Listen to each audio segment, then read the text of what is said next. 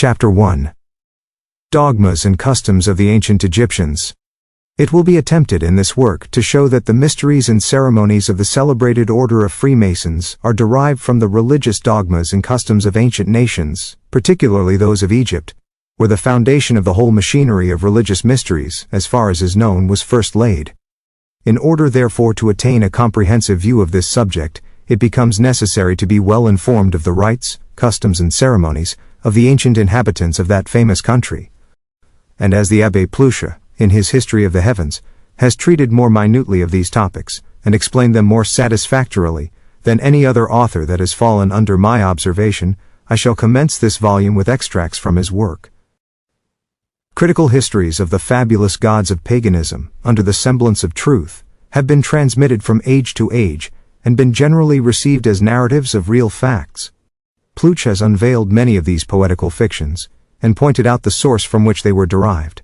My limits will not permit me to give the whole of his expositions, but on account of the great merit of the work, with which it is presumed but few American readers are acquainted, I have not confined the selections merely to such parts as have a particular bearing upon the subject in hand.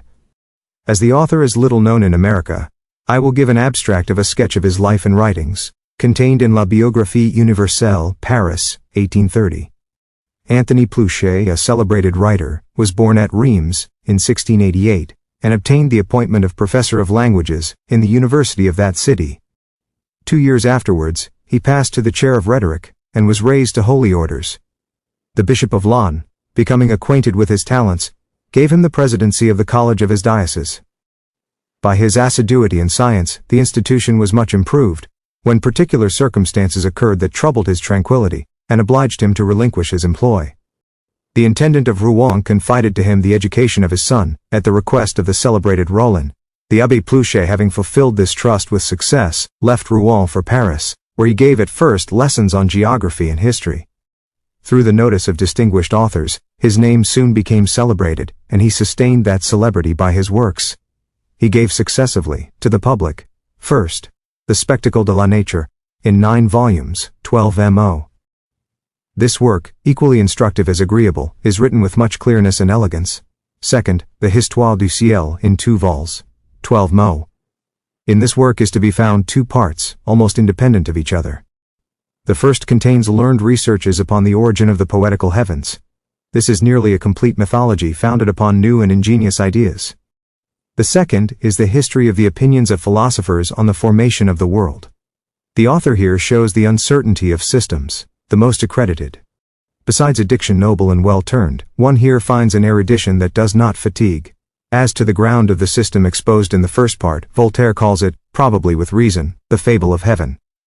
Third, La Mécanique des Langues, Paris, 1735, in 12mo. He here proposes a means more short for learning languages. Fourth, Concord de la Géographie des différents âges, Paris, 1764, in 12mo. Plan of the work. I find myself under the necessity of oversetting, or unraveling, fables, in order to establish truth. The men most celebrated, who have treated of the formation of the heavens and of the earth, or of their mutual relations, were pagans, philosophers of different nations, and sacred writers. Those systems which have been given by the Egyptians, Phoenicians, the Greeks and Romans are obscured by fabulous recitals, and by metamorphoses full of absurdity. Although they were the most ingenious and polished of all people, they formed ideas so strange on the government of the heavens, and on the powers which sustain the human species, that there is no need to combat them with argument, they carry their own refutation with them. But, from the depth of this frightful darkness, it is possible to elicit light. Through these fictions, I find a fact, the explication of which shows us what has given birth to fables, it is the development of them. The first fixed point is the signification of the names and figures which have served, from the highest antiquity, to characterize the sun, the moon, and the stars, according to their different situations. The usages of the ancients, and the inspection of nature, will aid us in discovering the sense, the knowledge of which will lead us immediately to perceive the enormous abuse that has been made of the institutions of the first men, and place in sufficient light the origin of the idolatry of our fathers. Another effect of this research is to teach us that the same mistake which has peopled the heavens with chimerical divinities has given birth to a multitude of false pretensions on the influences of the heavenly bodies, and the errors which still tyrannize over most minds. If our history of the heavens produces no other benefit than the discovery of the mistakes which have precipitated the human race into errors that disgrace it, the consequences of which still disturb the repose of society, this will undoubtedly be an advantage sufficiently satisfactory. My remarks may be useful to youth, by unveiling to them those fabulous personages which they hear so often mentioned. I have still greater hopes, perhaps with too much presumption, that this small essay might be of some use to teachers themselves. I should think myself happy to have assisted their work, by some views which they might afterwards improve in proportion to the wants of their disciples. Teachers, however well qualified, generally want leisure to undertake researches of any considerable length. And the more judicious they are, the more disagreeable is it to them, to be for a long series of years handling fables almost always absurd or scandalous, without being recompensed for the tiresomeness of these ridiculous stories, by the satisfaction of being able at least to find out the origin of them. I here derive all the branches of idolatry from one and the same root. I endeavor to show that the same mistake has given birth to the gods, goddesses, metamorphoses, auguries, and oracles. The fables thus reduced to their true value will amuse without danger, and the masters possibly will like and adopt a principle, whose great simplicity puts it within the reach of children themselves. The chief benefit I should be glad to reap from my labor would be the facilitating the study of nature, and even that of religion, in restraining the said study within the bounds of possibility and necessity, both which are still of no small extent. The engravings accompanying the work are all drawn from the monuments of antiquity. They are marked as follows: all those found in Antiquity Explained, by Montfaucon, with an M, those collected by Catari, with a C, those which are on the vase of Agate of St. Denis, with a 5, and those which are taken from the Table of Isis, published by Pythagoreans, with a T. Usages common to all nations. We are sometimes amazed at the conformity found in many respects between the practices of the Hebrews and those of the nations given over to the grossest idolatry. Most of the learned, in order to account for such a similitude of usages, say that false religions only copied and mimicked the true, and from the conformity of some particulars of mythology with sacred history, they think themselves authorized to affirm that the heathens had the communication of the Holy Scriptures, or must have frequented the company and imitated the Hebrews. Other learned men, and among the rest, Sir John Marsham, in his Rule of Times, being sensible how much unknown to, and as it were, separated from other nations, the Hebrews were, how much disliked by those that knew them, and of course, how little fit they were to serve them as models, and finding moreover from a multitude of evident proofs, that the sacrifices, the ceremonial, and the very objects themselves of idolatry, were prior to Moses and the Holy Scriptures, they have maintained that the laws and the ceremonies of the Hebrews were an imitation of the customs of Egypt and the neighboring nations, but adapted to the worship of one God. Great use is made of the Bible, in the ceremonies of masonry, which may be accounted for by the conformity in the customs of the Hebrews with those of more ancient nations, from which the Masonic order is derived. The Egyptians, even the most ancient of them, were acquainted with the signs of the zodiac. Their monuments, which are known to be of the earliest antiquity, are covered with figures, among which those of the crab and the wild goat, of the balance and the scorpion, of the ram and the bull, of the kid, the lion, the virgin, and the rest, are frequently found. The 12 symbolical names, which signify the 12 portions both of the year and the heavens, were a prodigious help towards regulating the beginnings of sowing, mowing, harvest, and the other works of mankind. It was found very convenient to expose in public a small figure, or a single letter, to notify the exact time when certain general works were to be begun in common, and when certain feasts were to be celebrated. The use of these figures appeared so convenient, that they by degrees extended it to more things than the order of the calendar. Several symbols fit to inform the people of certain truths, by some analogy or relation between the figure and the thing they had a mind to have understood, were devised. This method of saying or showing one thing to intimate others is what induced among the Eastern nations the taste of allegories. They preserved, for a long time, the method of teaching everything under symbols, calculated by a mysterious outside to excite curiosity, which was afterwards recompensed by the satisfaction of having discovered the truths which they concealed. Pythagoras, who had traveled among the Eastern nations, thence brought that custom to Italy. Ham, and those of his descendants who came to inhabit the banks of the Nile, and the whole lower Egypt, first tried to cultivate the earth according to the order of the year, and in the manner used in other countries, but no sooner were they ready to cut down their harvest, in the driest season of the year, and without the least appearance of rain, but the river swelled. To their great amazement, it flowed on a sudden over its banks, and took from them those provisions which they thought themselves already sure of. Never does it rain in the delta, in the summer, and but rarely, and in small quantities during the whole course of the year. Volney's Travels. The waters continued to rise to the height of 12, 14, or even 16 cubits, covered all the plains carried away their cattle, and even the inhabitants themselves. The inundation lasted 10 or 11 weeks, and oftentimes more. It is true, the overflowing left on the land a mud which improved it, but the difficulty of obtaining a harvest, since the summer the only time proper for it, brought the storm and the inundation, caused Ham to quit both the lower and the middle Egypt, and retire to the higher. He there founded the city of Thebes, originally called Amun, Amun's abode, but many, finding it inconvenient to remove from Lower Egypt, which after the retiring of the waters, was throughout the remaining part of the year like a beautiful garden, and a delightful place to dwell in, endeavored to fortify themselves against the return of the waters.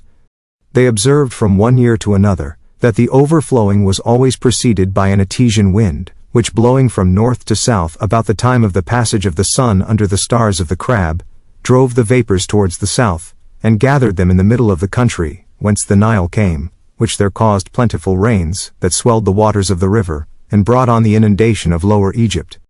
In the time of Herodotus, 16 cubits were necessary, or at least 15, to overflow the delta.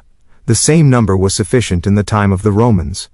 Before the time of Petronius, says Strabo, plenty was not known in the delta, unless the Nile rose to 14 cubits, but they wanted the means of knowing exactly the time when it should be necessary for them to be prepared for the inundation.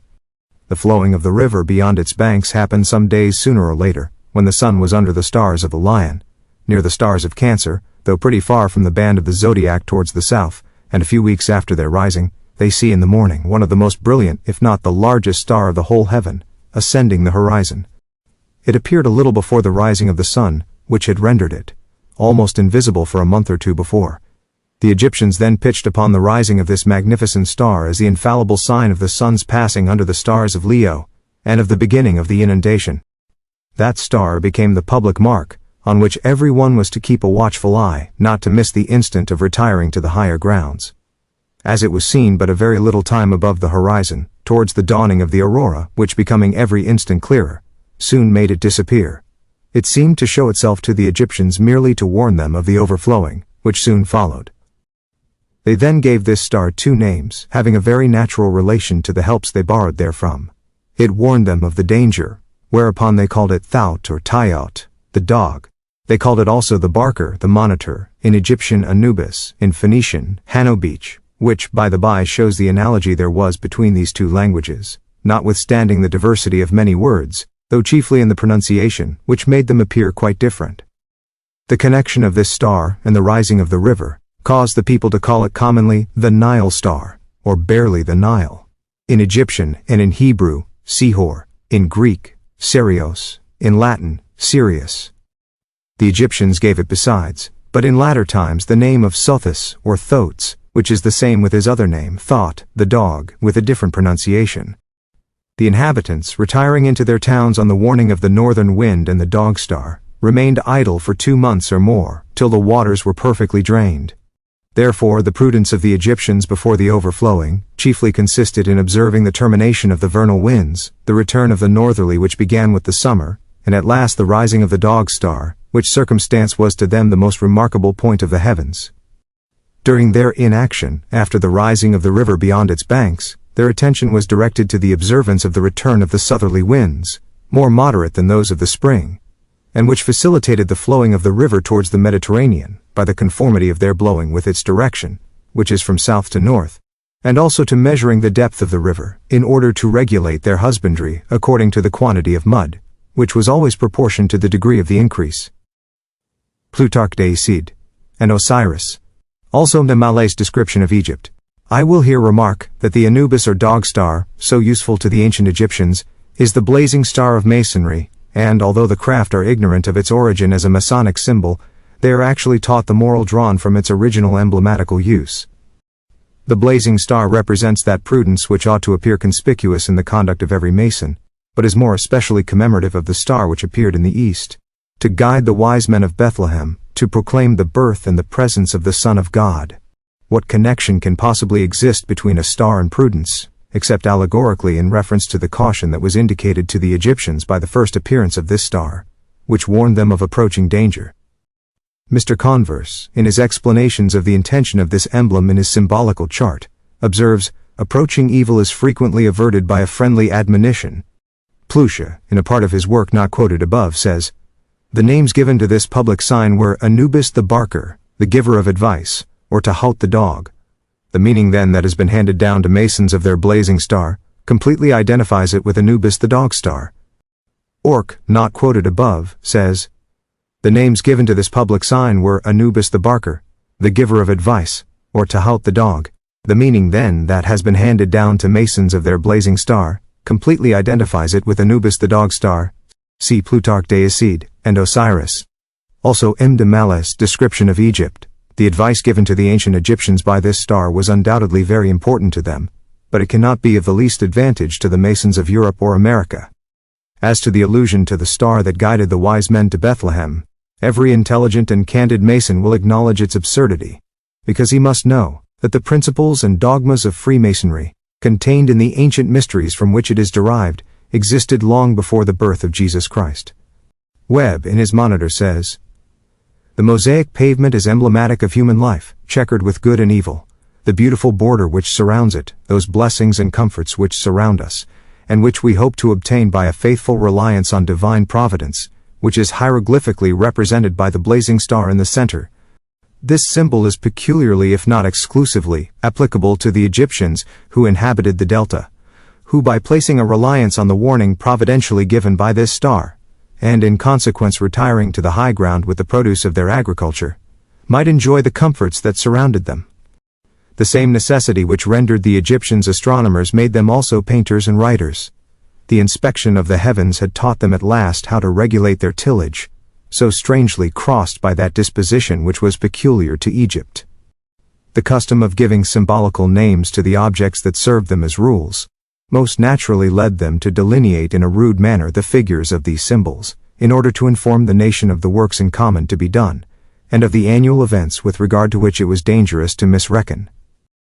This service was performed by a number of persons appointed for that purpose, and maintained at the public expense, whose duty it was to study the revolutions and aspects of the heavenly bodies, and to communicate the necessary information to the people.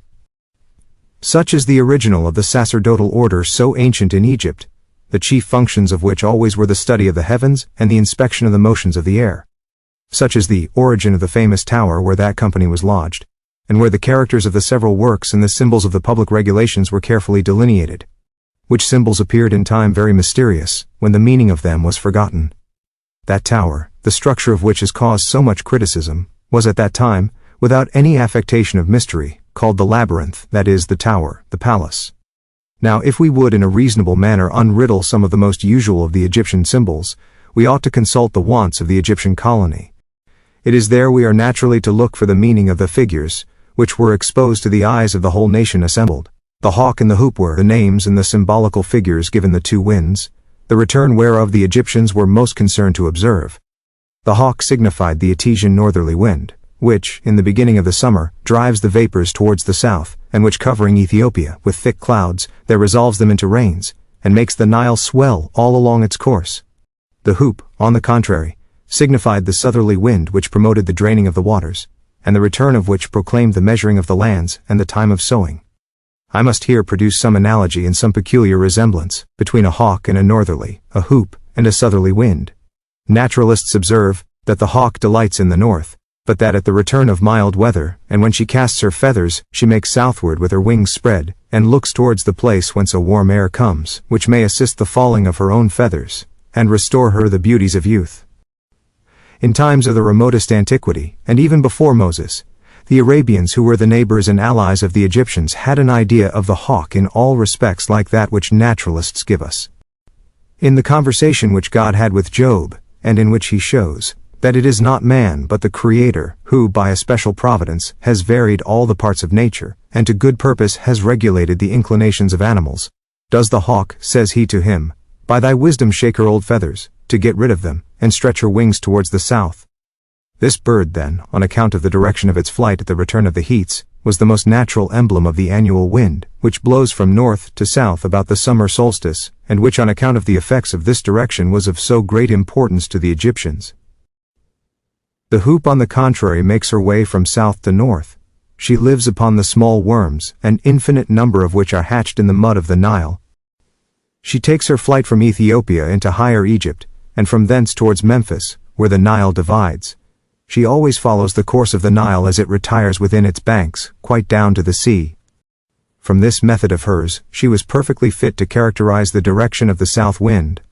The warning given by the dog star being their most important concern, the Egyptians from its rising, anciently dated the beginning of their year and the whole series of their feasts.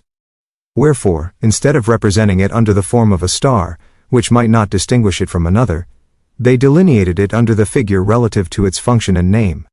They called it the star dog, the doorkeeper, the star which opens or shuts, closing one year as it were, and opening another.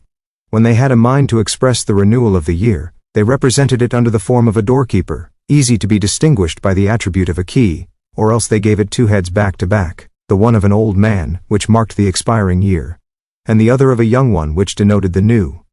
When the people were to be warned of the time of their retreat at the approach of the inundation, instead of the two heads, they then put on the shoulders of a human body the head of a dog. The attributes or subordinate symbols, added thereto, were the explication of the warning it gave. It was in order to give the Egyptians to understand, they were to take with them a store of provisions, and repair with all speed to the high ground, or their raised terraces, and there to remain quiet by the waterside, that Anubis had on his arm a kettle or porridge pot, wings on his feet, in his right hand, or under his arm a large feather, and behind him a tortoise or duck, both amphibious animals, which live on the earth and by the waterside. The Egyptians expressed the several increases of their swelling river, by a column marked with 1, 2 or 3 lines in form of a cross, and surmounted with a circle, the symbol of God, to characterize Providence, which governs this important operation. More commonly, instead of a column, they made use of a pole terminated like a T, or crossed with one or more transverse pieces. To abridge these remarks, they were often contented with one small cross, which put upon a vessel or elsewhere might signify the increase of the water. A passage in Shakespeare's Hamlet seems evidently to allude to the hawk and hoop, or hoopoe, of Egypt. Hamlet says, "My uncle father and aunt mother are deceived, in what, my lord? Ham. I am but mad north-northwest, when the wind is southerly, I know a hawk from a handsaw." Thomas Capel, editor of the Oxford edition of Shakespeare, changes handsaw to hernshaw, which renders the passage intelligible. Hernshaw, or hern, is but another name for heron, of which there are various species. The tufted or crowned heron is also denominated hoopoe. This kind is very rare in Europe, but in Africa they associate in great numbers. They feed upon worms, and in Egypt follow, as above stated, the retreat of the Nile. See Rees's cycle. Hamlet, though feigning madness, yet claims sufficient sanity to distinguish a hawk from a hernshaw, when the wind is southerly, that is, in the time of the migration of the latter to the north, and when the former is not to be seen. If it be said that Shakespeare was not probably acquainted with the customs of these migrating birds of Egypt, I answer, that several of the works of Plutarch, who gives a particular account of that country, were translated into English, by Thomas North, in about the middle of the 16th century, and no doubt were known to Shakespeare, whose Hamlet was first published in 1596.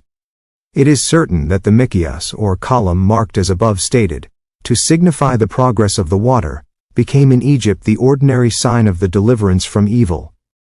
They hung it on the neck of sick persons, and put it in the hand of all beneficial deities. Mr. Gordon, Secretary of the Society for the Encouragement of Learning, has given us in the 7th plate of his collection the amulets and preservatives, which he has observed in the Egyptian monuments, many of which are perfectly like the measure of the Nile. They painted the devastation made by the overflowing water under the figure of a dragon, of a crocodile, a hippopotamus, or a water monster, which they called OB, that is, swelling and overflowing, and which they afterwards called Python, the enemy. Leviticus, chapter 20, verse 27. A man also or woman that hath a familiar spirit, or that is a wizard, shall surely be put to death. They shall stone them with stones, their blood shall be upon them. Mount Cassius, to the foot of which the inundation of the Nile extended, a little above the ancient city of Pelusium or the modern Damietta, derives its name from a word which signifies the bound or term of this inundation, and the sandy coast near it was called Cassiope for the same reason. And it was because the lake Serbon or Serbonus, which is near it, was still full of the remains of the inundation when Egypt was quite dry, that it was said Python had gone to die in this lake. It was moreover so full of bitumen and of oily or combustible matters, that it was imagined that Jupiter had there pierced him with a thunderbolt, which filled all the great morass with sulfur. It appears that the ancient Egyptians, after they had ascertained the great benefit of the inundation when they were properly prepared for it, changed the name of their evil genius, the water monster, from Obi to Python, which had reference to the deadly effects of the miasmata arising from the stagnant waters left upon the low lands after the retiring of the inundation. The descendants of Africa, in the West Indies, still retain the name of Oba or Obai, by whose aid they pretend to magical powers. Ovid makes the serpent Python spring from the steams of the mud which the deluge had left upon the earth, and in this he is plainly making an allusion to Typhon, whose name is the same by a simple transposition. In making Python spring from the slime of the deluge, does not the poet point out thereby the noxious steams which rise in Egypt after the waters of the Nile have subsided? In fine, when he says that Apollo slew him with his arrows, does he not conceal under this emblem the victory of Horus over Typhon, or at least the triumph of the sunbeams over the vapors of the Nile? Python, says Bailey, is derived from pytho, gr, to putrefy. The serpent Python's being slain by Apollo is thus interpreted: by Python is understood the ruins of waters, but Apollo, dispersing the vapors by his arrows, slew the serpent.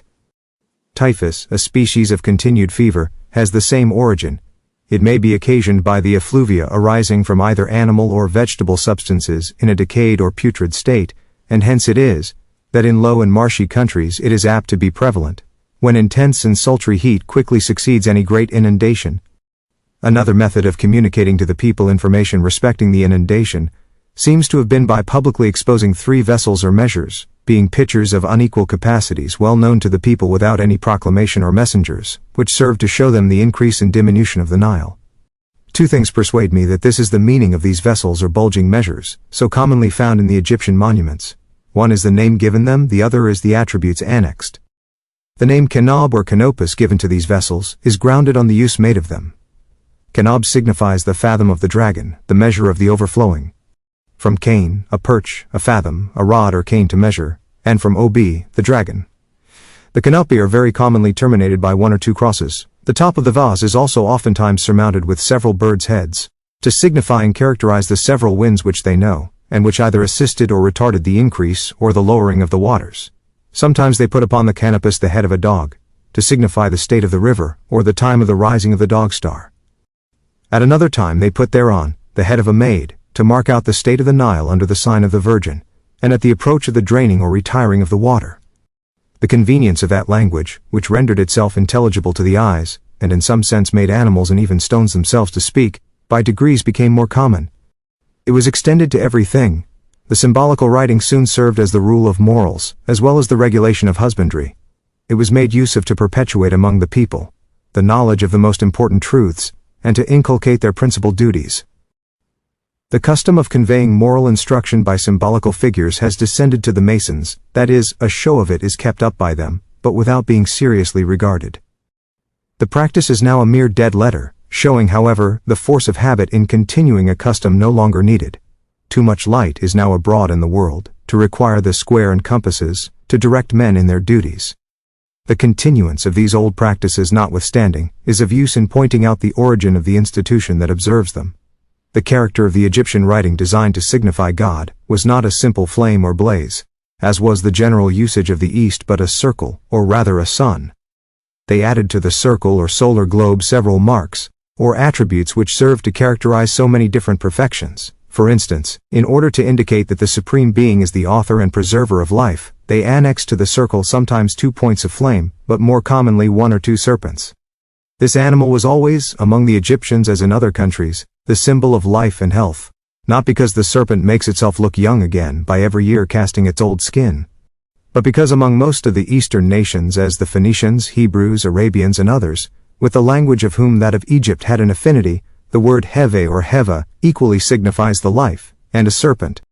The name of him who is, The great name of God Jah or Jehovah thence draws its etymology. Heve, or the name of the common mother of mankind, comes likewise from the same word. It is from this word that the Latins made their avum, the life, and the ave, which is a wish of good health. Saint Clement of Alexandria observes that the word heva, which is known to signify the life, likewise signifies a serpent, and it is barely on a double meaning of the word hevi or heva that the metamorphosis of Cadmus and Hermione into serpents is grounded. They were of the country of the Hevians. Macrobius has informed us that the serpent was an emblem of health, salutis Draco, speaking of Aesculapius. When Moses lifted up a brazen serpent in the wilderness, the afflicted Hebrews understood that it was a sign of preservation. In one of the modern degrees of masonry, entitled the Brazen Serpent, the jewel is a serpent entwined upon a cross pole, in form of a T, about which are the Hebrew characters which signify one who shall live. The covered word is John Ralph, the founder of this degree. The sacred word is Moses. This degree has reference to the deliverance of the Israelites from captivity. To express the wonderful fecundity of providence, they added to the symbolical circle the figures of the most fruitful plants, and most commonly 2 or 3 large leaves of the banana tree. The solar year. Osiris. The year relates to 3 principal objects: to the course of the sun, the order of the feasts of each season, and to the works in common to be done. Let us begin with the symbols of the sun. That luminary, as it was the grandest object in nature, had also its peculiar character or mark in the symbolical writing. It was called Osiris. This word, according to the most judicious and most learned among the ancients, signified the inspector, the coachman, or the leader, the king, the guide, the moderator of the stars, the soul of the world, the governor of nature. Plutarch de Icide, and Isiad, and Macrob, Dux in Princeps, moderator luminum, reliquorum, mens mundi, ad temperatio. From the energy of the terms of which it was composed, it signified in general the governor of the earth, which amounts to the same sense. And it is because they gave that name and function to the sun, that it was expressed in their writing sometimes by the figure of a man bearing a scepter, sometimes by that of a coachman carrying a whip, or plainly by an eye. Eye and sun are expressed by the same word in most of the ancient languages of Asia. This is one of the emblems of masonry, called the all-seeing eye, and said to represent the true God, whereas it is nothing more than a symbol of the sun made use of by the ancient Egyptians, and from them descended to the Masons. They were often contented with setting down the marks of his dignity, such as a scepter surmounted with an eye, or a scepter with a serpent twined round it, the symbol of life which the sun maintains, or barely the whip and the scepter united, sometimes the royal cap of Osiris on a throne, with or without a scepter. The Egyptians everywhere saw, and especially in the place of their religious assemblies, a circle or the figure of the sun. Near the sun, over the head of the symbolical figures, were seen sometimes 1 or 2 serpents, the symbol of life, sometimes certain foliages, the symbols of the bounties of nature, sometimes Scarabaeus's wings, the emblem of the variations of the air. All these things being connected with the object of their adorations, they entertained a sort of veneration for the serpent, which they besides saw honorably placed in the small chest that was the memorial of the state of the first men, and the other ceremonies whose meaning began to be lost. Having already contracted a habit of confounding the Most High with the sun, they by little and little mistook the symbol itself of the sun, the Osiris, the moderator of the year, for a man. Osiris, from the letter or symbolical personage he was before, becoming in the minds of the people a real person, a man who had formerly lived among them, they made his history to relate to the attributes which attended the figure. So soon as Egypt was possessed with the ridiculous notion that the statues of Osiris, Isis, and Horus, which served to regulate society by their respective significations, were monuments of their founders, that Osiris had lived in Egypt, and had been interred there, they framed stories agreeable to this belief. For want of a tomb containing in reality the body of Hammond or Osiris, they were contented with a cenotaph, an empty tomb. A vast concourse of people gathered near these pretended tombs, and with pomp celebrated an annual feast there.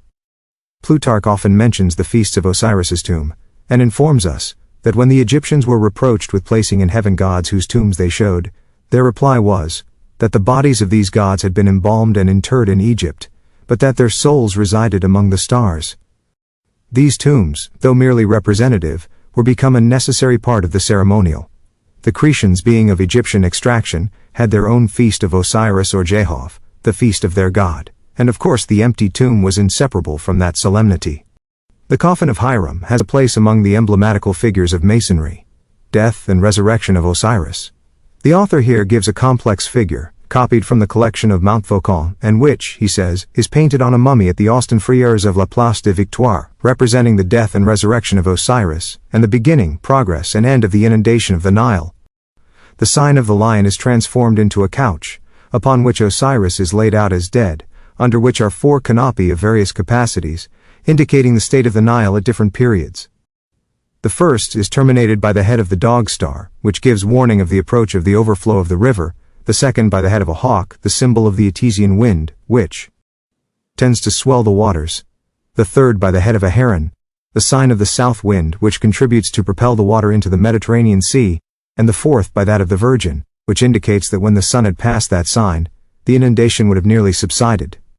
To the above is superadded a large Anubis, who with an emphatic gesture, turning towards Isis, who has an empty throne on her head, intimates that the sun, by the aid of the lion, had cleared the difficult pass of the Tropic of Cancer, and was now in the sign of the latter, and although in a state of exhaustion, would soon be in a condition to proceed on his way to the south, at the same time, gives to the husbandman the important warning of retiring to avoid the inundation. The empty throne is indicative of its being vacated by the supposed death of Osiris. The raising of Grand Master Hiram, in the 3rd degree of Masonry, by the grip or paw of the lion, who, as the story goes, had been murdered by 3 fellows of the craft, is evidently copied from this fable of the death and resurrection of Osiris. The position of the Master Mason, when in the act of raising Hiram, is a facsimile of that of Anubis over the body of Osiris. Mr. Pluchet seems not to have had an adequate conception of the fabled death of Osiris, and consequently to have mistaken the purport of the figure now under consideration. I therefore offer the foregoing explication as the result of my investigation of the subject. Mr. Pluche candidly acknowledges that he had doubts of his understanding the intention of the picture which he endeavors to expound, for he says immediately after giving his explanation, "But it would be a rashness in me to presume to write any longer in Egyptian, when I am not as yet oversure of my skill in reading it. Let us first of all confirm ourselves therein, and again try the application of our principles to some other monuments." He adds, in a note, "We shall in another place explain why this figure is used about a dead body, when we show how the sense of these symbols came to be perverted." This he afterwards attempts to do as follows. Thus, being gradually come to ascribing divinity, and offering their worship to the ruler, representing the functions of the sun, they to complete the absurdity took him for the first of their kings. Thence this odd mixture of 3 inconsistent notions, I mean of God, of the sun, and of a dead man, which the Egyptians perpetually confounded together. The cause of their thus confounding them is easily accounted for, when the supposed death of Osiris, the sun and god of the Egyptians, is taken into consideration. It must be understood that the sun was supposed to be in insurmountable difficulties at both the solstices, which caused as great lamentations as his victories and reappearance afterwards did rejoicings. What led to these apprehensions when he was in the summer solstice is well explained, in Rees's Cyclopedia, as follows. Horus or Horus, a famous deity of Egypt which, as well as Osiris, was an emblem of the sun. Authors write this name differently. In the Greek, from which it seems to be copied, the first letter, omega, is aspirated. Authors write this name differently. In the Greek, from which it seems to be copied, the first letter, omega, is aspirated. Macrobius, who informs us why the Greeks gave Horus the name of Apollo, says, "In the mysteries they discover us a secret which ought to be inviolable, that the sun arrived at the upper hemisphere, is called Apollo." Horus was more particularly Osiris in his second state, and therefore represented by the Egyptians as a child. Hence we may infer that this emblematical deity was no other than the star of day, passing through the signs of summer. As Apollo among the Greeks was called the Horus of the Egyptians as to his skill both in medicine and divination, he was regarded as the same person, and called by the ancients Horus Apollo. The allegory of Horus has been thus explained. The wind Ramesson makes great ravages in Egypt in the spring, by raising whirlwinds, of burning sands, which suffocate travelers, darken the air and cover the face of the sun, so as to leave the earth in perfect obscurity. This circumstance represents the death of Osiris, and the reign of Typhon. When the sun approaches the sign of the lion, he changes the state of the atmosphere, disperses these tempests, and restores the northerly winds, which drives before them the malignant vapors, and preserve in Egypt coolness and salubrity under a burning sky. This is the triumph of Horus over Typhon, and his glorious reign. As some natural philosophers have acknowledged the influence of the moon over the state of the atmosphere, they united her with this god to drive away the usurper from the throne. The priest, considering Osiris as the father of time, might bestow the name of his son on Horus, who reigned 3 months in the year. Jablonski, who has interpreted the epithet of Arweri, which the Egyptians gave to Horus, pretends that it signifies efficacious virtue. These expressions perfectly characterize the phenomena which happened during the reign of this god. It is in summer, in fact, that the sun manifests all his powers in Egypt. It is then that he swells the waters of the river with rains, exhaled by him in the air, and driven against the summit of the Abyssinian mountains. It is then that the husbandman reckons on the treasures of agriculture. It was natural for them to honor him with the name of Arweri, or efficacious virtue, to mark those auspicious effects. The reasons which the inhabitants of northern climates have for lamenting the absence of the sun when in the southern hemisphere, is thus beautifully portrayed by Dupuy. We have, in our explication of the labors of Hercules, considered the sun principally as the potent star, the depository of all the energies of nature, who creates and measures time by his march through the heavens, and who, taking his departure from the summer solstice, or the most elevated point of his route, runs over the course of the 12 signs in which the celestial bodies move, and with them the different periods or revolutions of the stars. Under the name of Osiris or of Bacchus, we shall see this beneficent star, who by his heat in spring calls forth all the powers of generation, who governs the growth of plants and of trees, who ripens the fruits, and who dispenses to all seeds that active sap which is the soul of vegetation, and is the true character of the Egyptian Osiris and the Greek Bacchus. It is above all in springtime that this humid generator develops itself, and circulates in all the rising productions, and it is this sun, by its heat, that impels its movements and gives its fertility. We may distinguish 2 points in the heavens which limit the duration of the creative action of the sun, and these 2 points are those where the night and the day are of equal length. All the grand work of vegetation, in a great part of northern climates, appears to be comprised between these 2 limits, and its progressive march is found to be in proportion to that of light and heat. Scarcely has the sun, in his annual route, attained one of these points, than an active and prolific force appears to emanate from his rays, and to communicate movement and life to all sublunary bodies, which he brings to the light by a new organization. It is then that the resurrection of the great god takes place, and with his that of all nature. Having arrived at the opposite point, that power seems to abandon him, and nature becomes sensible of his weakness. It is Attis, whose mutilation Cybele deplored. It is Adonis, wounded in the virile parts, of which Venus regretted the loss. It is Osiris, precipitated into the tomb by Typhon, and whose organs of generation the disconsolate Isis never found. What picture more effectual to render man sorrowful than that of the earth, when, by the absence of the sun, she finds herself deprived of her attire, of her verdure, of her foliage, and when she offers to our regard only the wreck of plants dried up or turned to putrefaction, of naked trunks, of arid lands without culture, or covered with snow, of rivers overflowed in the fields, or chained in their bed by the ice, or of violent winds that overturn everything. What has become of that happy temperature which the earth enjoyed in the spring and during the summer? That harmony of the elements, which was in accord with that of the heavens? That richness, that beauty of our fields loaded with grain and fruits, or enameled with flowers whose odor perfumed the air, and whose variegated colors presented a spectacle so ravishing? All has disappeared, and the happiness of man has departed with the god, who by his presence embellished our climes. His retreat has plunged the earth into mourning from which nothing but his return can free her. He was then the creator of all these benefits, since we are deprived of them by his departure. He was the soul of vegetation, since it languished and ceased as soon as he quitted us. What will be the term of his flight and of his descent into other regions? Is he going to replunge nature into the eternal shade of chaos from whence his presence had drawn it? Such were the inquietudes of these ancient people, who, seeing the sun retiring from their climate, feared that it might one day happen that he would abandon them altogether. From thence arose the feasts of hope, celebrated at the winter solstice, when they saw this star check his movement and change his route to return towards them.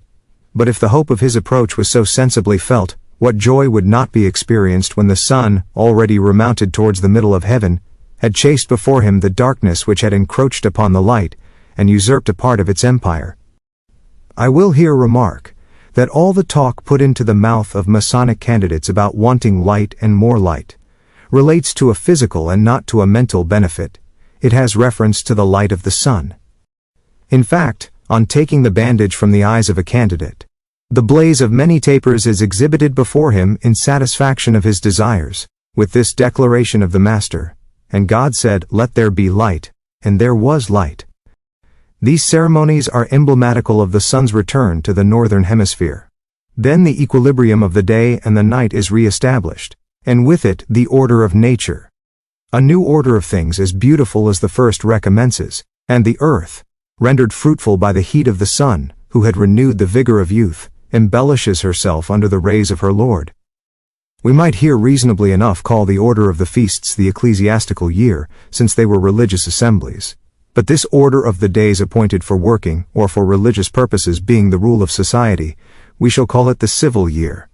The figure of the man, who rules over everything on earth, had been thought the most proper emblem to represent the sun which enlivens all nature, and when they wanted a characteristic of the production of the earth, they pitched upon the other sex. The changes of nature, the succession of seasons, and the several productions of the earth, which no doubt were the subject of the common thanksgivings, might easily be expressed by the several dresses given this woman. When the sacrifice was intended to be made in the day, Isis was dressed in white, but if in the night she was dressed in black. They put a sickle in her hand to denote the time of harvest. When the purpose of a feast was to remind the people of the security afforded by their dwellings, Isis was crowned with small towers. It is a little remarkable that one of the significations given to tower is high headdress. To intimate the winter neomenia, the head of Isis was covered with little fillets and with skins sewed together, sometimes with feathers ranged one over the other, or with small shells neatly set by each other. This is mosaic work, and was no doubt intended to represent in anticipation the variegated face of the earth in the approaching season, after the sun had changed his course to return to the northern hemisphere. On comparing the different explanations given by Plutarch and other ancient writers, it will appear that Osiris is the type of the active, generating and beneficent force of nature and the elements. Isis, on the contrary, is the passive force, the power of conceiving and bringing forth into life in the sublunary world. Osiris was particularly adored in the sun, whose rays vivify and impart new warmth to the earth, and who on his annual return in the spring appears to create anew all organic bodies. Isis was the earth, or sublunary nature in general, or, in a more confined sense, the soil of Egypt inundated by the Nile, the principle of all fecundity, the goddess of generation and production. United to one another, Osiris and Isis typify the universal being, the soul of nature, the pantheos of the Orphic verses. The Egyptians solemnized, at the new moon of Phamenoth, the entrance of Osiris into the moon, which planet he was believed to fecundate, that it might in turn fecundate the earth. Finally, on the 30th of Epiphi, the festival of the birth of Horus took place, in the second great period. Anthon's Lemp. Class. Dict. Art. Isis. The first conquest of Osiris over Typhon was at the winter solstice, and then the birth of a renewed sun was celebrated. The second conquest, as above stated, was attributed to Horus, which, or rather Horus Apollo, as before observed, was the name given to the sun when in the northern hemisphere, or at least after his passing the summer solstice. One of the grand festival days of Masons is on the 24th of June.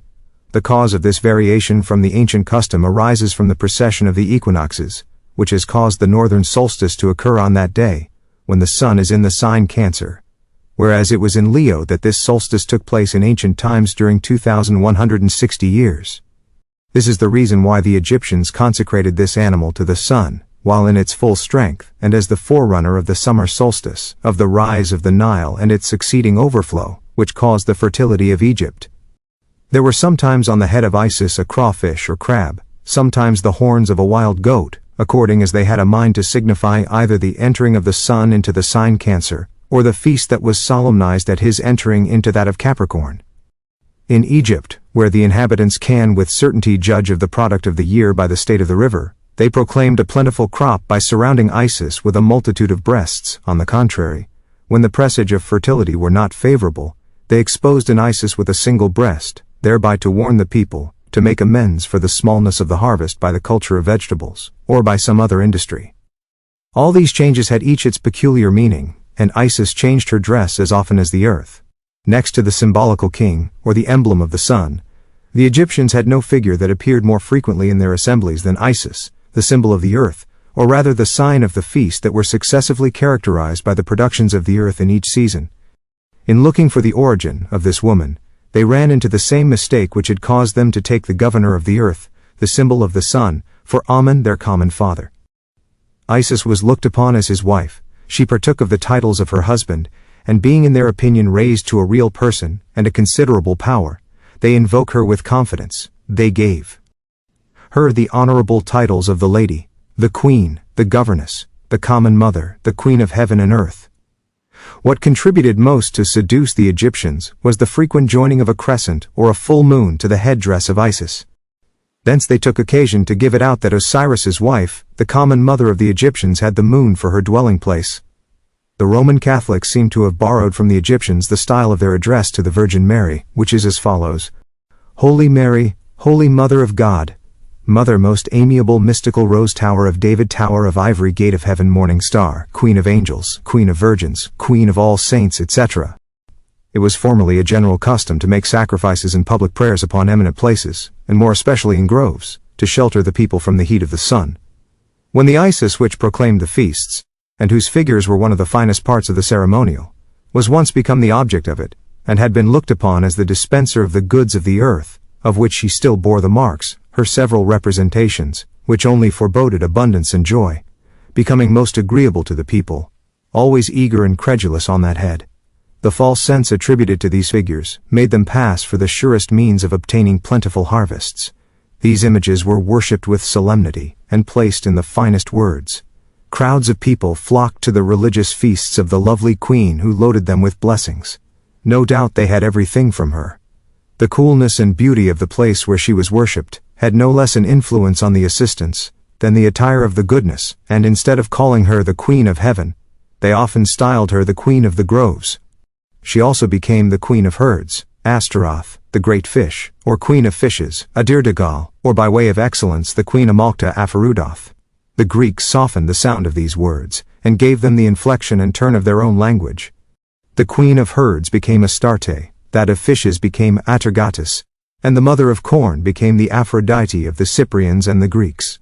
The name Aphrodite, the Mother of Harvests, changed into that of Aphrodite, was no more than an empty sound void of all meaning. But it seeming to the Greeks to be derived from a word in their tongue, which signified the froth of the sea, they thereupon built the wonderful story of the goddess engendered of the froth of the sea, and suddenly springing out of the bosom of the watery main, to the great amazement both of the gods and men. They represented the Amalkta Aphrodite, the Queen of Harvest, holding with her left hand a long goat's horn, out of which they make ears of corn, vegetables and fruits to spring. She had a sickle or some other attribute in her right hand, and thus they united without any reason the mark of the opening of the harvest, together with the horn of the wild goat, which signified anciently the end of all harvests, and the beginning of winter. This is then the plain original of the horn of abundance, and of the Amalthean goat. That horn being always full, could not but proceed from a goat which had done some important service to mankind. They contrived that this goat had been nursed to Jupiter. But the god and the nurse are both alike, the one existed as little as the other. This single instance is fully sufficient to prove that most of the tales of the poets are little stories grounded on quibbles of the same kind, and invented only to have something to say upon figures always presented at certain feasts, but no longer understood. They made all these figures so many tutelar deities. The common people have at all times and in all countries been fond of quibbles, equivocations and puns. If the change of figure has often made several gods of one, and the same symbol diversified, a simple variety of names, nay the difference of pronunciation, has more than once produced a like multiplicity. The Isis mistaken for the Queen of Heaven, or for the moon, was called Ekhet, Hecate, or Achate, the only, the excellent. Among some people of Syria, the same symbol, by a slight inflection of name, was called Akhot, the sister. The same whom they had already made the wife of Jehovah, or of the sun, or of Jupiter, became also his sister. Ego que divum incedo regina, Jovisque et sororet conjux. She afterwards became the daughter of the same Jupiter, and then the mother of all the gods. All this medley of states and genealogies evidently proceeds from the diversity of the attributes and names given to one and the same symbol. It is not more difficult to guess how the same Diana is sometimes a terrestrial deity, sometimes the moon, and sometimes the Queen of Hell. By her first institution she had a relation to the earth, and marked out her productions. The false interpretation that was given to the crescent and the full moon which she bore over her head to proclaim the feasts, caused her to be taken for the moon, and at last the time during which she remains invisible, that is, between the last phasis and the return of the new, put it beyond all doubt that she was gone to take a turn in the abode of Hades, or the invisible, that is, to the empire of the dead. But what contributed most to the strange notions people framed to themselves of this triceps Hecate, which was at the same time the earth, the moon, and the wife of Pluto, is this. So soon as the first phasis of the new moon was perceived in the evening, ministers for that purpose went and proclaimed it in all the cross ways and public places, and the feast of the Neomenia was celebrated either that very evening or the next day, according to the institution of places. When the sacrifice was to be made at night, they put an owl near the figure that proclaimed it. The Isis then was called Lilith, that is, the owl, and this visibly is the origin of that nocturnal Lilith of whom so many tales have been told. A cock was put in the room hereof, when the sacrifice was to be made in the morning. Nothing could possibly be more simple or more convenient than this practice. But when the deified Isis had once been looked upon as a woman, or a queen dwelling in the moon, and there governing the heaven in conjunction with Osiris or Adonis, the proclamation of the return of the new moon, which was a thing extremely plain before, assumed a mysterious and stately air. Hecate was become invisible for many days. Her return was expected with ceremony. The goddess at last left the empire of the dead, to come again into the heavens. Imagination had a vast field to expatiate here, and Hecate never failing to visit successively those two districts, it could not be doubted but she ruled both in heaven and in the invisible abodes. On the other hand, they could not but be sensible of the palpable relation she had to the earth and its productions, whereof she always bore the several marks either on her head or in her hands. She then became the threefold Diana which is at one and same time, the earth, the moon or the Lady of Heaven, and the Queen of Hell. Tergeminac Hekaten, Tria Virginis Ora Dianae. The ancient proclamation of the new phasis, which was made with a loud voice, to proclaim the beginning of the Neomenia, insensibly degenerated into loud shrieks, which they gave out of mere superstition and custom at the entrance of cross streets. They saluted the goddess of the dead, at her coming out of the horrid mansions. The music and the notions agreed with and suited each other. But the ancient proclamation of the Neomenia was the origin of those devout and meritorious roarings. Nocturnus Hecate trivius ululata per herbs. All the heathen antiquity, after it had confounded the symbol of the new moons and of the feasts relating to the several seasons of the year, with the star that regulates society by its phases, ascribed to the moon an universal power over all the productions of the earth, and generally over all the operations of men. They likewise fancied that she was perfectly well acquainted with future things, and that she never appeared without foreboding by certain marks what was to befall husbandmen, families, and whole kingdoms. People have not as yet fully shaken off the persuasion they anciently had of the influences and presages of the moon. A like respect was paid to the Neomenia, or new moon, by the Hebrews. Dr. Adam Clarke, in his History of the Ancient Israelites, gives the following statements in substance of this matter. As the moon regulates the months, so does the sun the year. The division which we make of the year into 12 months has no relation to the motion of the moon. But it was not so with the Hebrews. Their months are lunar, and their name sufficiently shows it. They call them Geratzi, which comes from Gerak, which signifies the moon. The moment in which the conjunction between the sun and moon is made can only be known by astronomical calculation, because she does not then appear, and as the Hebrews were little skilled in this science, they began their months at the first phasis, or first appearance of the moon, which required no learning to discover. This was an affair in which the great Sanhedrim were concerned, and the different phases of the moon were painted upon the hall in which they assembled. It belonged to them to choose men of the strictest probity, whom they sent to the tops of the neighboring mountains, and who no sooner perceived the new moon, but they came with all speed, even on the Sabbath day itself, to acquaint the Sanhedrim with it. It was the business of that council to ascertain whether the moon had appeared, and to declare it, which was done by pronouncing these words, the feast of the new moon, the feast of the new moon, and all the people were informed of it by the sound of trumpets, to which ceremony David alludes when he says, "Blow up the trumpet in the new moon, in the time appointed, on our solemn feast day." Psalms 81. v. 3. The Masonic pillar Jachin, which represents Isis, the figure of whom was exhibited at each Neomenia, is undoubtedly derived from Jarchin, the name given by the Hebrews to their months. Bailey relates some curious customs which formerly prevailed in regard to the moon. The common people, he says, in some counties of England are accustomed at the prime of the moon, to say, "It is a fine moon, God bless her," which some imagine to proceed from a blind zeal, retained from the ancient Irish, who worship the moon, or from a custom in Scotland, particularly in the Highlands, where the women make a courtesy to the new moon, and some English women do still retain a touch of this gentilitism, who saluting upon a gate or stile the first night of a moon say, "All hail to the moon, all hail to thee, I prithee, good moon, declare to me, this night who my husband shall be."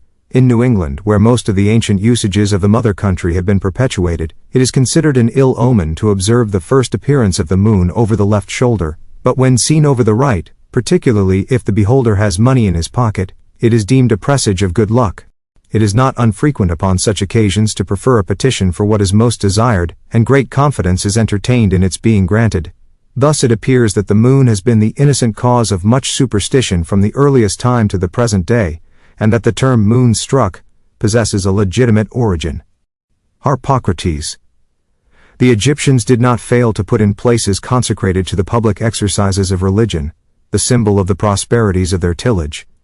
They placed a figure, sinking under the burden of the goods he had reaped, in the assembly of all the feasts that were solemnized after the harvests of corn, wine, fruits, and vegetables. He carried on his head the natural marks of a plentiful harvest, viz., 3 pitchers of either wine or beer, surmounted with 3 leaves, and accompanied with leaves, vegetables, and several fruits. The bread, wine, etc. wherewith they deck his head, lay immediately on the 2 great horns of a wild goat.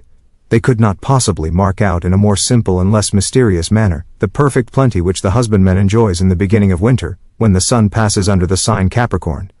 He is most commonly seen with a single pitcher instead of 3, and with 1 goat's horn instead of 2, or with the circle accompanied with large banana leaves, or with some other symbol. Cross's Masonic chart represents 2 cornucopiae or goat's horns, and 1 pitcher. 3, however, of the latter, as before observed, are used in the ceremonies. The Greek sculptors, who did not much like these enormous headdresses, disposed the whole with more comeliness and decorum. They placed the goat's horn in one of the hands of the figure, and made some fruits come out of it. Symbolical ceremonies. Memorials of past events, the symbolical writing so commonly and usefully employed to teach in a compendious and popular manner the most important truths for the preserving of good manners and promoting the good of mankind, served also from the beginning to preserve the memory of histories, and publicly to expose the object or the motives of the feasts to which some great event had given occasion. The ancients always opened their festivals and public prayers with woes and lamentations for what they had lost, though they were used to conclude the same by a general repast, where singing, the sound of instruments, and joy succeeded their mourning. Whence it comes that the cries usual in the most ancient feasts, even those which in process of time became expressions of joy, and set forms of acclamations, being traced up to the primitive origin, signify nothing but tears and expressions of grief addressed to Almighty God. Such were the cries, Io Bach, Hevo Bach, Io Triumph, Io Pian. This word Io, Jove, Hevo, is the name of God, and signifies the author of life, he that is. Bache comes from Beche, tears. Bachoth signifies lamentations. The women who lament the death of Adonis in Ezekiel are called Bachoths, Mabachoth, women mourners. Triumph comes from Teroe, which the Western nations pronounced triumph, there being no letter whose pronunciation was more difficult and more varied than the oin. That word triumph signified groans and sobs. It afterward signified the public prayer, and finally the singing of the assemblies, as may be seen PS 89. Blessed are the people that know the joyful sound, they shall walk, O Lord, in the light of thy countenance. For thou art the glory of their strength, and in thy favor our horn shall be exalted. For the Lord is our defense, and the Holy One of Israel is our King. How long, Lord, wilt thou hide thyself forever? All these words joined to the name of God were short expressions by which the people excited each other to have recourse to God in their distress, and to direct their prayers and cries to him. The whole of these was like the Latin and French expressions, Deo gratias, Dieu merci, adieu. The object and motives of this mournful practice are more easy to be discovered among the Egyptians than among the other nations, not only because the Egyptians, having been less mingled with other people, have made fewer alterations in their ancient customs, but also because their practices being strictly connected with public, and certain symbols engraved in stone, or carried in ceremony at the feasts, They were better fixed or less disfigured in Egypt than in other parts of the world. There they lamented with Isis the death of the governor which had been taken from them, and killed by a dragon rising from under the ground, and by a water monster. They then rejoiced for the resurrection of Osiris. But he was no longer the same and had lost his strength. The Egyptians and most of the Eastern nations had an allegory or picture which became famous, and which is everywhere met with. It represented the water monster slain, and Osiris restored to life, but there sprang out of the earth hideous figures, who endeavored to dethrone him. They were monstrous giants, one of which had many arms, another pulled up the largest oaks, and a third had in his hands the fourth part of a mountain, which he flung against heaven. They were all distinguished, by some singular attempt, and by frightful names, the most known of which were Briareus, Othis, Ephialtes, Enceladus, Mimas, Porphyrion, and Ruach or Ruckus. Osiris got the better of them, and Horus, after he had been very much abused by Ruckus, happily got rid of his pursuits, by appearing before him with the jaws and claws of a lion.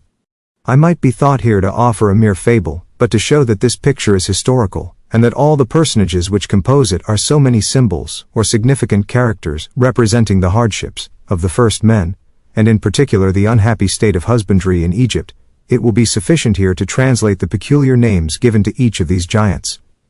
Briareus signifies the loss of serenity, Othis, the diversity of seasons, Ephialtes, great gatherings of clouds, Enceladus, the havocs of great overflowing waters spread, Porphyrion, the earthquakes or the fracture of the land, Mimas, the great rains, and Rhoecus, the wind.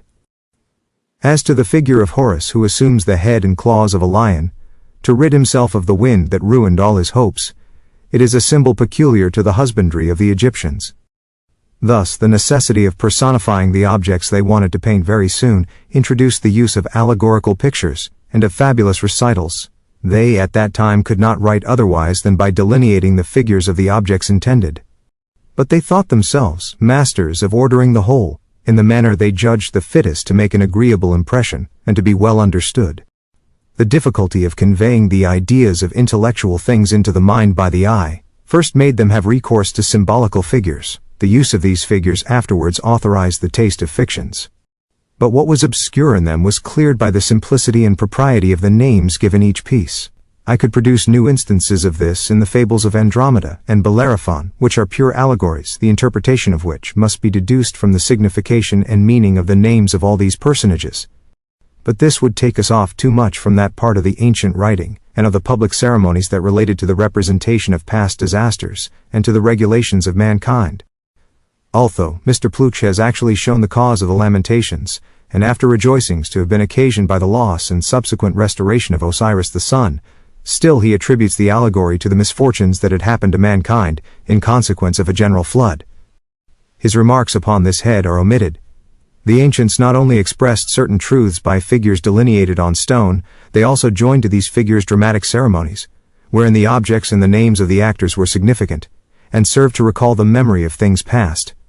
The feast of the ancient state of mankind assumed a more shining form in Egypt and Syria by means of the symbolical figures, which had been multiplied there much more than anywhere else. This feast having become common to all nations, on this account deserves a more ample illustration than what has already been said about it. We cannot explain the symbols of it without casting a useful light upon an infinite number of monuments remaining in our hands, and which have hitherto been looked upon as unintelligible. They carried at this feast a basket or small chest, that contained the monuments of the progresses of husbandry. The chest was neither mysterious nor significant in itself. It only served to receive the memorative symbols of things past. First, they found therein the mark of the weakening of Osiris, and of the loss of fecundity. Pudendum, S. Clem, Alex, Cohortat, Agentes, p. 6, edit, Oxon.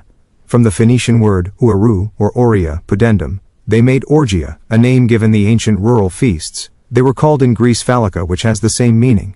The indiscretion of that symbol gave birth to all sorts of extravagances and licentiousness. Then came sesame seeds, heads of poppies, pomegranates, bayberries, branches of fig tree, dry stalks, cakes of several kinds of corn, salt, carded wool, cakes of honey and of cheese, and finally a child, a serpent, and a winnowing van. See this enumeration in St. Clem Alexandre and in Potter's Antiquity of Greece, Vol. 1. Grecian festivals. The whole was accompanied with a flute or some other musical instrument. The drum, or flute, which was inseparable from the celebration of the feasts, was the symbol of gratitude, which on certain days invited men to meet together, to praise God in concert. The small chest, the van, in which they afterwards found so many mysteries, and the whole representation here enumerated, passed from the Egyptians to the Phoenicians, and by their means spread far and wide. Nothing is more commonly found in the monuments of the heathen feasts than a small chest, a van, a serpent, a human head, and a flute or a drum. When the feast representing the ancient state of mankind and the progresses of industry was celebrated, both the figure of the earth and that of work obtained several names in different countries. But we find the same purpose and the same relations in all these names. The Isis representing the earth was called Ceres, Themis, Nemesis, Semele-Mnemosyne, and Adrasia. We shall bestow an entire article upon the explanation of the symbol of Ceres. The Isis, surnamed Nemesis, simply signified the earth preserved from the waters. Semele signified the representation of the ancient condition of men, and Mnemosyne is no more than a bare translation of the same word into Greek. Torches were always carried next to Ceres, or the symbol of the morning earth, and this caused Isis thus accompanied to be called Themis, Themisto, and Adrasia, which three names signify all the excellency of fire. A multitude of ancient monuments testify to us the use of the little portable chest, of the van, the child, and the serpent. They added to these figures the sorry grains on which they in the beginning had been obliged to feed, and the marks of the crosses they had been necessitated to overcome. Every royal arch chapter of masons is supplied with a similar chest, to which great consequence is affectedly attached. It contains, besides other testimonials of times past, something resembling, and which is declared to be, manna, the food upon which the Israelites are said to have subsisted during their wanderings in the wilderness. Among the emblems of masonry are likewise the skeleton or skull of the human head, as well as the figure of a serpent. But the original intention of these symbols are probably now unknown to the fraternity.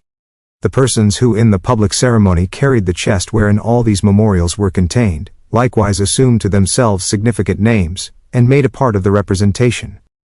They became actors, and everything concurred with the symbolical pieces, to convey certain truths into the minds of the spectators. The representative child was called simply the child, Liber, the beloved son, sometimes the child author of life and subsistence, Liber Pater, sometimes the child of the representation, Ben, Semelech, sometimes Horus, Erichthonius, Harpocrates, Bacchus, Apollo, Icarus. He bore many other names, whereof we shall give an explication, in the particular enumeration of the feasts of the several nations. The Jews also had, at the east end of every school or synagogue, a chest called Aaron, or Ark, in which was locked up the Pentateuch in manuscript, written on vellum in square characters, which by express command, was to be delivered to such only as were found to be wise among them. It is probable that this chest also contained memorials of the wretched state of the Israelites while in the wilderness. The letters, above mentioned, were probably the same as the royal arch ineffable characters, which consist of right angles in various attitudes, with the addition of a dot. The author makes this child the symbol of work, and as the son bore the name of Apollo, or Horus Apollo, when in the northern hemisphere, which is the time for carrying on the labors of husbandry in this region, there may be a propriety in the application. It is known from the testimony of Diodorus Siculus, and from the conformity of the Athenian laws with the Egyptians, that the first inhabitants of Attica were an Egyptian colony. We have even several proof that it originally came from the city of Sais, so famous for its olive trees. Among the ceremonies which these foreigners brought from Egypt into Greece, they remark the little chest, which according to the custom of their original country, contained the symbolical figures of agriculture. 3 young Athenian women carried in their feasts a basket, wherein lay a child and a serpent. Infantemque vident experectunc draconem. The 3 maids that carried this child had names relating to husbandry, the symbols of which they bore in their hands. They were called Hers, Pandrosos, and Aglauros. The signification of these names unveils the whole obscurity of the enigma. It is enough for us thereby to understand that it is to the alternative of the rain, the dew, and the fair weather that husbandry is indebted for the life it affords us. Let the imagination of poets wander upon the rest, and, according to their custom, look into a symbol to them become unintelligible, for the matter of an insipid metamorphosis. In order to render these representations more complete, they did not in Egypt, forget any more than in other places the necessity the first men had been under of defending their houses and the fruits of the earth from wild beasts. They preserved the memory of this particular circumstance by a kind of hunting which they renewed every 3 years throughout the East. The same feast was not celebrated every year, because wild beasts did not multiply from one year to another so as to alarm the neighborhood. This hunting being only a representation and not much in earnest, it made the sanctity of feasts degenerate into tumultuous ramblings, which were succeeded by the greatest disorders. It is true they began by a sacrifice, and the invocation of the true God, as may be easily proved from their warlike cries that signified, "The Lord is the mighty. The Lord is my strength, Jo Sabo, Deus mihi exercitus.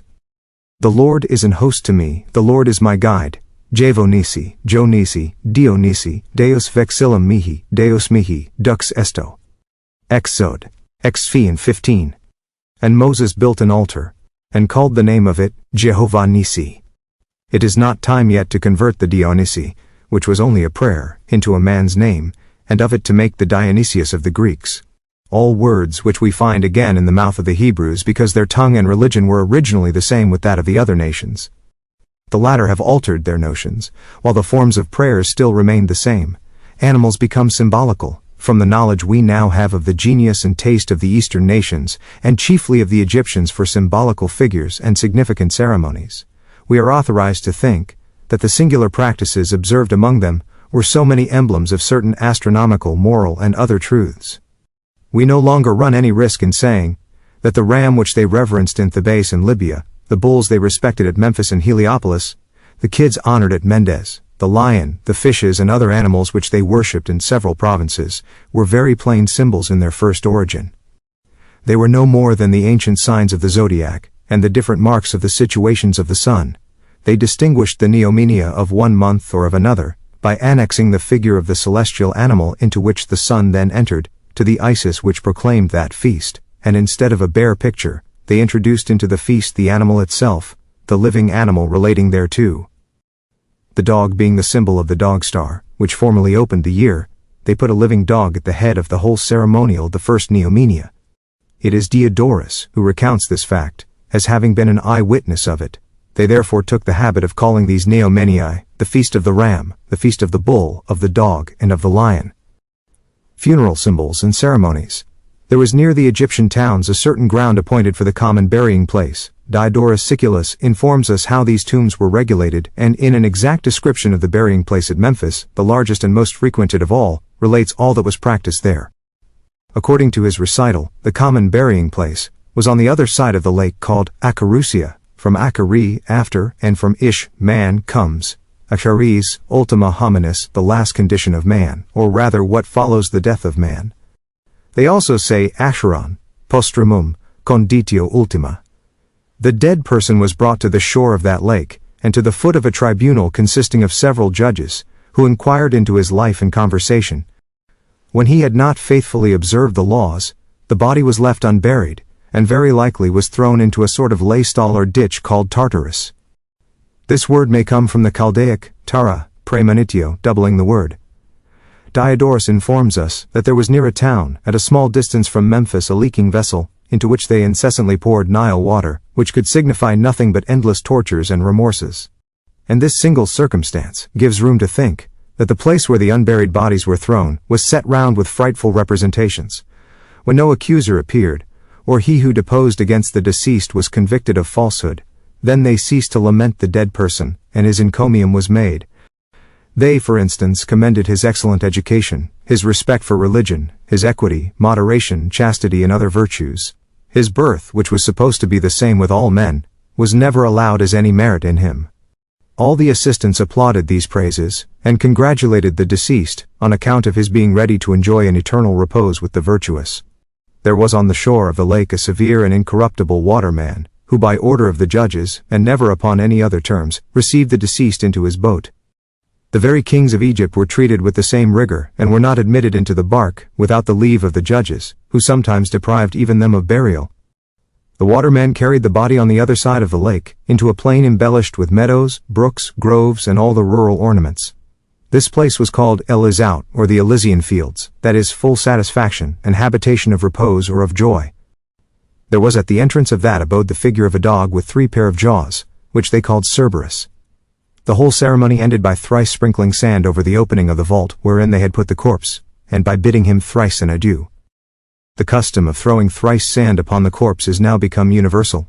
Thrice he cast dust upon the body. See Horace, Odes, Book 1, Ode 28, and Magna Mainster Voce Vocavit. Aeneid, 6. All these words and practices almost everywhere copied were so many instructions addressed to the people. They gave them to understand, by all these ceremonies, as by so many speeches or very significant symbols, that death was followed by an account which we were to give of our life before an inflexible tribunal, but that what was indeed dreadful to the wicked was only a passage into a happier state for the good. Wherefore death was called the deliverance, pelata, or rather, peluta, alleviation, deliverance. Wherefore Horace looks upon that passage as the end of evils. Levare functum pauperum laboribus, Carm, L2, OD 18. It is likewise called in French le trépas, that is the passage to another life. The boat of transportation was called tranquillity, because it carried over none but the just, and on the contrary the waterman, who inflexibly refused those whom the judges had not acquitted, was called wrath, or the vengeance. As to the earth thrown upon the corpse, and the tender adios of the relations, they were no more than natural duty, and a simple expression of their regrets. But they were not contented with paying them by the way this honor. They also put at the entrance of the cemetery, and over the door of the deceased tomb, the symbol of the value and tender affection they had for their departed relation. The dog, being of all animals the most addicted to man, is the natural emblem of friendship and attachment. They gave the figure of the dog 3 heads or throats, to express the 3 cries they had made over their friend's grave, according to the custom which granted that honor to none but good men. Therefore this figure, thus placed near the tomb and over the head of the new buried person, signified his having been honored with the lamentations of his family, and with the cries which friends never failed to come and utter over the grave of him whom they had valued and cherished for his good qualities. The meaning of this symbol is no longer a riddle after its name has been translated. They called it Cerberus, that is in plain terms, the cries of the grave. From Cer, or Seri, which has the same sense in French, and from Ber, the vault, the grave Cerber, it is neither easy nor reasonable to pretend to explain all the symbols and ceremonies of antiquity, before we are convinced that most of the singular figures used on the most solemn occasions were in their first original no more than significant symbols and instructive ceremonies. It is enough for us that this is true of many of them, which I flatter myself I have shewed in this first essay of explanation of the ancient writing, since the explication I give of it is simple, plain, and strictly connected, both with the common notions and the wants of the first men. The Egyptians, who had contracted a habit of adoring the sun as God, as the author of all good, and looked on Osiris as their founder, ran headlong into a third abyss. They, from a confused remembrance, and an universal custom, knew that this figure of Osiris related to the sun, and it was indeed nothing else in its first institution. They besides saw the circle, the character of God, placed frequently enough on Osiris's forehead. They then perpetually joined the idea of Hammon with that of the sun, and both these with that of God. They no longer honored God nor the sun, without singing at the same time the favors of Osiris or Hammon. The one was still inseparably connected with the other, which made them give out that Hammon or Osiris had been transported into the sun, there to make his residence, and that he thence continually protected Egypt, taking a delight in pouring a greater plenty upon the country inhabited by his offspring, than on any other land in the universe. Thus being gradually come to ascribing divinity, and offering their worship to the ruler representing the functions of the sun, they, to complete the absurdity, took him for the first of their kings. Thence this odd mixture of 3 inconsistent notions, I mean of God, of the sun, and of a dead man, which the Egyptians perpetually confounded together. Jehovah, Ammon, Neptune, Pluto. That religion which grossly indulged the self-love and vanity of the Egyptians easily found favor, and took root in the minds of the people. The rest of the symbols took the same turn. They inquired who was the Poseidon or Neptune, that is, the marine Osiris, the symbol of the annual return of the fleets, and they made of him a god who delighted in the sea, as Osiris did in the heaven. The funeral Osiris, who declared the anniversary of funerals, had also his own history, and as all the ceremonies belonging to burials, instead of being taken in their true sense, that is, as public instructions upon the state of the just, after death, had by degrees been looked upon as pictures of the real treatment given to the dead, underground, and in delightful gardens, they of Pluto or of the symbol of the deliverance of the just, made a god, who presided over the abodes of the dead. The pretended god Neptune, who became the favored deity of the maritime nations, was almost unknown to and hardly worshipped among the Egyptians who hated the sea, and who, living in plenty of everything, hardly ever went out of their own country. On the contrary, as they were very exact in the outward practice of their religious ceremonies, the funeral anniversaries, which were frequently repeated, rendered Pluto much more renowned among them. We often see round the head of the Egyptian Pluto a radiant crown, and round his body a serpent, sometimes accompanied with the signs of the zodiac, which evidently signifies the duration of one sun, that is, of 1 year. And it is plain here that the author of the Saturnals, who pretended that Pluto and many other gods were originally nothing but the sun, had great reason to think so, since Jupiter, Ammon, Neptune, and Pluto are in reality no more than the symbol of one solar year diversified according to particular circumstances. They did not quite lose sight of the unity of their origin in making persons of them, for they made them 3 brothers, who, as they said, had divided the empire of the world between them. Ham or Hammon being commonly called god Jehovah-Ammon, the city of Thebes where he had dwelt longest, and which they anciently called Ammon's abode, was afterwards called the city of God. This word Jehov, in its primitive use, signified the father of life, the supreme being. The Greeks translated it by that of Zeus or Dios, and the Romans by that of Deus, all names having the same sense, if they be not the same sound diversified according to the pronunciation of different people. They sometimes joined to it the name of Father, which was but an interpretation of it, and called him Diospider or Jovis Peter. They sometimes changed this word into that of Sen, which comes from san and sa, to live, which makes the same sense. The Ammon, which by a stupid kind of love was confounded with God, and with Osiris or the star moderator of seasons, became the famous Jove Ammon or the Jupiter Ammon, and had always the first honors paid to him, after the other symbols had in like manner been converted into so many celestial personages and powerful deities. The reason of this preeminence is founded on their having annexed the idea of that their founder of colony to the most brilliant of all their symbols, I mean their Osiris. The establishment of the laws, Menes. The rural works not being resumed in Egypt, till after the Nile had quitted the plain, they for this reason gave the public sign of husbandry the name of Moses or Museus, and on the same account, the moons during which Horus Apollo, or husbandry, continued his exercises, went also by the same name. About the end of autumn, the inhabitants being freed from the works of the field, manufactured in their night work the line, thread, and cloth, which were one of their chief riches. The sign, which was the publication of it, took thence the name of Linus, which signifies watching, the setting up in the night. The star that lights the night has on this account retained the same name, and so has the matter itself that was manufactured during those watchings. This sign has evidently given birth to the tales of Linus, Musaeus, Orpheus, Picus, Ganymede, and many other pretended heroes or legislators, of which it is needless to pretend to determine and fix the chronology and the above. The custom they had to publish the several regulations concerning polity, by the several postures of the son of Osiris, caused him to be commonly called Menes, that is, the rule of the people. The Egyptians from this new title took it into their heads, that Menes had been their legislator, the author of their polity, the orderer of their year, the founders of their laws. For this reason they put this imaginary founder at the head of all the lists of the kings of their several provinces. The name of Moses, or Museus, was very properly given to the public sign of the revival of husbandry. This word, which signified the drying up, made part of the calendar. It was the summary and the substance of a statute of polity. It was every year in the mouth of the people, after the re-entering of the river within its banks. It was not then a man's name. But if Mens and Museus are but one and the same thing, if they are only the names of the same sign, what then becomes of the first king of Egypt, the foundation of their history? He, from that moment, loses all his reality.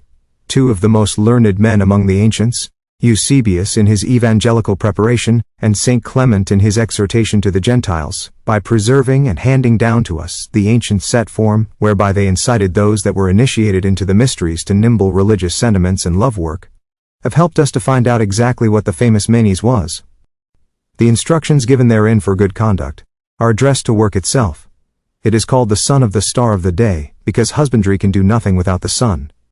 Again, it is called Museus, because in Egypt whence this set form came, husbandry did not resume its operations but till after the retiring of the waters.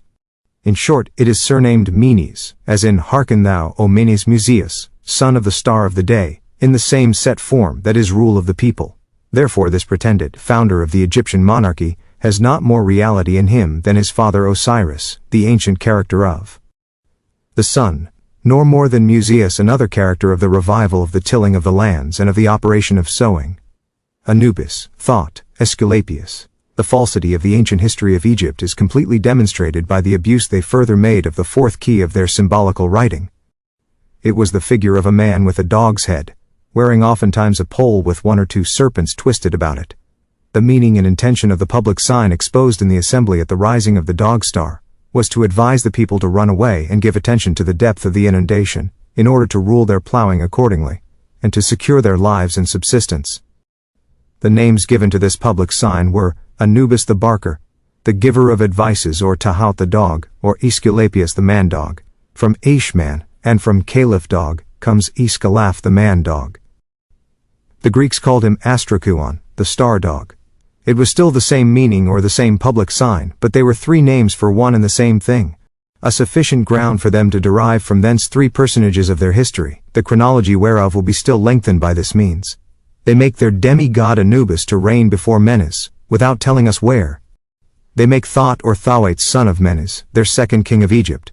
They make him a counselor to Menes. They ascribe to him the introduction of the letters, the invention of music and dancing, with a great many other fine discoveries, the foundation of which is because the dog star opened the year, brought along with it a new series of feasts, and appeared at the head of all the letters or symbolical figures which expressed the annual order. Though Aesculapius was as yet no more than the sign of the cunicular star, the Egyptians made him a third king, who had applied himself to the procuring the preservation of his subjects by the study of physic, a notion that had its origin from the preservation of life, which was expressed by the serpents twisted about the measure of the Nile. Such is the origin of the serpent of Epidaurus, and the very plain reason for which the serpent has always been inseparable from the god of physic, to which art both the man and the animal had originally no manner of relation.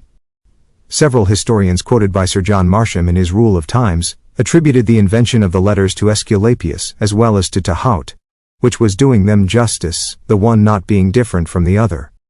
Marsham is most earnestly angry with those who have thus confounded things and altered history, by attributing to Aesculapius the invention which is the glory of thought. This he patches up to the best of his power.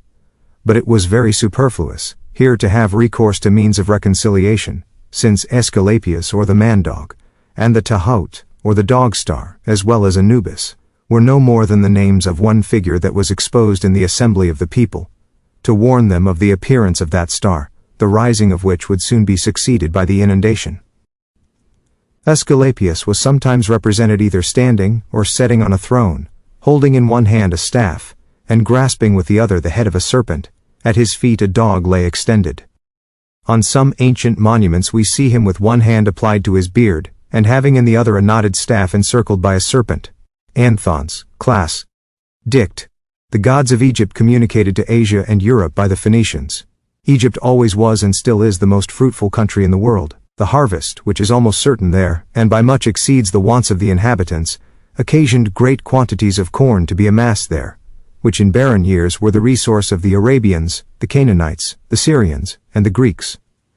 Travelers whom need or curiosity had drawn thither, and the Phoenicians especially, who inhabited but a small maritime coast near Mount Libanus, and had no granary so certain as Egypt, were all equally struck with the polity that reigned in every part of that beautiful country, with the gentle temper of the inhabitants, the mysterious outside of the ceremonies and feasts which were with much pomp celebrated there, and finally with the plenty which they looked upon as miraculous in a country where it never rained. The notion they had of that river whose source remained concealed, and whose overflowing seemed to them contrary to the common course of nature, made them say that God himself poured these beneficial waters on Egypt. The Egyptians represented this marvel by the figure of God, that is, by a sun, out of whose mouth a river sprung. For this reason it was that they gave God or the sun among other titles that of Phoeb, Phoebus, or Phoebus, which signifies the mouth of Ob, that is the source of the overflowing, from the two words, Pheb, Os, the mouth, and Ob, the swelling, the overflowing. It is the ancient name they gave to the Nile overflowing its banks. And the foreigners as well as the Egyptians everywhere gave it out, that so singular a prosperity was the reward of the piety of the inhabitants. Nay, the Phoenicians perhaps, and the Canaanites, at first received from the Egyptians, and used the symbolical characters among themselves. The introduction of the common writing must have caused them to lose the sense, without suppressing the figures, so that these symbols being always a part of the ceremonies, and publicly exposed at feasts, everybody annexed to them the notion or history he thought carried the greater likelihood with it. Thus Egypt was the cup wherein the poison of idolatry lay, and the Phoenicians are the people, who by traveling all over the world, have presented this fatal cup to the greater part of the Western nations. For the same reason it is, that the names of the gods and the words made use of in the heathen feasts, have so sensible an analogy with the Phoenician language. Travelers and merchants, during their sojourn in Egypt, were undoubtedly struck with the outward shew of the feasts, and the abundance that seemed to be the result of them. They did not carry home this multitude of symbols and practices which they understood nothing of, but they seldom failed to look with veneration upon the 3 or 4 chief symbols, which the Egyptians honored as beneficial powers, and as the authors of all the good they enjoyed. The governor, the woman, the child, and the messenger, or the giver of advices, always appearing in their feasts, though with some variety.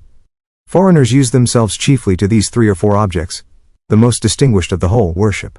And the Phoenicians, whom constant necessity always brought again to the port of Pharos, were the first who made use of the same ceremonial, and celebrated the same feasts in their own country. The circle of the sun, accompanied with serpents and foliages, or with large wings to represent the intelligence which is the mover of all things, the master of the air, the dispenser of seasons and harvests, though always placed at top of the noblest symbols, however less attracted the eyes than did the brilliant figure of the governor of the earth, or the several dresses given the mother and the beloved child. Nothing contributed more to humanize, as I may say, the idea of God, or rather to make men refer their worship and adorations to beings like ourselves. Moloch, Baal, Adonis, and Akkad.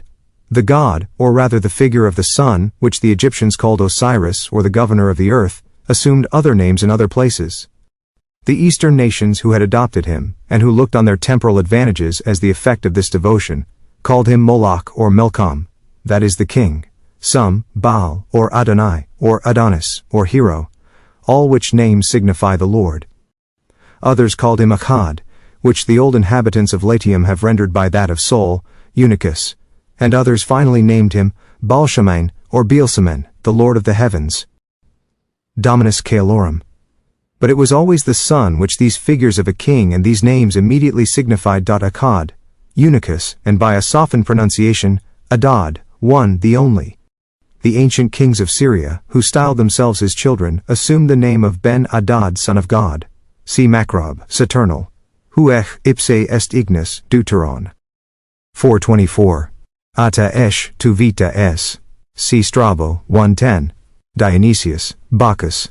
In the times when things were expressed by symbols, and the several parts of these symbols were varied to be the better understood, far from being designed to conceal any mystery, the figure of Horus changed its name and attributes according to the exigency of the circumstances in which it was employed. The first use it was applied to in certain feasts was the representation of past events. The second was the instruction and the regulations fit for the people. The representation of the ancient state of mankind consisted not only in the commemorative signs that were carried either upon a winnowing van or in the small chest before mentioned. They joined thereto ceremonies, or set forms of prayers regarding the same intention. They, in these feasts, invoked the name of God with great lamentations. They called him the Mighty, the Life, the Father of Life. They implored his assistance against wild beasts, and made show of giving them chase, running hither and thither, as if they were going to attack them. They even did it in good earnest, completely armed. It was the custom to say with a sigh, "Let us cry unto the Lord, Iotirombe, or Disterom. Let us cry before the Lord, or God see our tears, Iobache, Iobakoth. Thou art the life, the author of being, thou art God and the mighty Jehovah, Havan, Havo, and Eloah." They chiefly said in the East, God is the fire and the principle of life. Thou art the fire, life proceeds from thee, Huesh, Ata Esh. See the name of hero in that sense in the interpretation of the obelisk of Ramesses in Amiens Marceline, or in Marham's Rule of Times. From that hero, the Latins made their Hera and Hera, the Lord, the Lady. The Philistines called him the Lord of Men, Marnus, from the word Maran, which signifies the master, and from as which signifies man. And this comes to the sense of the foregoing names. All these words, and many others, which were the expressions of grief and adoration, became so many titles, which the people, without understanding, gave to this child or imaginary deity. He was then called Bacchos, Haven, Ebo, Dithyrambus, Jau, Elalius, Ves, Atus. They knew not what all this signified, but they were sure that the god of the feast delighted in all these titles. They never failed to give them him, and thus these expressions became cries of joy or extravagant roarings. When people went about pursuing the wild beasts that thwarted the endeavors of husbandmen, they cried aloud, Lord, thou art an host to me, Io Sabio. Lord, be my guide, Io Nisi, or with a different accent, Dionysi. Of these warlike cries, which were repeated without being understood, they made the names of Sabazius and Dionysius. The supplications in Masonry are similar to the above. In the degree of royal arch, the following ejaculations are uttered, Lord, I cry unto thee, make haste unto me, give ear unto my voice. Mine eyes are unto thee, O God the Lord, in thee is my trust, leave not my soul destitute. I cried unto thee, O Lord, I said, thou art my refuge, and my portion in the land of the living. Attend unto my cry, for I am brought very low, deliver me from my persecutors, for they are stronger than I. Hear my prayer, O Lord, give ear to my supplications, in thy faithfulness answer me, and in thy righteousness. Of all these names, that were most used in Italy was Bacchus. The delicate ear of the Greeks who could not endure harsh sounds, gave the preference to the name of Dionysius. These several titles gave birth to as many histories. Thus they called this god Dionysius, because he was son of Jehovah or Jupiter, and born at Nysa, an Arabian city. He was named Evius, because, as he was fighting with one of the giants, Jupiter encouraged him in the Greek language.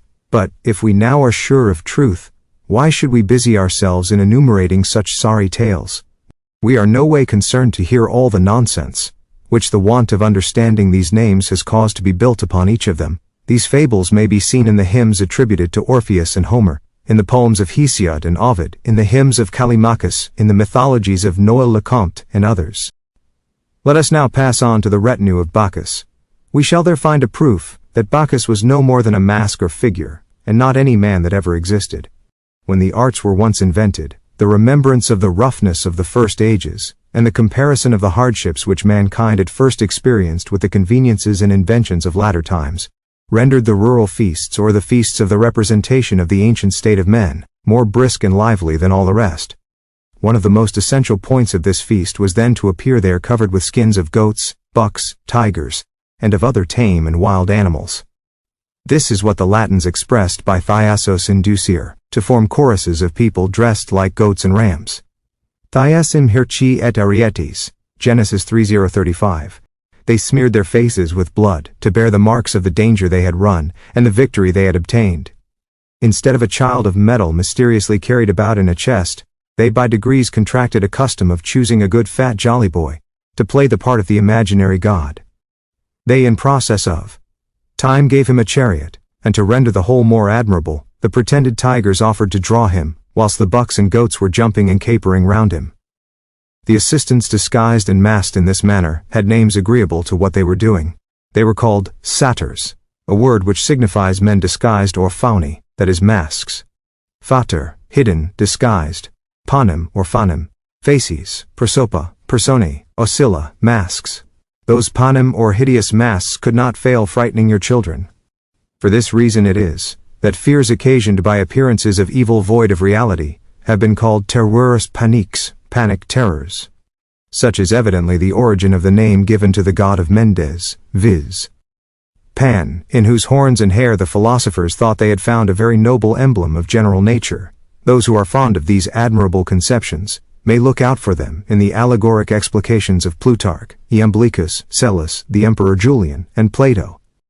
I have read in an English paper that anciently it was not unusual for a wag, on the 1st of January, to burst into a neighbor's house disguised in an ox's hide, including that of the head with the horns attached.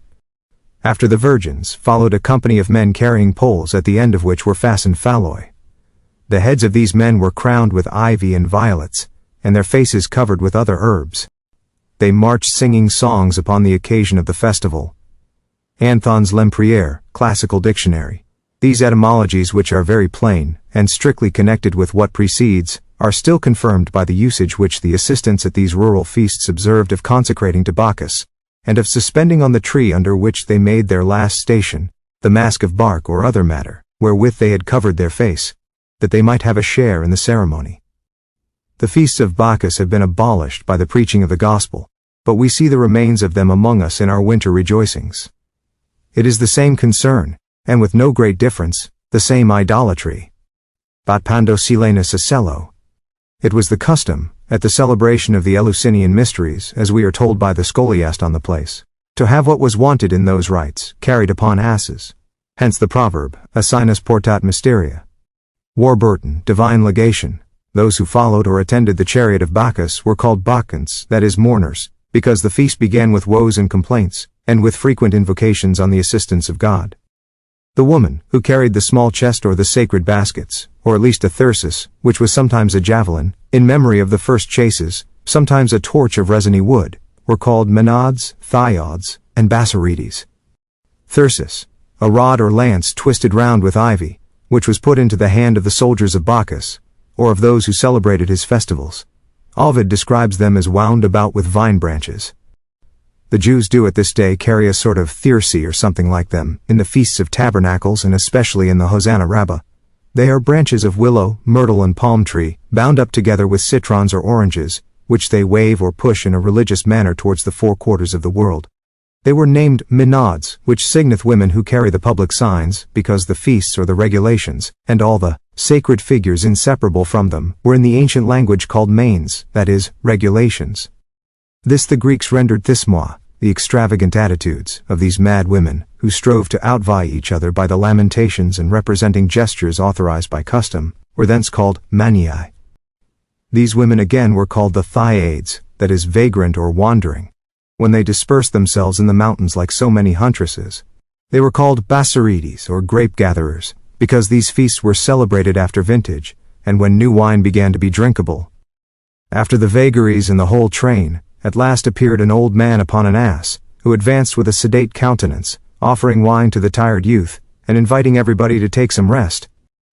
If anybody should complain that this explication of the origin of the Bacchanals does not establish a relation sufficiently sensible between wine and the feasts of Bacchus, who from all antiquity has been looked upon as the inventor and propagator of the vine, whereas we reduce it to the proclamation of a few instructions, which the people stood in need of, I shall reply, that the feasts of Bacchus and Ceres are everywhere styled among the Greeks and Romans the feasts of the regulations, because they confusedly remembered that the purport and intention of the figures of Isis and Horus was to regulate the conduct of the people. And I shall at the same time desire such to take notice of what Horus carries over his head at the solemnity of the Pamelia, or at the beginning of the winter. Among other objects capable of pleasing, there appear 3 large pitchers of wine. This was the finest part of the ceremonial, and the feasts where this liquor was drunk in plenty could not but be the most brisk and most enlivened of all.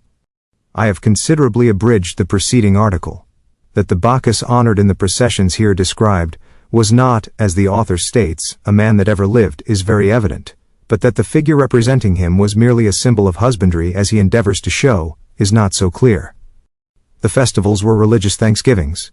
The Roman Catholic processions of the host are of the same nature as the above, and no doubt the custom, like most of the practices, of the Church of Rome, has been derived from the ancient pagan ceremonies. The Catholic processions, it seems, are conducted with more mystic solemn pomp than those of the ancients, but the ruffian assaults of the guards or assistants in this affair, of persons walking in the streets who are not even within the pale of their order, for neglecting to fall upon their knees on the passage of the host, is more outrageous than the extravagancies of their prototype. The Masonic processions are identically the same thing as the Bacchanals, but got up with more taste and refinement, owing to the influence of civilization. In these are carried, besides other articles, which will hereafter be enumerated, a box or chest, called the lodge, about which much secrecy is pretended, and which is kept covered from the eyes of the profane or uninitiated. The utmost decorum is observed, and no person is annoyed for not paying homage to the sacred contents of the mysterious chest. The author himself, in the next article to the foregoing, has told us who Bacchus really was, and which fully explains the understanding that should be applied to these bacchanalian processions, as follows. The scepter and empire of heaven and earth fell to the share of Osiris. The chariot, the whip and the reins were assigned to Apollo, whence it is that we so commonly find in one god the characters of another. The Horus Apollo, who was only related to the rural year or the order of works, was the more easily mistaken for the sun which rules nature, that they put the whip and the attributes of the sun into the hands of the Horus, in order to shorten and abbreviate the marks of the solar year, and of the works suitable to each season, Thus, Horus became the same with the Moloch of the Ammonites, the Adonis of Byblos, the Bel of the other Phoenician cities, and the radiant Belinus honored in Gaul. This driver of the chariot, which gives light to the world, is the son of Jupiter, but the son of Jehovah, the sun par excellence, Liber, is no other than Horus, Bacchus or Dionysius. Osiris, Horus, Apollo, Bacchus and the sun are then confounded. This the author of the Saturnals has sufficiently demonstrated. Virgil himself makes no distinction between Bacchus and Apollo or the sun, when he gives Bacchus and Ceres or Isis the government of the year and the light. Vos, o clarissima mundi lumina, labentem caeloque ducitis annum, liberit alma seres. Georgic. I. Translation. You, O brightest lights of the world, who guide the sliding year through the sky, labor and nurturing Ceres. Virgil, Georgic's I. Atlas, the Hyades and Pleiades. Atlas, according to the fable, was an ingenious master of astronomy, a doctor who knew nature in general, and gave information about it. Homer gives us Atlas as a very learned god, who knew all the obliquities of the coasts, and all the depths of the sea. Virgil ascribes to the information of the great Atlas the knowledge men had acquired of the moon, the eclipses of the sun, and the whole order of nature. The name signifies a support, which gave occasion for the invention of the metamorphosis of the Dr. Atlas, into a column or high mountain, that props up the arch of the heavens. The Phoenicians in the voyages they repeated every third year to Tarshish, that is, to Cadiz, and to Baetica through the Red Sea, and in carrying on the commerce of all the coasts of Africa, often saw the highest mountain of Mauritania, whose top is generally covered with snow, and seems joined with the heavens. The name of Atlas or column given to that mountain caused the fable of Atlas to be applied to it. They said he was king of Mauritania, a great astrologer and geographer, who at last was by the gods changed into a high mountain, reaching from the earth to the heavens. The Hyades or Huades, who took their name from the figure 5, which they form in the forehead of the celestial bull, and the Pleiades, which are that small platoon of stars so remarkable, near the foregoing, are the most known and the easiest to be distinguished of all the constellations of the zodiac.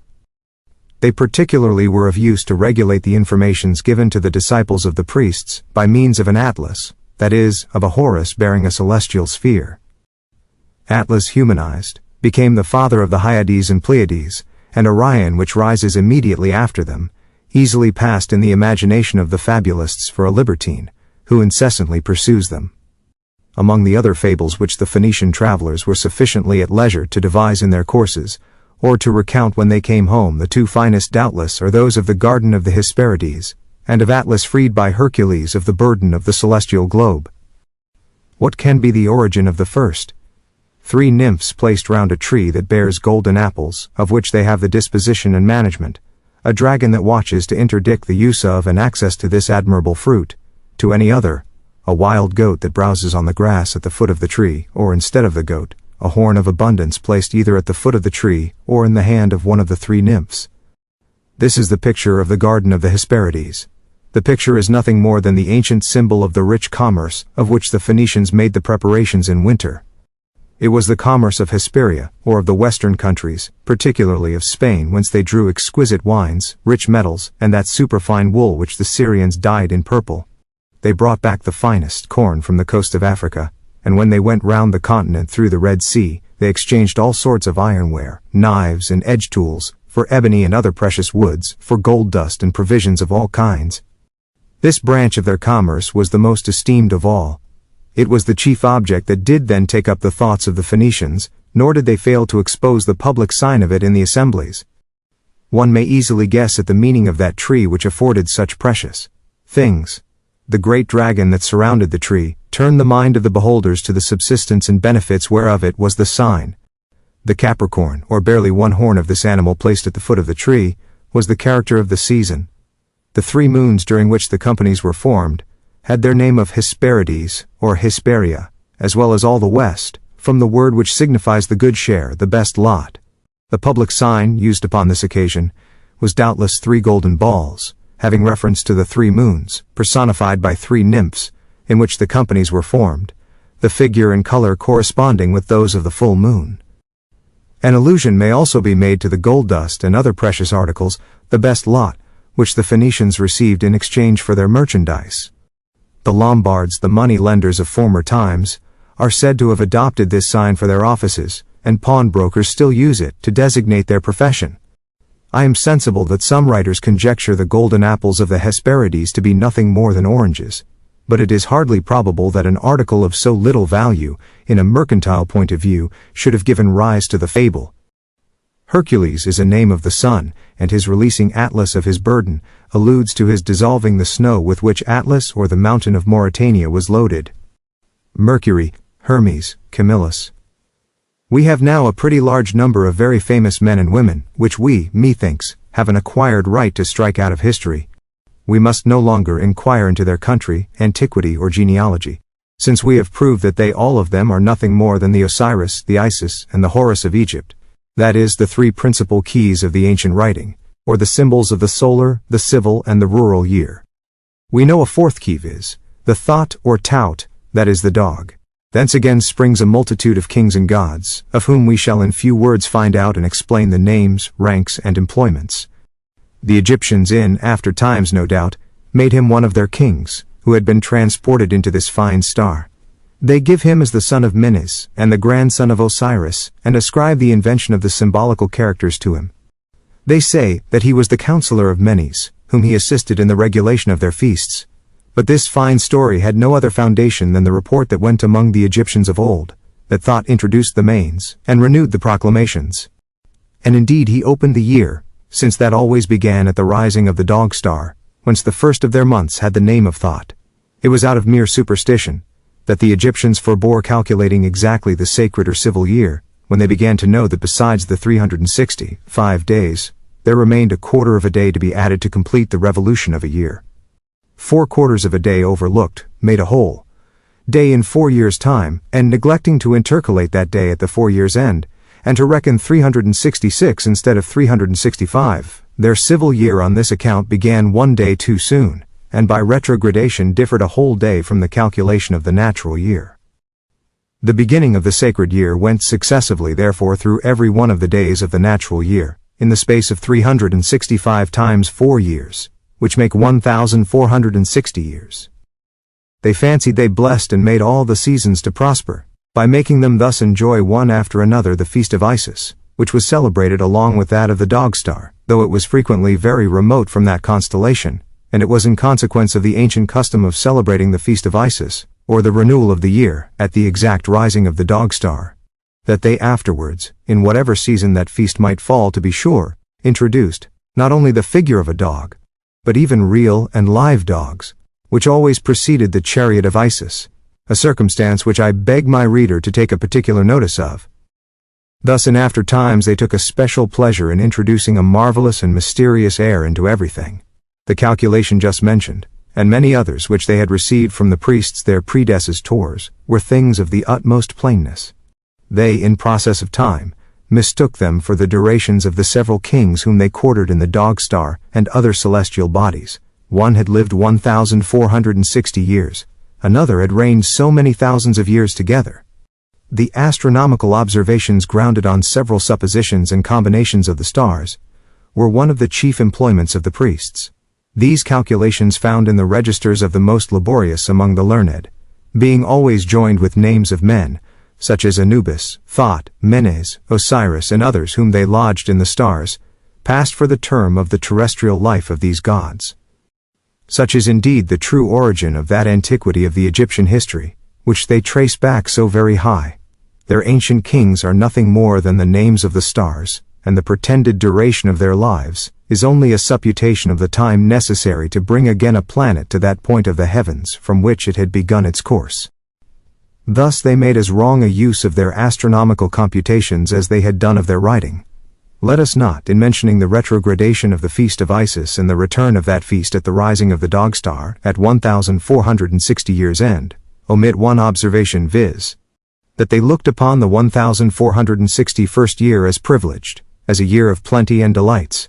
It was because this so important an event, according to them, concurred with the desired Etesian wind, that they expressed the whole by a bird of singular beauty, that raised admiration more than any of the rest, and returned to Egypt after an absence of 1,460 years. They farther said, that this bird came thither to die upon the altar of the sun, and that out of its ashes there rose a little worm, that gave birth to a bird perfectly like the preceding. They called it Phoenix, which signifies the advantage they pretended was annexed to the concurrence of the opening of the year, with the real rising of the dog star, the most delightful plenty. We then have here again another emblematic figure converted into a wonder which it would have been a crime to doubt of. Bailey observes that a phoenix, hieroglyphically, was pictured to signify a reformation, which corroborates our author's hypothesis, for there was a complete reformation of the calendar, according to the Egyptian calculation, at the end of the above-mentioned period. The dog star has already afforded us two deities, one residing in the fine star near Cancer, under the name of Thot or of Anubis, and very well employed in swelling and sinking the river Nile, the other wholly intent upon physic, and entirely taken up with the care of people's health, under the name of Aesculapius. Next to Anubis and Aesculapius, let us now see the Camillus of the Etrurians, the Janus of the Latins, the Hermes of the Greeks, and the Mercury of the Phoenicians, all of them rising out of the same figure. The observation of the dog star was not only justly denoted by the figure of a serpent, the symbol of the life it had procured the Egyptians, but having besides procured them abundance, or rather a superabundance of corn, which enabled them to help foreigners and to enrich themselves by the selling of their commodities. The figure of Anubis was often accompanied by a full purse, the sight whereof filled the people with joy, and this procured it the new title of Mercury, which signifies the dealer, or the intriguing, the cunning, or only commerce. A new proof that Mercury was no more than a symbol of the dog star, or of the warning of the retreat, and not a man that ever taught or invented anything, is that they put into his hand the mark of the swelling of the Nile, and at his feet the wings, intimating the necessity of escaping the inundation by a speedy flight. The mark of the rising of the water was a pole crossed, a very plain symbol indeed, and the serpent twisted round it had, in the hand of this figure, no other meaning than elsewhere. It always signified the life, the subsistence. When double, it denoted subsistence in very great plenty, and such as was sufficient both for the Egyptians and foreigners. This pole was terminated with two little wings, the symbol of the wind that regulated the increase of the waters. All which significations were forgotten, and the monitor becoming a god as well as the other figures, they changed his name of Anubis, the barker, into that of Hanadi, the orator. His gesture and the stick he had in his hand helped on this metamorphosis. It was taken for the mark of a leader, an ambassador, hence the title of guide, of inspector of the roads, of messenger of good news, and so many the like that were given Mercury, and of which we find a collection in Gerald's History of the Gods. Hence came the roads under his protection, and of placing his statue at the entrance of the highways. But what can be the origin of the name of Caduceus given to Mercury's rod? In the East, any person preferred to honors bore a scepter or staff. The proof of this is frequently met with in Scripture. When the tribes murmured at seeing the priesthood settled in the family of Aaron, the chiefs of the tribes received orders to bring their scepters into the tabernacle.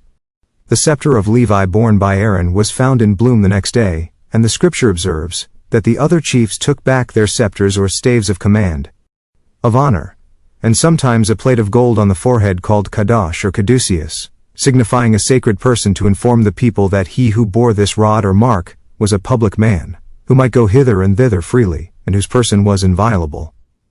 A similar plate decorated the chief priest of the Israelites. The high priest wore a plate of gold upon his forehead, on which were engraven these two words, Kodesh Lehovah, that is holy to the Lord. It was tied with a purple or blue ribbon to his tiara, which was made of linen, like those of the other priests, and was only distinguished from them by this plate and ribbon. There was in every synagogue a sort of minister, who read the prayers, directed the reading of the law, and preached. He was called Chazan, that is, inspector or bishop. See Dr. Clark's Hist. Israel p. 266-7. There is a degree in Masonry called a chapter of the Grand Inspectors of Lodges, or Grand Elected Knights of Kadosh, who seem to have borrowed their title and functions, as inspectors, from those of the Egyptian Mercury. The badge borne by Mercury appears to be alluded to by the manner of answering the question, "Are you Kadosh?" Upon which the person questioned places his hand upon his forehead, and says, "Yes, I am."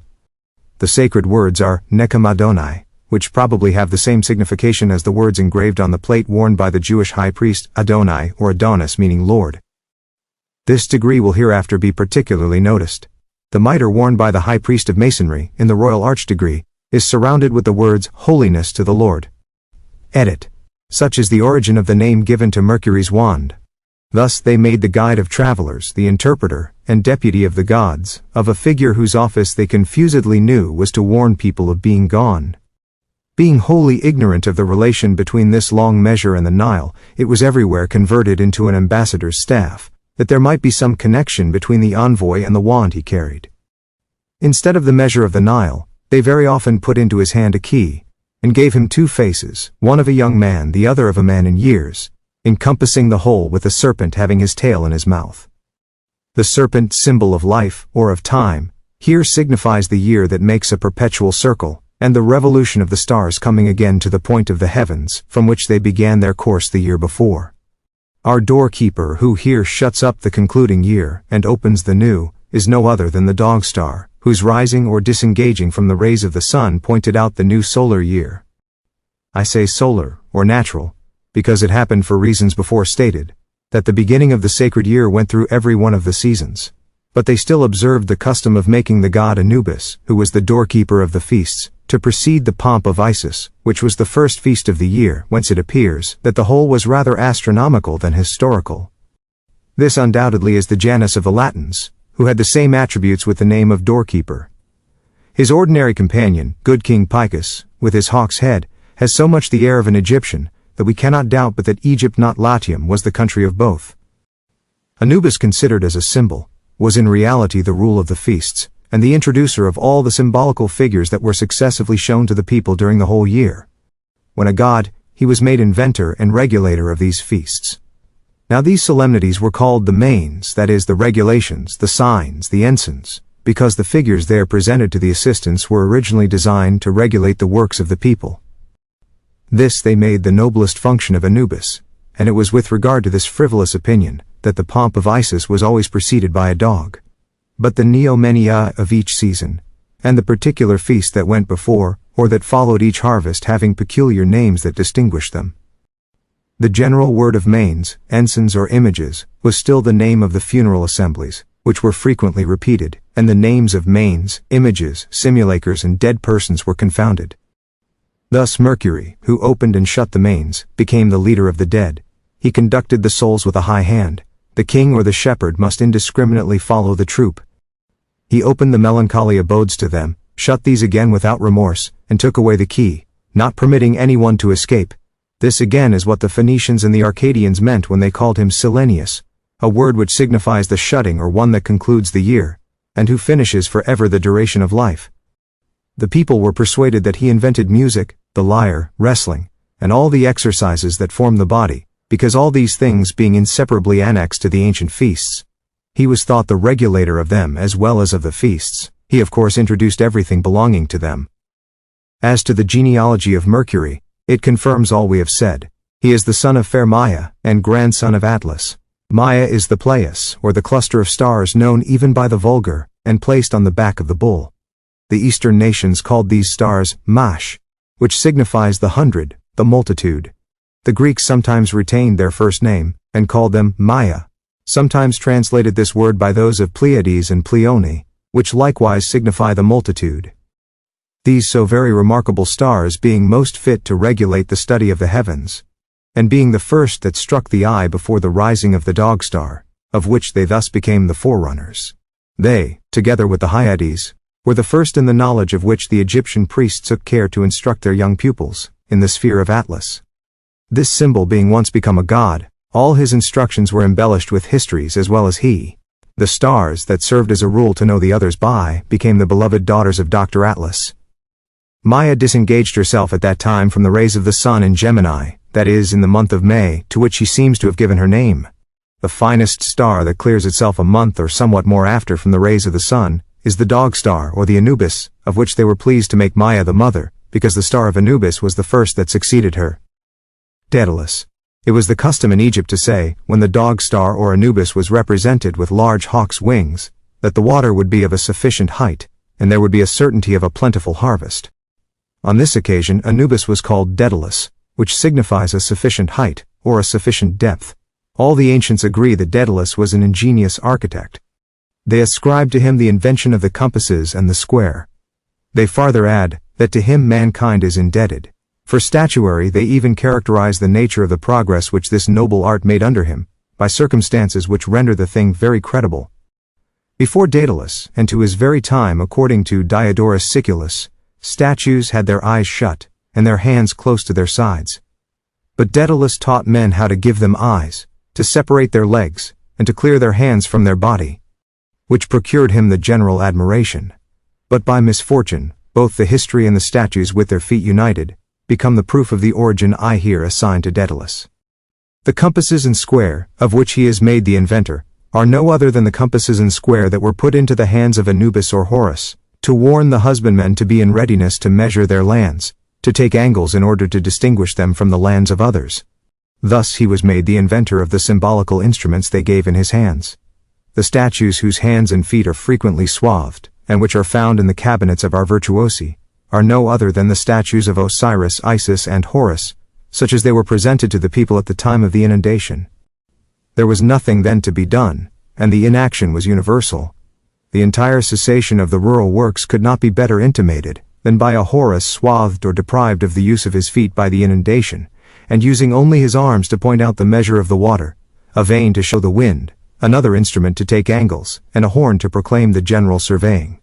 The Kabiri of Samothracia, the three principal figures of the Egyptian ceremonial, were carried to Berytus in Phoenicia, and thence into several islands of the Aegean Sea.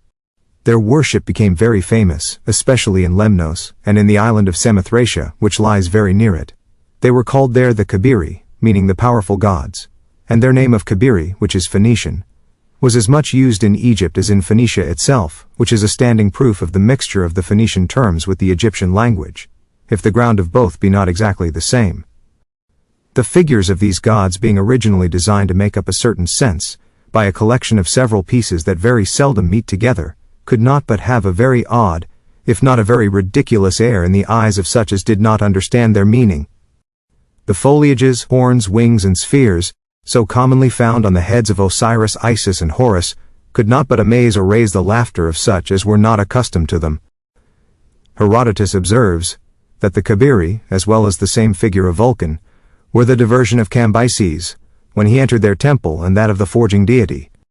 They often add to these a fourth god, whom they sometimes call Mercury, sometimes Camillus or Casmilus, which among the Hetrurians and in Latium signified a minister or a messenger. In all which it is plain, that we again meet with the four principal keys of the ancient Egyptian writing, changed on account of their human figure into so many tutelar and powerful gods. The names of the Kabiri, with their significations, are thus given in Anthon's class. Dict. Axieros is said to have signified in Egyptian the all-powerful one. Axiokursos is made to denote the great fecundator. Axiokursa is consequently the great fecundatrix. And Camillus he who stands before the deity, or he who beholds the face of the deity. The first answers to the supreme intelligence, the second to Osiris the sun, the third to Isis, and the fourth to Anubis, Apollo, the Muses, and the Graces. Notwithstanding the variety which the caprice of private men and the difference of tastes have introduced into the Egyptian ceremonial, and among the signs that serve to proclaim whatever was of concern to the public, we find everywhere the same grounds, because the wants of all men were the same, and their practices were founded on these wants. After the sense of those emblems had been so far perverted as to change the significant figures into so many deities, solely taken up with the care of supplying all the wants of the Egyptians, or of informing them of all their concerns, each province paid special worship to one or the other of the figures. For instance, in some places they honored Apollo holding in his hand a lyre, this so very plain a symbol of the feasts, having been taken for a deity presiding over harmony. The other figures which attended him to denote the several circumstances of each season, were taken in a sense agreeable to the notion they had framed to themselves of Apollo. The author, it seems, was not sensible of the propriety of this title, but none could be more appropriate for the inhabitants of the northern climates to bestow upon Apollo, the sun of the upper hemisphere.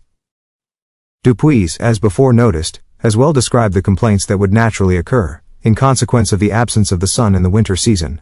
What has become of the happy temperature which the earth enjoyed in the summer, that harmony of the elements, which accorded with that of the heavens, that richness, that beauty of our fields, etc.? Apollo restored this happy state of things, and might therefore, very properly be styled a deity presiding over harmony.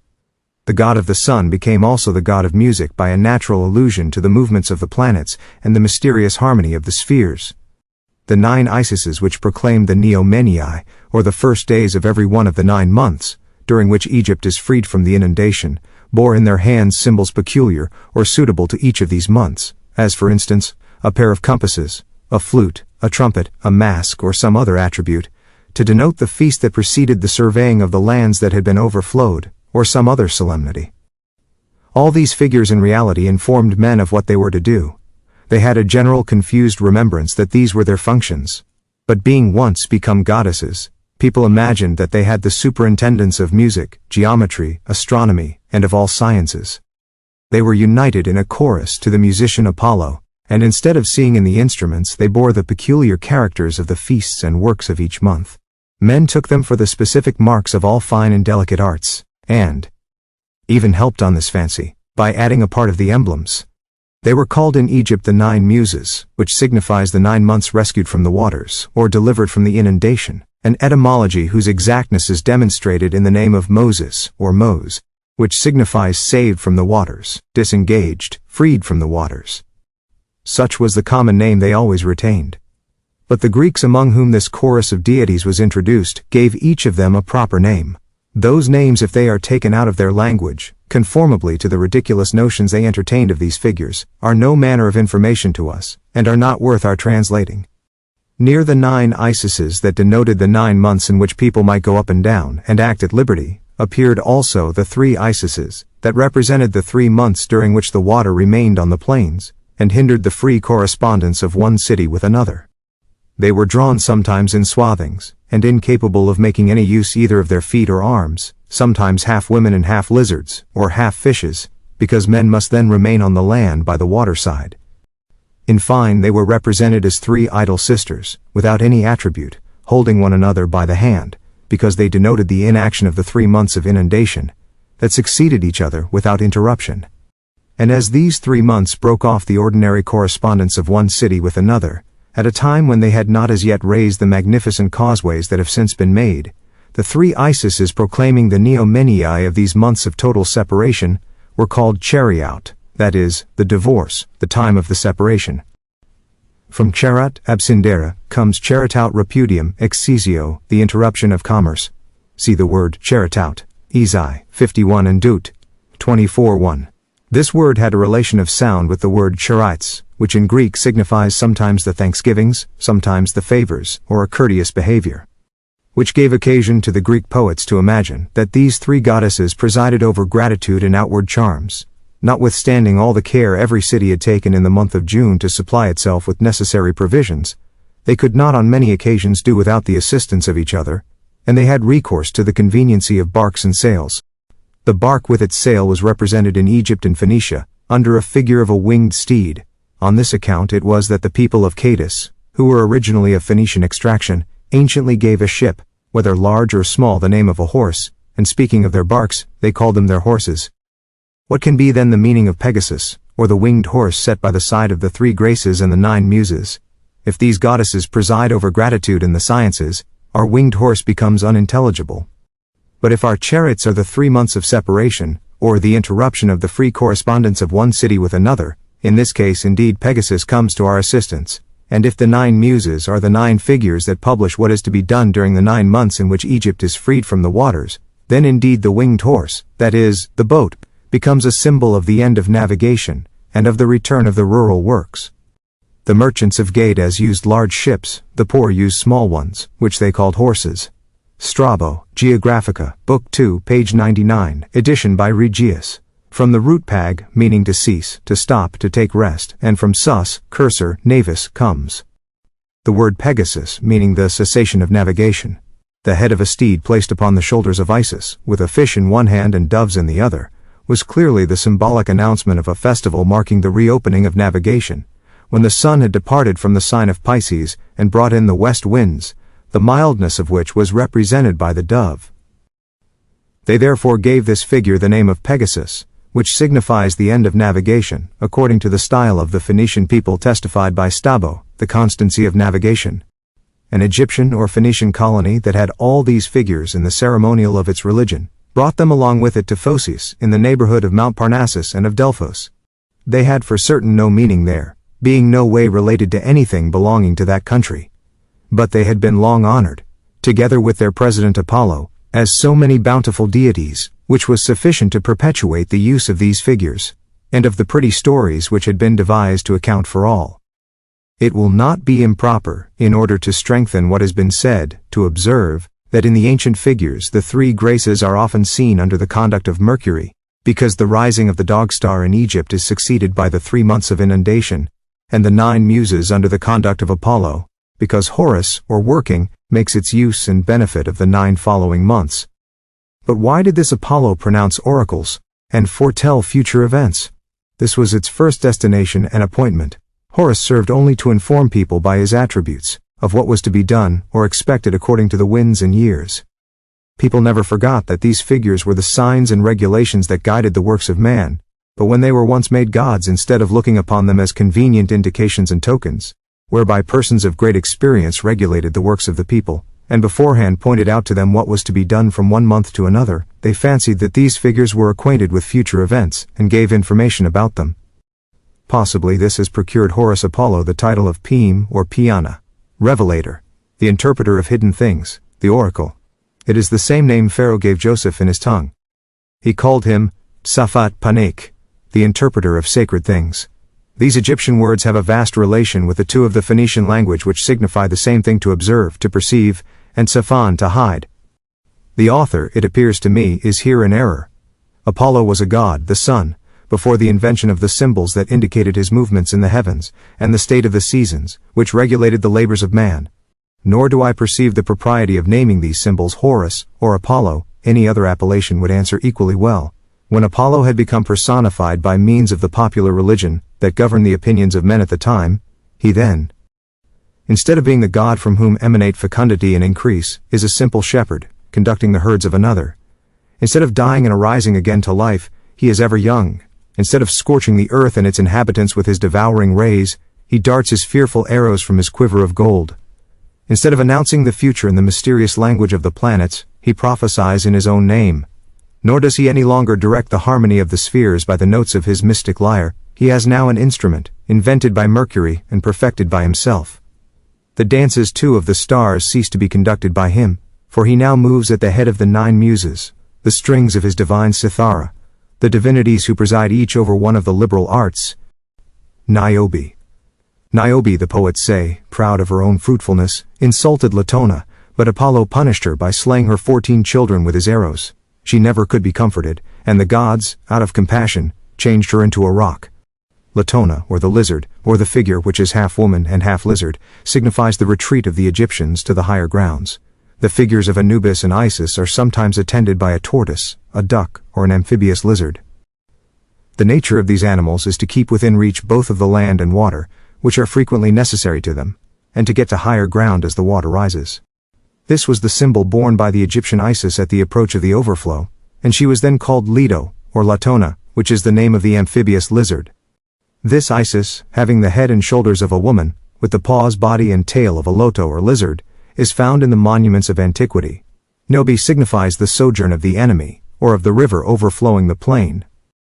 From Nua, habitare, to sojourn, and from Obi, exundation, tumor, comes Niobe, mora exundationis.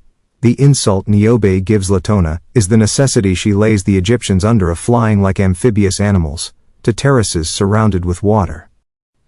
The 14 children of Niobe are the 14 cubits that mark the several increases of the Nile. These 14 cubits are still seen represented by 14 children, disposed one above another upon the feet and arms of the figure of the Nile, now standing in the Tuileries. Niobe, in short, is changed into a stone. Here lies the equivocation. The sojourn of the enemy becomes the preservation of Egypt, Shilav. But the same word, disguised by a slight alteration into that of Shilau, signifies a stone, understanding no longer what was meant by the mother of the 14 children, changed into preservation, or become the preserver of Egypt. They metamorphosed her into a rock, and her eyes into 2 fountains, that continued to shed tears for the death of her dear family. The following remarks of Mr. Mackey are ingenious and plausible.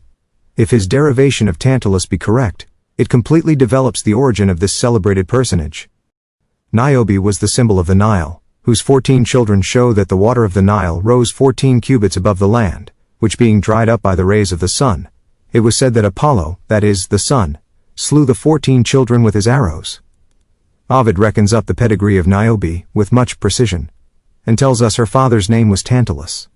The lower part of Egypt, that is, the delta, was formerly a gulf of the sea, which was filled up in the run of some 1,000 ages by the sediment brought down by the Nile from Ethiopia. Niobe then is the daughter of a high country, but Ethiopia, on account of its being a high country, is called in their language Tandalus, from Tan, a country, and Dala high. Thus Tantalus, a high country, was the father of Niobe, a low country, the sediment of the one having produced the other. It is further said that Tantalus was punished in hell with eternal thirst, while he stood chin-deep in water. But do we not know that Tandalus, that is, Ethiopia, is an arid country, notwithstanding all the fertilizing water of the Nile runs through it? Although it rains in Ethiopia for several months almost continually, a portion of the year is said to be very dry and sickly. Argus, the explication of the foregoing fable assists us in the understanding of another, which, puerile as it is, has often exercised the greatest poets and the best painters, I mean the fable of Argus. That of the Argonauts, which is shown pretty conclusively by Dupuy, contrary to our author's explication, to be purely astronomical. Juno provoked at the conduct of her husband, took from him fair Isis, and having turned her into a heifer, committed her to the vigilance of Argus, who had 100 eyes, some of which were awake, while the rest slept. But Mercury by his songs lulled all the eyes of the guardian asleep, and carried off Isis. What can this tale relate to? If I am not mistaken, the origin of it is this. Isis, the symbol of feasts, when she proclaimed the Neomenai and other solemnities of the winter and the spring, was attended by a Horus fit, to characterize the kind of work which was to last for 6 months together. This figure was covered all over with eyes, to mark out the peculiar kind of work which is done by night, and it was because this Horus intimated the necessity of watching to forward the making of cloth, that he was called Argus, which means the weaver's work. Argoth or Argos, opus textrinum, the weaver's work. Thence are derived the words hogam mai omikronu, opus, and orgia, generally used to express all kinds of work, that of spinning and making of cloth being the most common. The Isis, after having quitted the horns of the wild goat, whereby she denoted the winter, assumed during the whole spring those of a heifer, because it is properly the passing of the sun under the sign of the bull, that constitutes in the temperate zone the true beauty of that delightful season. The vernal Isis, the handsome heifer, thus remained several months together under the eyes of Argus, or by the side of the open-eyed Horus, till the latter was removed, and the heifer carried away by Mercury, that is, till the nightly works, spinning and the making of cloth were over, by the rising of the dog-star or Anubis. The people jesting upon these figures, forged the fable of Isis changed into a heifer, of her guardian Argus, and of the notable exploit of Mercury, who on this account was surnamed Argifontes, the murderer of Argus. We find in Pierius that the Egyptians gave also the name of Argus to the peacock that was by the side of Juno or Isis, and in the mythologists that Juno, after the death of Argus, took the eyes he had about him, and therewith embellished the tail of the bird that was consecrated to her. This peacock placed near Isis is only an attribute fit to denote the beginning of the nightly works, by an agreeable imitation either of the starry heaven, or rather of a multitude of eyes kept incessantly open. The name of Argus, viz. Of weaving it then went by, is a proof of this, and shows the intention of the ensign, Circe. The same Isis carried into Italy with her several attributes, gave birth to a fable of quite another turn. There she became the sorceress Circe, who with her wand turned men into lions, serpents, birds, swine, and any other figure she was pleased to give them. From what can men imagine stories like this? The mythologists thought she was an emblem of voluptuousness, that brings men down to the condition of beasts. It was difficult to say anything more reasonable, when they neglected to inquire into the true origin of these fictions. Circe is no other than the Egyptian Isis who, sometimes with a measure of the Nile, sometimes with a weaver's beam, a distaff or a lance, always appeared with some distinction in the public proclamations. She was always accompanied with the figures of Horus and others, that varied from month to month, and often from day to day. She was the principal part of the enigma, to which all the other enigmatic emblems were subordinate. She was everywhere to be met with, and had always by her side and under her wand, sometimes a man with a dog's head, sometimes a lion, then a serpent or a tortoise, sometimes a whole child, at another time a child's head upon the body of a serpent, and successively the animals of the zodiac, and others, that denoted the return of the different rural works. In a word, she converted all that were near her into several animals. The Isis and her whole attendance was then really a riddle to be found out, an emblem to be explained. But what signifies Circe? Even the rapper, the enigma. Let us proceed farther. Isis very probably was not called Circe on any other account, but that of the cirque, or solar circle she commonly wore over her head. That circle was the emblem of the Supreme Being, of whom Isis proclaimed the several feasts. But why was this sun called Cirque, the enigma? It is because God could not be painted, and a disc was the enigma of God. It was the enigma par excellence, the Cirque. The place in Italy to which this Isis with her circle over the head was brought and honored of old, is still called Monte Circello. To proclaim certain feasts or sacrifices, that were celebrated perhaps in the evening at the rising of the new moon, or in the morning at the rising of some star, or of the planet Venus, when it is admirably splendid a little.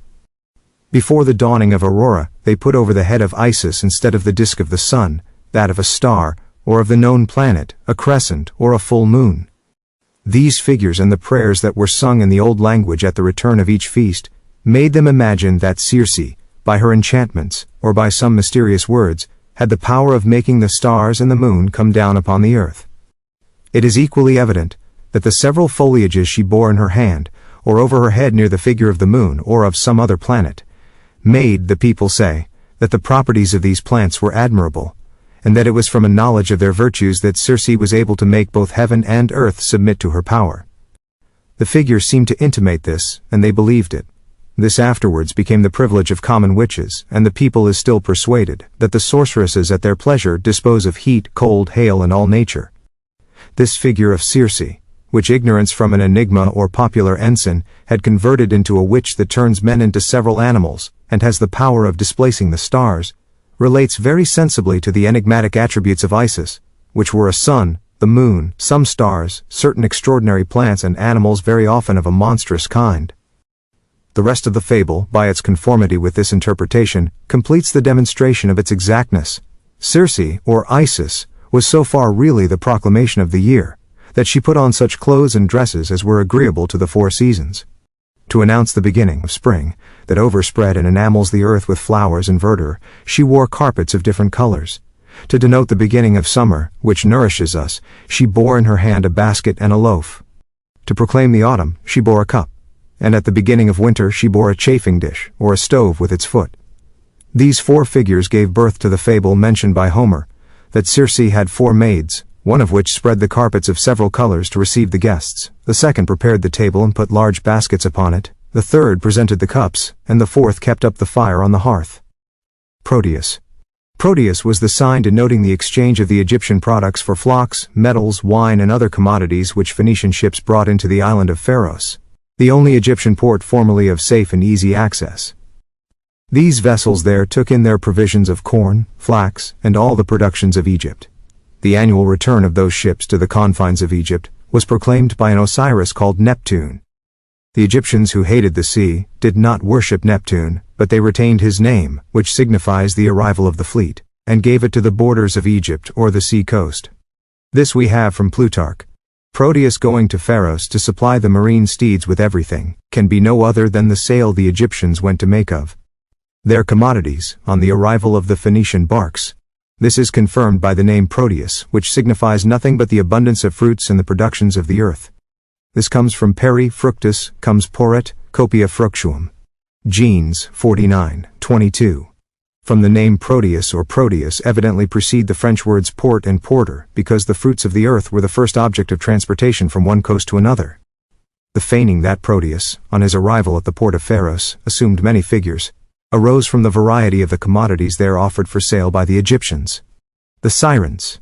All Greece and Italy were by degrees filled with colonies and customs originally derived from Egypt or Phoenicia, but the ritual, of which Egypt itself had forgotten the meaning so far as to take Osiris and Isis for deities, was infinitely more disfigured among other nations. And when a single part of the Egyptian religion was anywhere introduced, it grew darker and darker, for want of being connected with the other practices that served to compose the whole. The 3 Isises that proclaimed the feasts during the 3 months of inundation, being presented to the inhabitants, who seemed to become amphibious by their long dwelling by the waterside, were sometimes half women and half lizard, or half women and half fish. One of them had in her hand an instrument of music rounded at top, and called sistrum, which was the symbol of the hymns, dances, and of the universal joy that appeared throughout Egypt when the Nile was of requisite height. They sung and danced at that time, as is still practiced in Cairo, and all over Egypt, on the like occasion. They called the woman that carried the sistrum the singer of hymns, because her function was to publish the good news, and the hymns of the great feast. This is then the origin of the sirens on the coast of Naples, whose name signifies to sing hymns. The figure given to all the three is exactly that of our Isis. The number of the sirens answers to that of the 3 months of inundation, and the sistrum borne by one of them has, through ignorance, been converted into a looking-glass. As to what is said, that they devoured the strangers, that presumed to come too near in order to hear them, this fable is grounded on what was given out, that the 3 Isises of the summer were fatal to foreigners, whom the gross and marshy air of Egypt used to carry off, when they exposed themselves too much to it. Mdemela, and all travelers, agree that the air of the houses is then suffocating, that no one can bear it, and that everybody has tents on board the boats, to enjoy a little coolness. It is therefore evident that it was a very great moment for foreigners to avoid the 3 sirens.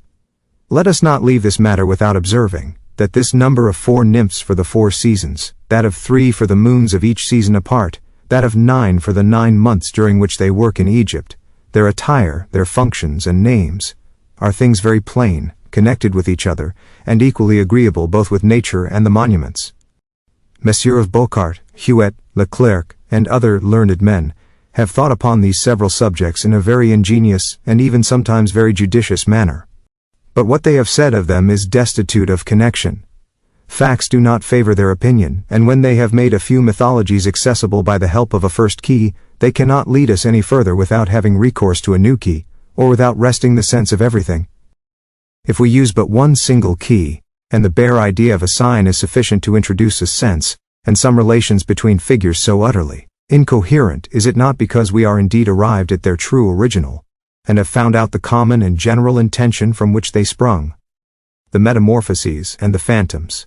After these instances of fables evidently proceeding partly from Egyptian figures, and partly from the popular expressions, equivocations, or proverbs occasioned by the sight of these figures, we have acquired a privilege of asserting in general that from the same source, metamorphoses, phantoms, and oracles sprung. All and every one of the Egyptian figures had been established only to proclaim the feasts and works to come. When they were become so many gods, all these deities had the privilege of foretelling future events, whence it happened, according to Herodotus, that Jupiter, Minerva, Apollo, Diana, Mars, and above all Latona, pronounced oracles to the Egyptians. The oracle of Latona became the most notable, because really, Latona being originally no other than the Isis, half woman half lizard, or the Virgin Aragon united to a lizard's body, to mark out the exact height of the increases of the Nile, she was the most consulted of any figure. All eyes were fixed upon this measure. They addressed to Latona every day and every hour. When she was at last made a goddess, the people who consulted her imagined that she knew everything. But we shall treat of this matter apart, as there is nothing in point of which it is so difficult to make men cast off their ancient prejudice, as the predictions of futurity. The same source from which the oracles sprung has given birth to phantoms, the gods which men had forged to themselves, being for the most part hideous and monstrous figures, and the apprehension of the evil they were reputed capable of doing, having a greater share in the religion of nations than confidence and the love of justice, men represented to themselves their own deities, and the powers which they dreaded, only under the ideas of figures bristling with serpents, armed with claws or horns, very often with yawning wide-open jaws, and with such an aspect as could not but corrupt the imagination and reason of children. These empty phantoms fostered in them a childish terror that lasted as long as their lives. It is no longer any task to guess at the general origin of metamorphoses. Egypt is evidently the source of them. A man with a dog, wolf or lion's head, a woman, who, instead of feet, has a lizard or a fish's tail, a child with the body of a serpent, and other the like figures invented to supply the wants we have mentioned, being no longer understood, they imagined as many fables and miraculous changes as there were of these compound figures. This relish for surprising stories became universal in Phoenicia, then in Greece, and all the world over.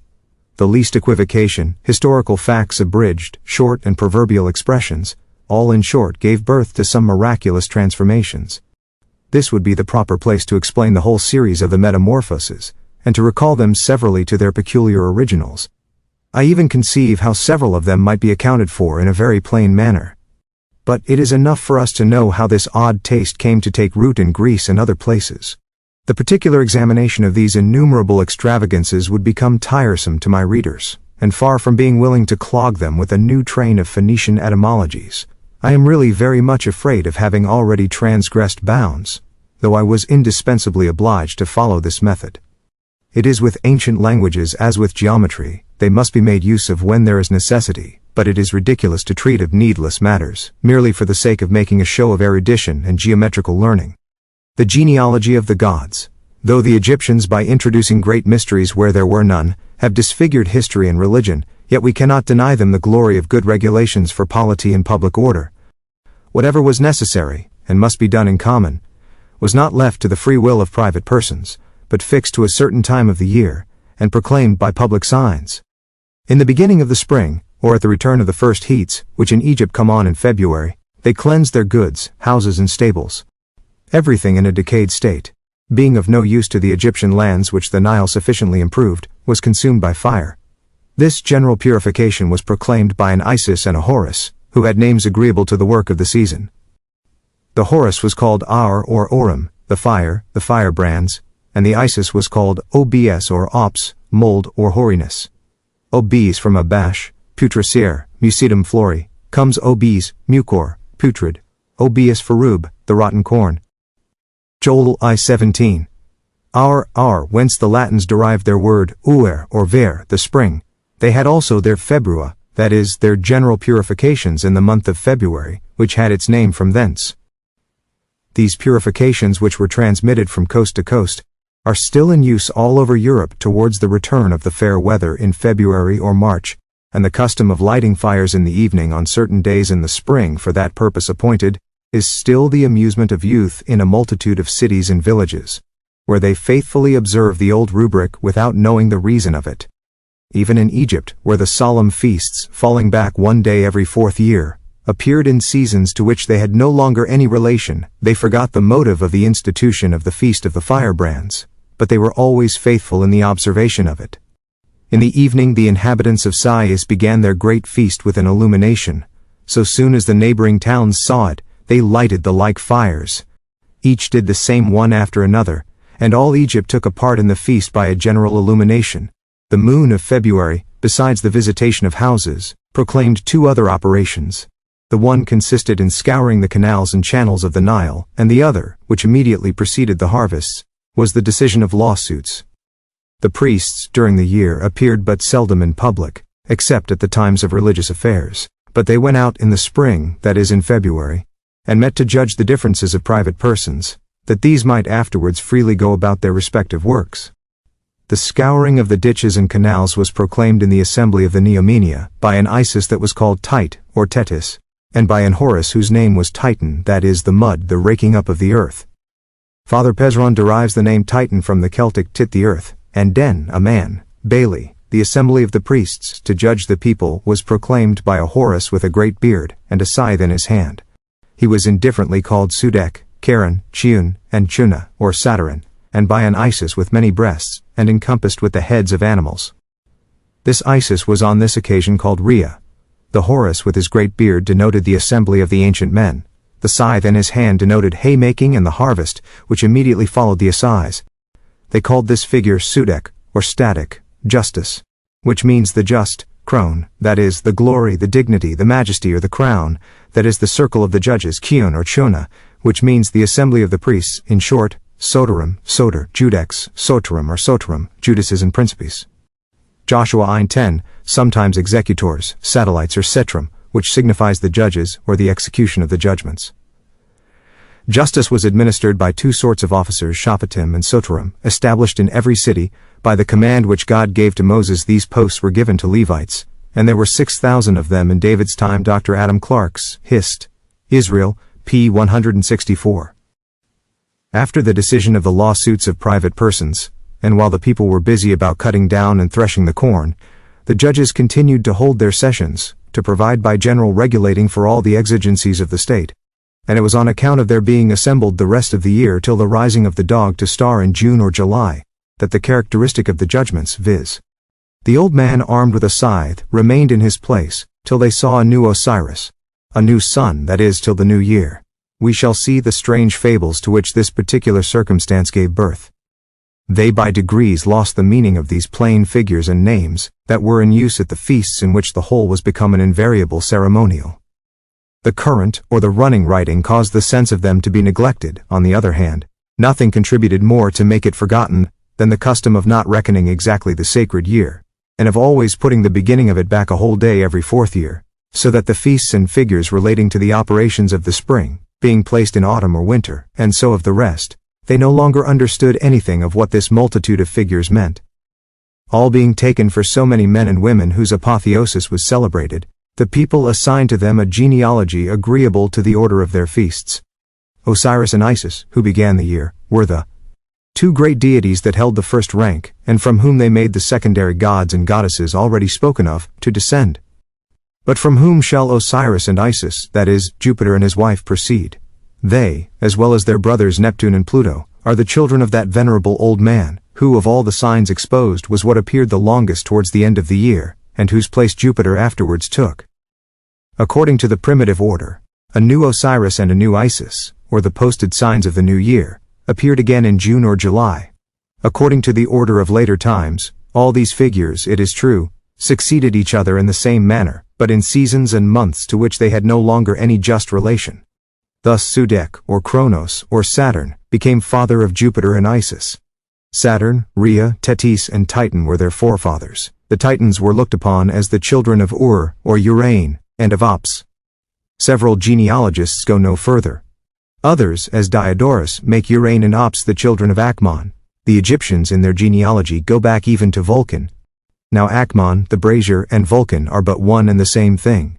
Thus all these great personages that have peopled heaven, whom every country flattered themselves with having had for their inhabitants, to whom poets have attributed tragical adventures, and all the accidents of humanity, these great conquerors, the histories of whom our learned men are incessantly sifting, even so far as to penetrate into the political concerns that prompted them to act, prove at last to be, as well as Cancer, Capricorn, the Balance, or the Sphinx, mere ensigns or public marks and figures posted up to direct the people, and regulate the feasts and public works, all the year round.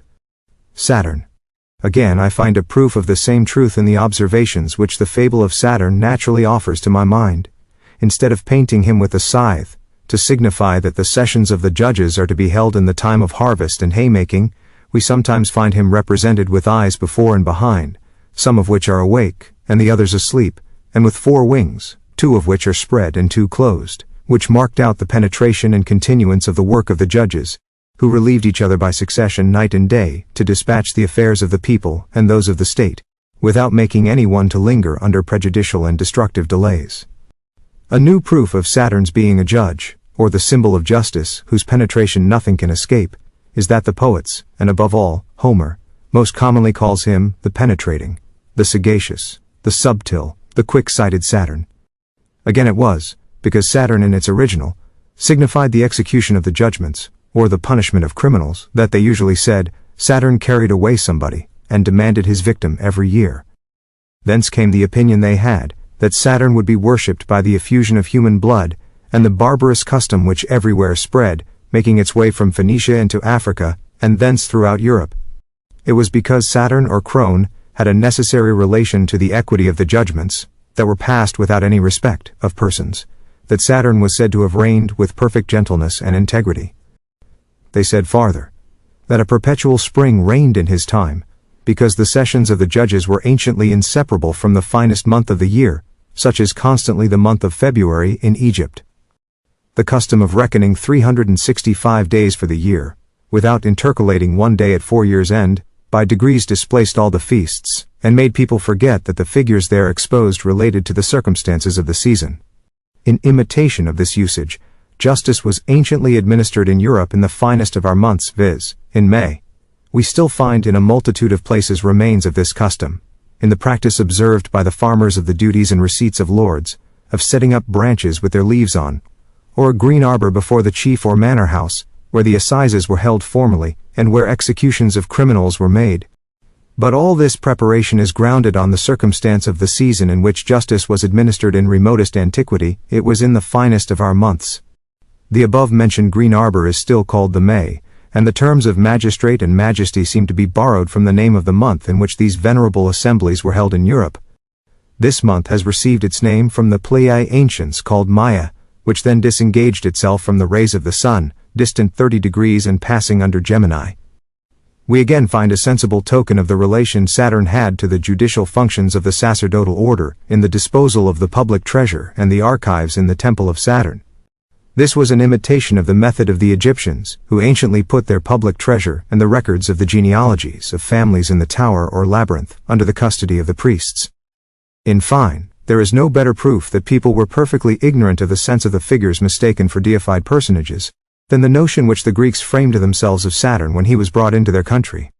The name of Crone under which he was known to them very plainly signified the majesty of the judicial assemblies, the crown or circle of the judges. But not knowing what this figure and its intention were, and finding a relation of sound between the name of Crone and that of Chronos, which among them signified time, they interpreted the whole symbol in that sense. The age of the figure squared with this incomparably well, but what were they to do with the scythe he carries in his hand? Why, he shall use it to cut down everything. Above all, the stones which they made him to devour in Syria seem to distinguish him perfectly well. Time consumes everything, and preys upon the very stones. The following judicious remarks, from the myth, Dict, of W. Howell, B.D. support the hypotheses of Pluche, in regard to the manner in which names have been appropriated to individual persons that never had existence. Semiramis. The wonderful actions of Ninus and Semiramis may be read in divers historians, Herodotus, Strabo, Diodorus Siculus, Ctesias, etc. The accounts are inconsistent and incredible, and indeed what credit can be given to the history of a person, Semiramis, the time of whose life cannot be ascertained within 1,535 years. For so great is the difference of the extremes of the following numbers. According to Syncellus, she lived before Christ 2,177 years, Petavius makes the term 2,060, Helvicus 2,248, Eusebius 1,984, Mr. Jackson 1,964, ABP USR 1,215, Philobiblinus from Sanconiathon 1,200, Herodotus, about 713. The history of Ninus and Semiramis is in great measure founded upon terms which have been misconstrued, and fictions have been invented in consequence of these mistakes. Under the character of Semiramis, we are certainly to understand a people called Semirim, a title assumed by the ancient Babylonians. They were called Semirim from their ensign, which was a dove, expressed Semiramis. It was used as an object of worship, and esteemed the same as Rhea, the mother of the gods. It was a common mode of expression to call a tribe or a family by the name of its founder, and a nation by the head of the line. People are often spoken of collectively in the singular under such a patronymic. Hence we read in Scripture, that Israel abode in tents, that Judah was put to the worst in battle, etc. When it was said, that the Ninevite performed any great action, it has been ascribed to a person called Ninus, the supposed founder of Nineveh. But we may be assured, that under the character of Ninus and Nineveh, we are to understand the Ninevites, as by Semiramis is meant a people called Semarim. And the great actions of these two nations are in the histories of these personages recorded. But writers have rendered the account inconsistent, by limiting what was an historical series of many ages, to the life of a single person. The Ninevites and Semarim did perform all that is attributed to Semiramis and Ninus. They did conquer the Medes and largely extended their dominions. But these events were many ages after the foundation of the two kingdoms. It is said of this ideal personage, that she was exposed among rocks, but delivered and preserved by Sima, a shepherd, and was afterwards married to one Menon. She is likewise said to have constructed the first ship. Now Sima is a personage made out of Sima, or Sama, the divine token. Menon is the deus lunis, under which type the ark was reverenced in many regions, and as it was the first ship constructed, with which the history of the dove was closely connected, they have given to Semiramis the merit of building it. Sesostris. The history of this personage has been admitted as credible by the most learned writers and chronologists, though they cannot determine the era of his reign within 1,000 years. Notice has been taken under several articles of the supposed conquerors of the earth, and among them of the reputed deities of Egypt, under the names of Osiris, Perseus, etc. These are supposed, if they ever existed, to have lived in the first ages of the world, when Egypt was in its infant state, and Sesostris is made one of the number. He is by some placed before Horus, and by some after. He is also represented under the different names of Sethos, Sethosis, Sesunis, Sionathosis, and Sesostris. Osiris is said to have conquered the whole earth, then Zeus, then Perseus, then Hercules, all nearly of the same degree of antiquity, if we may believe the best mythologists.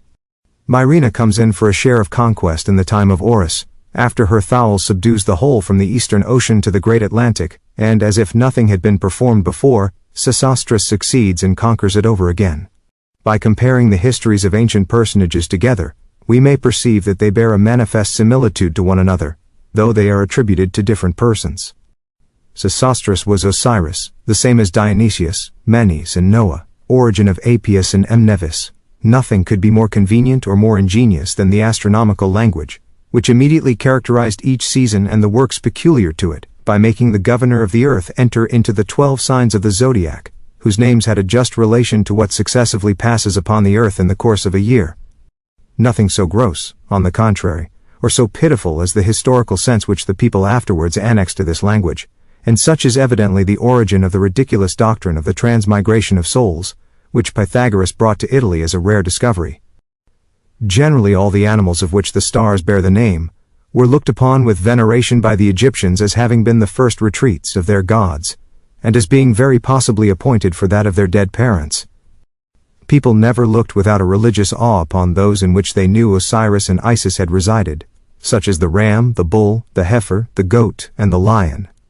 Their ancient custom of carrying ceremonially at the feasts of certain seasons, the animal whose name the house into which the sun entered, went by, disposed the people of certain provinces to honor particularly the animal carried at the feasts that concurred with the conclusion of their harvest.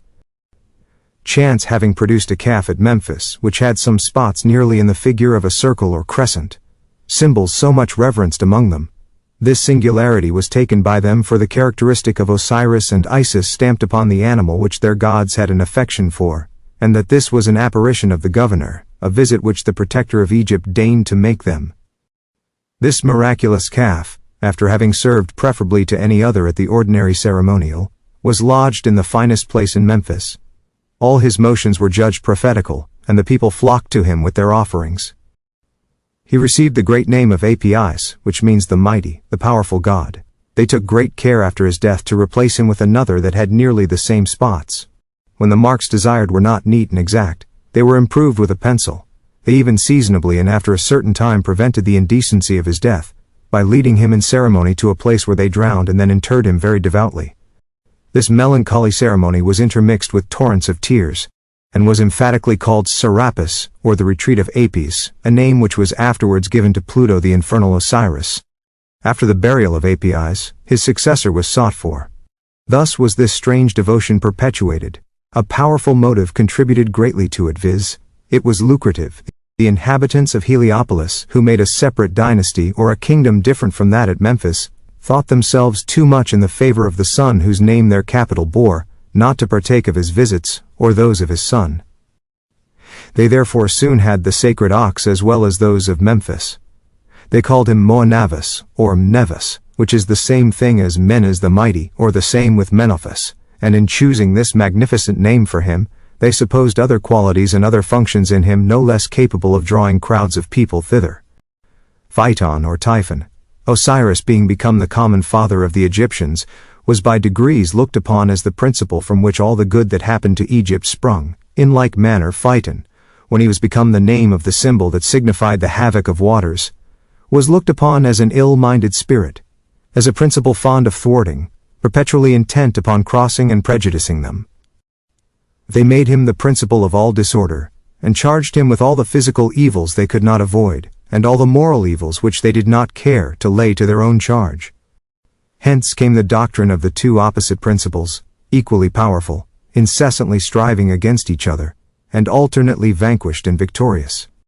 This doctrine, which from the Egyptians was handed down to the Persians under the names of Oromazes and Aramazes, is altogether different from ours, according to which God, conformably to the adorable views of his providence, employs the ministry of the spirits who have persevered in a state of uprightness, and leaves a certain measure of power to those who are fallen from it.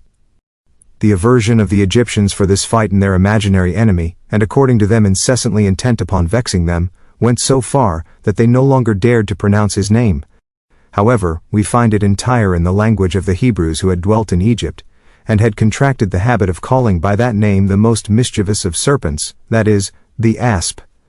The entire name of Phaeton or Python is found again in the most ancient and most celebrated fables of paganism.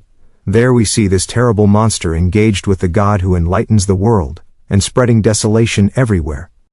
Nothing has been more celebrated in antiquity than the victory of the sun, nothing more abhorred than Phaeton, when from a painted monster, he was become a being intent upon doing mischief. The Egyptians, fearing to defile themselves by the bare pronouncing of that detestable name, retained the letters of it, and converted them into that of Typhon. Some people even at this day have a reluctance to pronounce the common English name of this Prince of Darkness. They call him the DL, the Old Nick, Old Harry, A&C. We have seen how the cross, as well entire as abridged, was the mark of the increase of the Nile, because it was the measure of it. When confined in the hand of Osiris, in the claws of the hawk, or the hand of Horus, it very plainly signified the overflowing of the Nile regulated by the sun, strengthened by the wind, and subject to fixed rules. This cross, which in their vulgar writing, as likewise in the ancient Hebraic characters, in the Greek and the Latin alphabet, was the letter tau, that the cross, or the T suspended by a ring, was taken by the Egyptians for the deliverance from evil, we may assure ourselves by consulting their practices, which are the surest interpretation of the opinion that governed them. They hung it round the neck of their children, and of their sick people. They applied it to the strings or fillets with which they wrapped up their mummies, where we still find it. What can in their ideas signify a T placed near those of to whom they wished health and life, if not the deliverance from the disease and death, which they hoped to obtain by these superstitious practices? Hence we see how strangely they misapplied those figures, which in their first institution related to the Nile, to husbandry, and to things totally foreign to the applications of succeeding times. This very probably is an introductive key, wherewith one might strive to explain part of the meaning which the Egyptians of the later times have given to their sacred writing. This custom of the Egyptians appeared so beneficial and so important, that it was adopted by other nations. The children and the sick most commonly wore a ticket, wherein was a T which they looked upon as a powerful preservative. In process of time other characters were substituted in the room of the letter T, which was at first engraved on this ticket, but of which the other nations understood neither the meaning nor the intention. They often put a serpent in it, and Harpocrates, or the object of the devotions in vogue, nay sometimes ridiculous figures, or even some that were of the utmost indecency. But the name of amulet, that was given to this ticket, and which signifies the removal of the evil, most naturally represents the intention of the Egyptians from whom this practice came. The above-mentioned practice, we have seen, arose from the instrument used for measuring the height of the inundation of the Nile, being an abridgment of it, and which was considered the salvation of Egypt. A like veneration is bestowed upon this figure, that is, the cross, by Roman Catholics, which, like other customs of the ancients, has probably been adopted by them without understanding its origin, and which they attribute to a different source. A spell, which they no doubt consider more potent, however, is now generally used instead of the cross. This is called Gospels, and consists of short passages extracted from the Gospels by a priest, which is enclosed in a piece of silk, and tied round the necks of children going to bed. The same superstition prevails among the Mahometans. Dr. Hume, in Walpole's Memoirs, speaking of modern Egypt, says, "The general remedy in cases of fever and other kinds of illness is a seifi from a priest, which consists of some sentence from the Koran written on a small piece of paper and tied round the patient's neck. This, if the sick man recovers, he carefully preserves by keeping it constantly between his skullcaps, of which he generally wears 2 or 3. Seifis are very commonly used by the Mohammedans, being considered to possess much efficacy for the body as well as the soul, and occupy the same place in the estimation of the superstitions as did the frontlets of the Jews and the phylacteries of the early Christians." Quoted in Russell's View of Egypt, p. 324, New York edition. In regard to the sacred writing of the Egyptians, it is not improbable that its characters were originally formed from the figure of the nilometer, consisting of right angles, and thence considered sacred. The Egyptian Mysteries. We must not expect, we are told, that the priests of Isis, or Plutarch, or any other travelers who heard them talk, can be able to give us any information about the true sense and meaning of their symbols. It was a mysterious theology, which they took great care not to divulge. Those who were initiated therein engaged themselves by an oath never to communicate to the people any part of what had been revealed to them. Does not Herodotus often tell us that he is permitted upon no account whatever to reveal the names and the honors that were destined and annexed to certain deities, or what these deities were? The secret in this point being inviolable, are we to wonder that they have not explained themselves on the grounds which concern us, and can we judge of what they have not revealed? Let us then see what these mysteries so much spoken of were, and, if possible, let us penetrate into these secrets, in spite of the veils and barriers intended to render them inaccessible. Among the ancient Egyptian figures, there were some which could not well be mistaken for celestial gods, and of which it was difficult to lose the meaning, having at first been of infinite use to the people. Such were, for instance, the serpent, the canopus, and the hawk. We see, therefore, from the interpretation given of them by the grammarian Horapollo, that in the 4th century the Egyptian priests still expressed the life or eternity of their gods by a serpent encompassing them, that they represented the overflowing of the Nile by 3 pitchers, and denoted the wind by a hawk spreading her wings. Accipiter Alice in aer potentis ventum significat. Ibid. But the people, having once forgotten the sense of the sacred writing, and taken human figures for celestial powers, never gave over. Inventing histories, and the priests who preserved this writing adapted it to their histories, which renders it worthy of contempt, and altogether different from the ancient as to the meaning. The priests at first retained a part of the primitive explications. Thence comes the mixture of great and little in the Egyptian theology and in the Eleusinian, which was the same. In there more than anywhere remained the ancient footsteps of the truths, which constituted the principal groundwork of the religion of the patriarchs.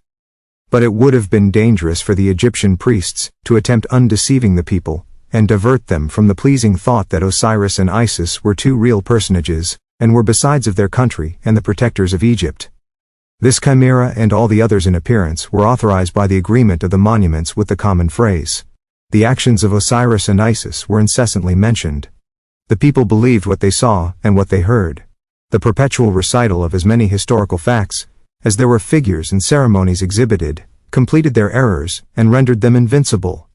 If our councils and the most venerable of our bishops have had so much ado to abolish among the people the belief of certain legends unworthy the majesty of our religion, and which were connected with no monument capable of countenancing them, how can we conceive that the Egyptian priests were able to take from a people immersed in ignorance and cupidity the extravagant stories which universal custom offered to their minds on sight of the personages and animals wherewith the places of their assemblies were filled? It is much more natural to think that the priests themselves, like the rest, yielded to the persuasion of being under the patronage of their ancestors transported into the stars, and now the moderators of the sun, the moon, and of all nature. The people, in their fanatic enthusiasm, would have torn in pieces any that should have dared to deny the history of Osiris and Isis. Truth was then altered and obscured by the very priests. They first accustomed themselves to these notions, because it was dangerous not to comply with them, and afterwards became themselves the most zealous defenders of them. The whole came on by degrees. They first complied with the common language, because they thought they could not stem the torrent, but they studied in private what they could collect of the interpretation of the ancient writing. Thus they at once admitted both the popular stories and the explications that demolished them. They only took care to require profound secrecy from those whom they would instruct in a more solid manner. Thus instruction assumed a mysterious and important air, without altering anything in what the people believed. It only mentioned a more perfect state, and a kind of knowledge of which none became capable till after many trials and efforts, which suited not the common sort of men. Thus they avoided exciting the fury of the people.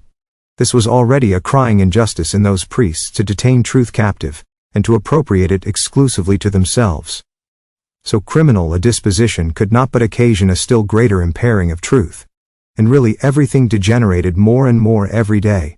The probation of the disciples, and the oath of an inviolable secrecy, being very remarkable practices, were perpetuated with great exactness. The ceremonial part easily supports itself in all religions, and is often embellished rather than diminished, because it is of no importance to the passions which it never disturbs, and sometimes really indulges.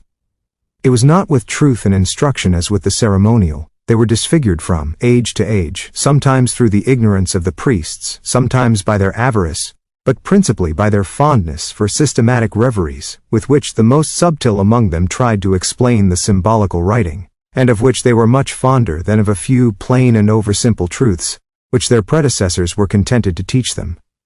Therefore danger and fear first gave birth to the secrecy of the Egyptian instructions, and have converted the practices of the ancient ceremonial of the public religion into so many mysteries, to the knowledge of which none could be admitted, but such as had given proofs of a profound respect for the objects of religion, of a perfection which common men could not attain, and of an unconquerable taciturnity. But then those who were initiated thought themselves of a class superior to the rest of men, and their condition appeared worthy the envying. The priest, being sure of the discretion of their disciples, might very well acknowledge to them the grossness of the meaning which the people annexed to these symbols. But their shameful connivance suffered error to get so much ground, that the piety of the initiated themselves sunk into a mere ceremonial, and the small remains of truths, which subsisted amongst so many fabulous stories, remained there stifled as it were, and without any useful effect.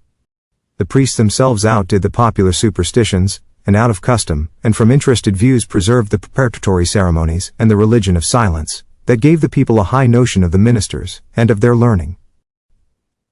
I have given the literal translation of most of the terms made use of in these mysteries. Neither the Greeks nor the Romans understood the meaning of them, because they are Phoenician. The very name mystery being also a Phoenician word, which signifies a veil, an envelopment, we are on this very account authorized to look out in the Chananian language for the meaning of the other terms made use of in the mysteries.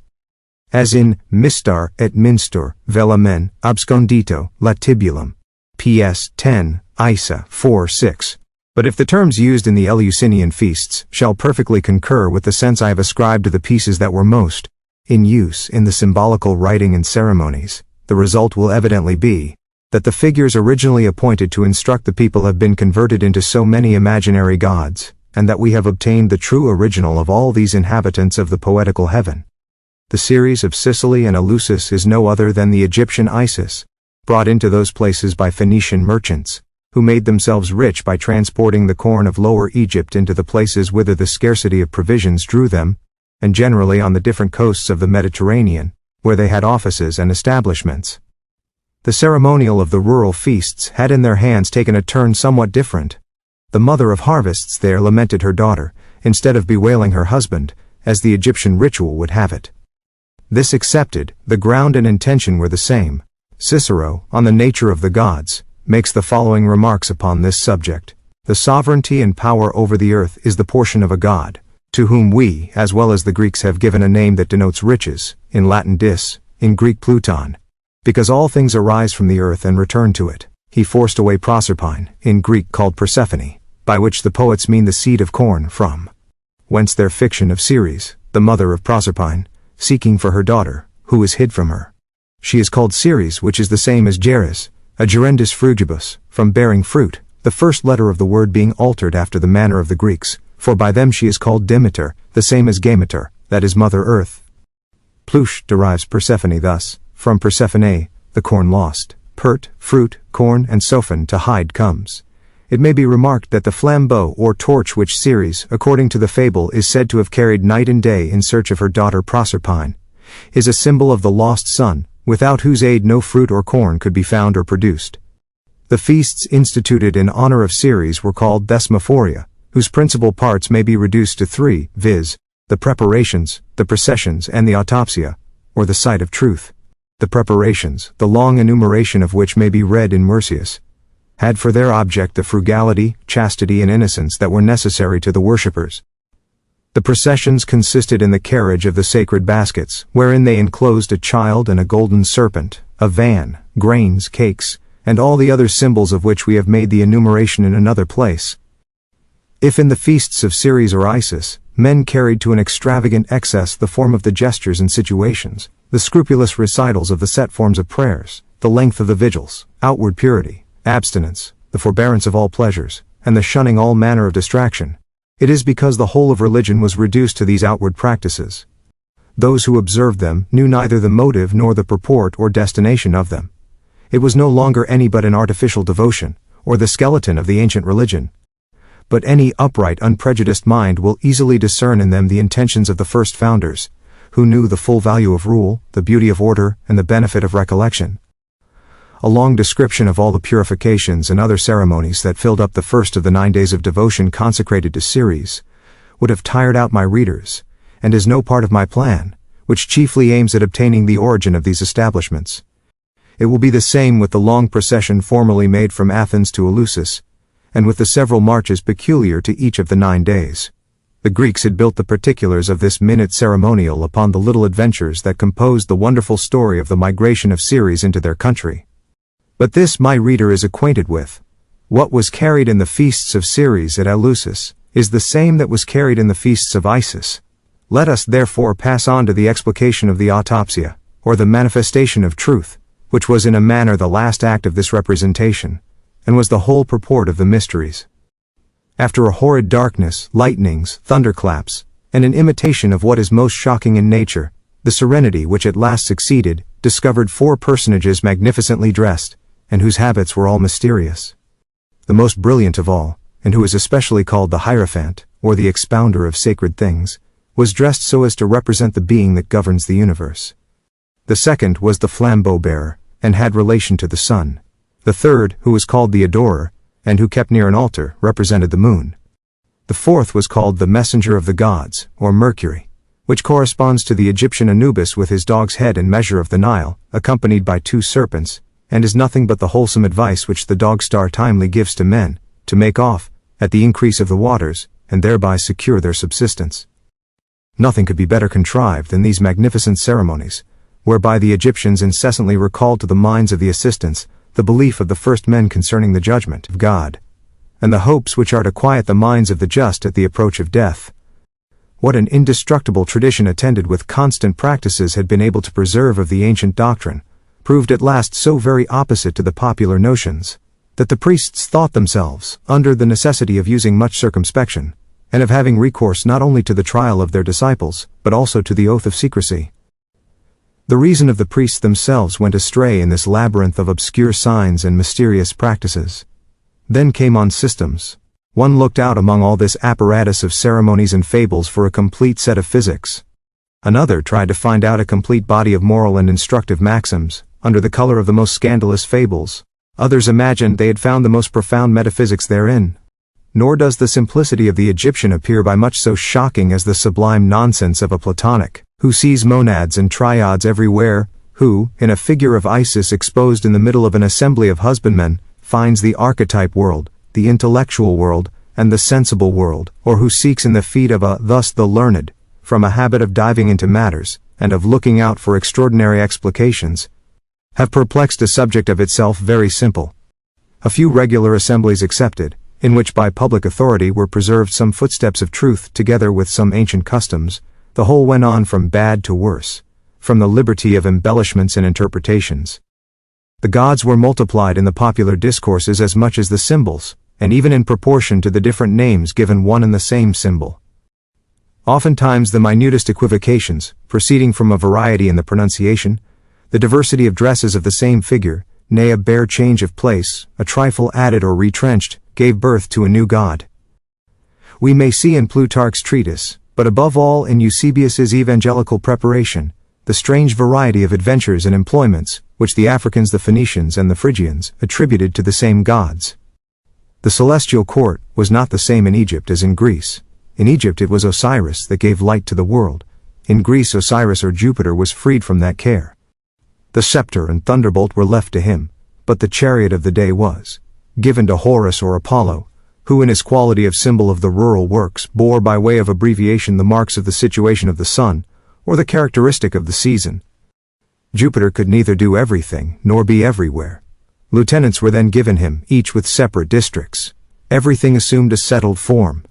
The histories of the gods were composed, and by attributing to them what each nation in particular was pleased to publish on their account, by adding thereto the histories of the ministers of the temples, and those of the kings who had favored their worship, but chiefly by excusing the disorders of women on account of the pretended disguises of these gods possessed with their charms, they formed that monstrous lump of mythology, in which it is no wonder that we find no sense, no coherency, no order of place or time, nor any kind of regard either to reason or good manners.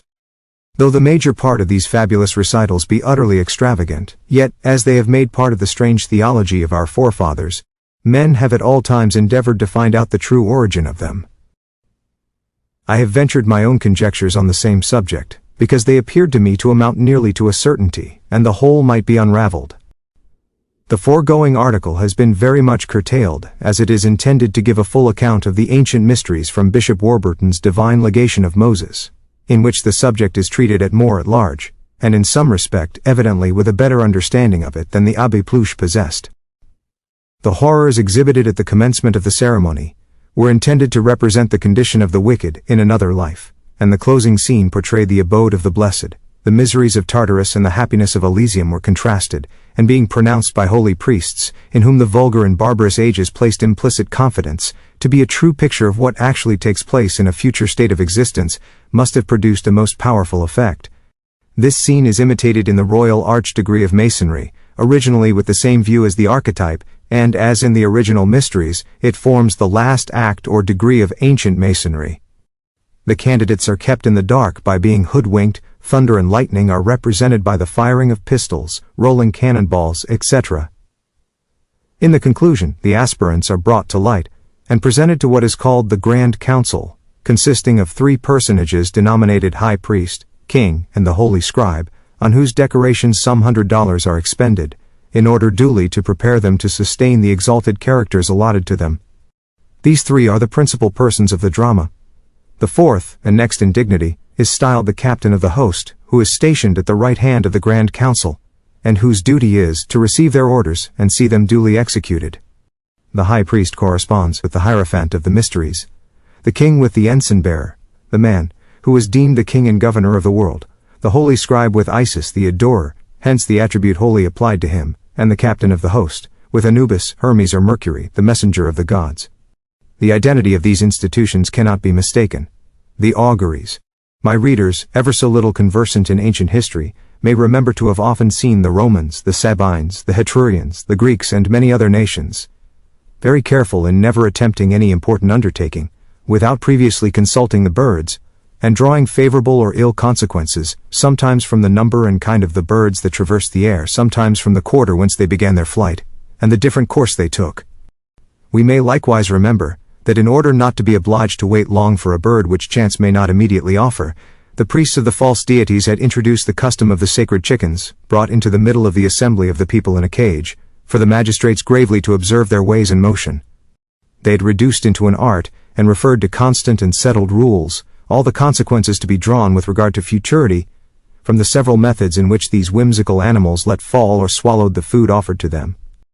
Have not the priests of paganism, either out of interested views, or from an infatuation for these chimerical rules, 1,000 times spoiled, or put a stop to the most important and best concerted undertakings, out of regard to a fowl that had refused her meat?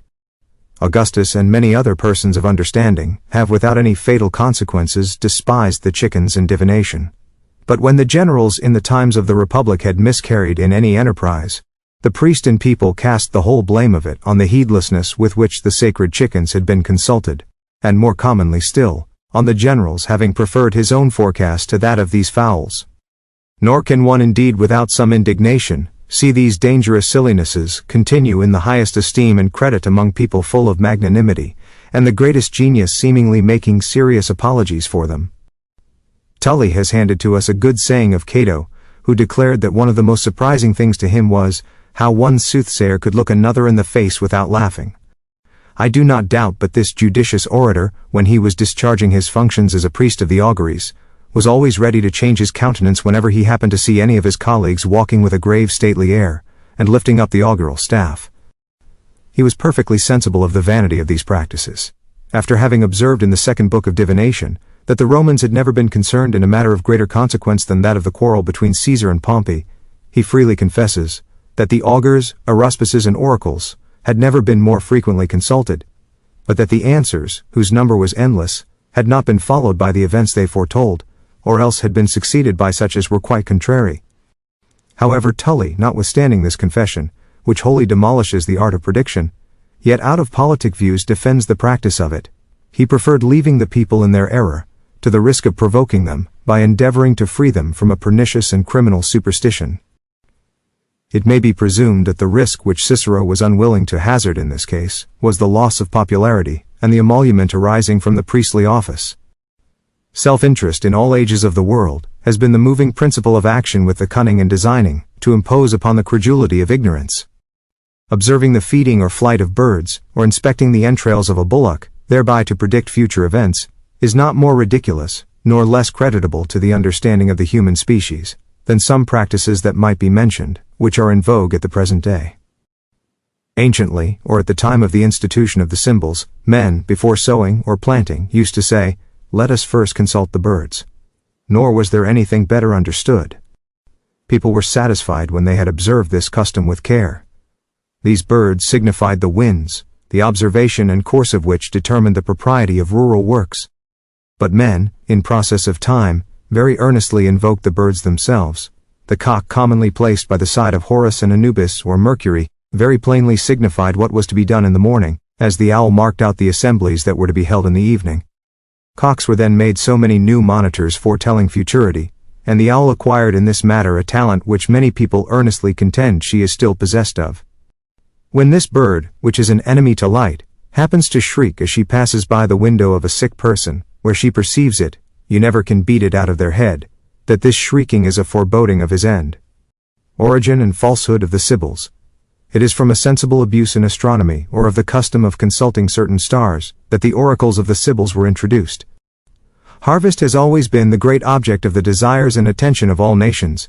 In order therefore to regulate the manuring of their lands, their plowing, sowing, and the other operations of concern to the bulk of society, men had their eyes fixed on the virgin that bears the ear of corn, and which is the mark of the time of harvest. They observed how far the sun was remote from it, and on this account they generally used to consult and have recourse to the Virgin, a language as reasonable as the practice expressed by it. They at first gave this constellation the name Shibboleth Ergon, the reddening ear of corn, because it is exactly the circumstance for which men wait to begin their harvest, and because their crop ripens when the sun draws near this collection of stars. They afterwards called it sometimes Sibyl, sometimes Aragon, from Shibboleth or Shibboleth, Speke, and from Dan. 5-7. Aragon purpura, the purple ear of corn, Spica rubescens. This name Aragon rendered in Greek by that of Erythra, which corresponds to it, and signifies red, gave birth to the Erythraean Sibyl. There was certainly an advantage in consulting her, and her answers were very just to regulate husbandry, so long as she was taken for what she was, that is, for a cluster of stars, under which the sun placed himself at the time which brought on harvest, and reddened the ear of corn. And because the Egyptian harvest did not fall under that sign, but under the ram or the bull, it is that Egypt flocked to the oracles of Ammon or of Apis, and had so particular an affection for Isis with the horns of a heifer, the ancient proclamation of their harvest, whereas all the East consulted the Erythraean Sibyl, in order to be assured of a plentiful crop. This language became the matter of fables. Our maid, changed from a sign to a prophetess, had no doubt the most perfect knowledge of futurity, since people came from all parts to ask her questions.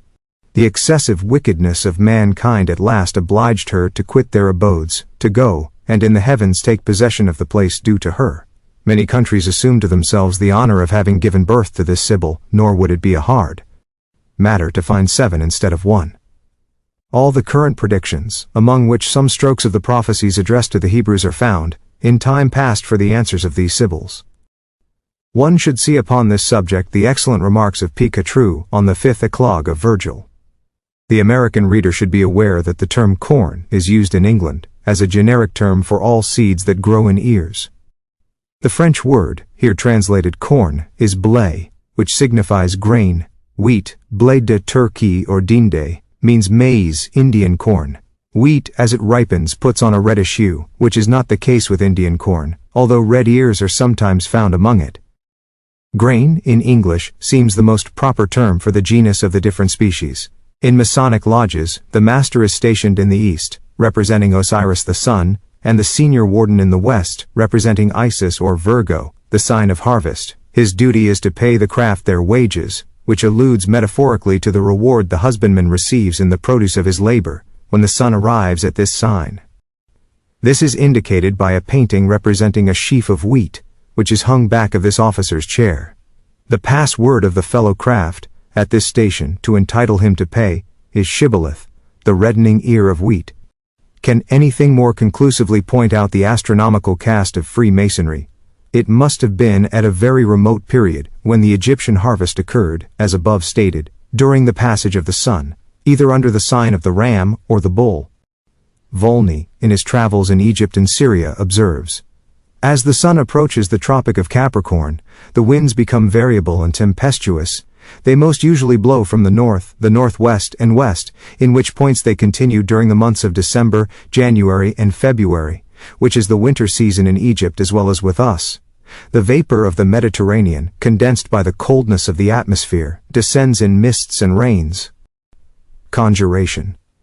I am still to inquire into the origin of an art far more important than all the foregoing.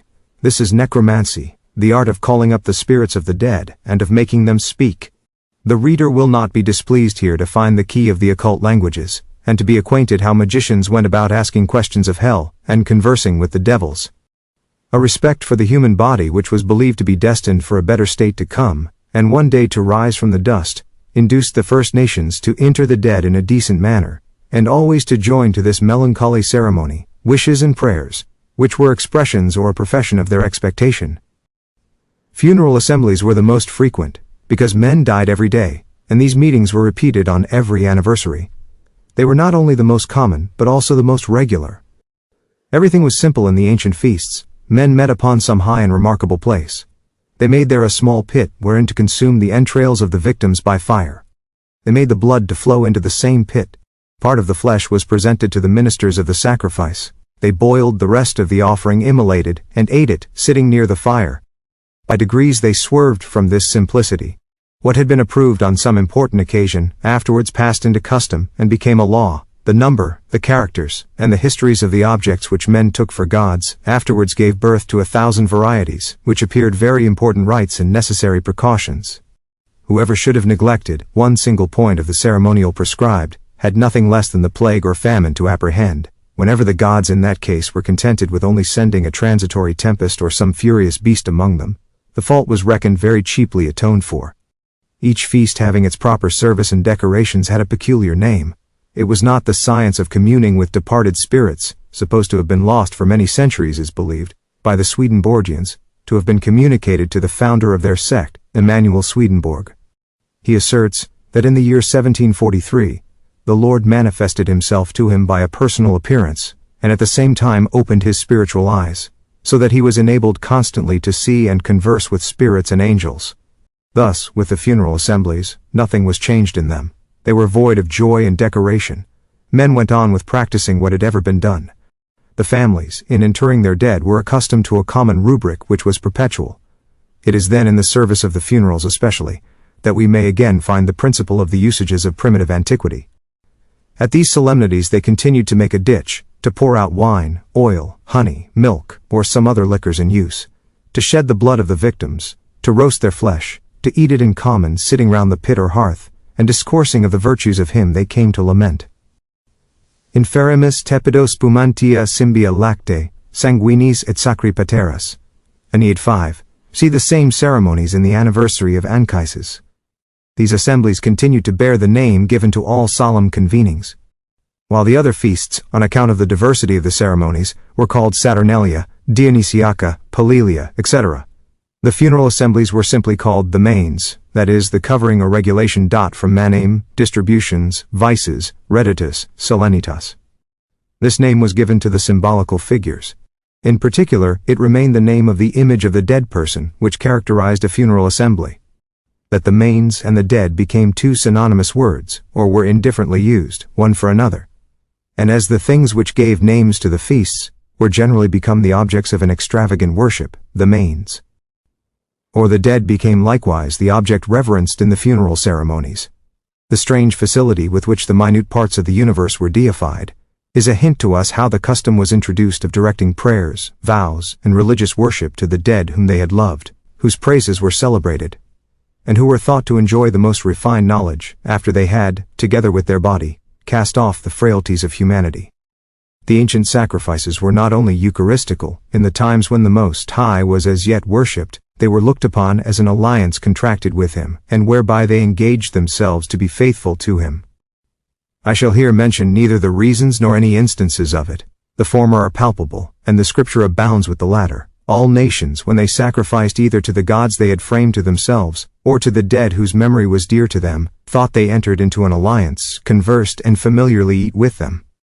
But this familiarity engrossed their thoughts most particularly in the funeral assemblies, in which they were as yet full of the memory of the persons whom they had tenderly loved, and who, as they thought, took always a great part in the concerns of their family and country.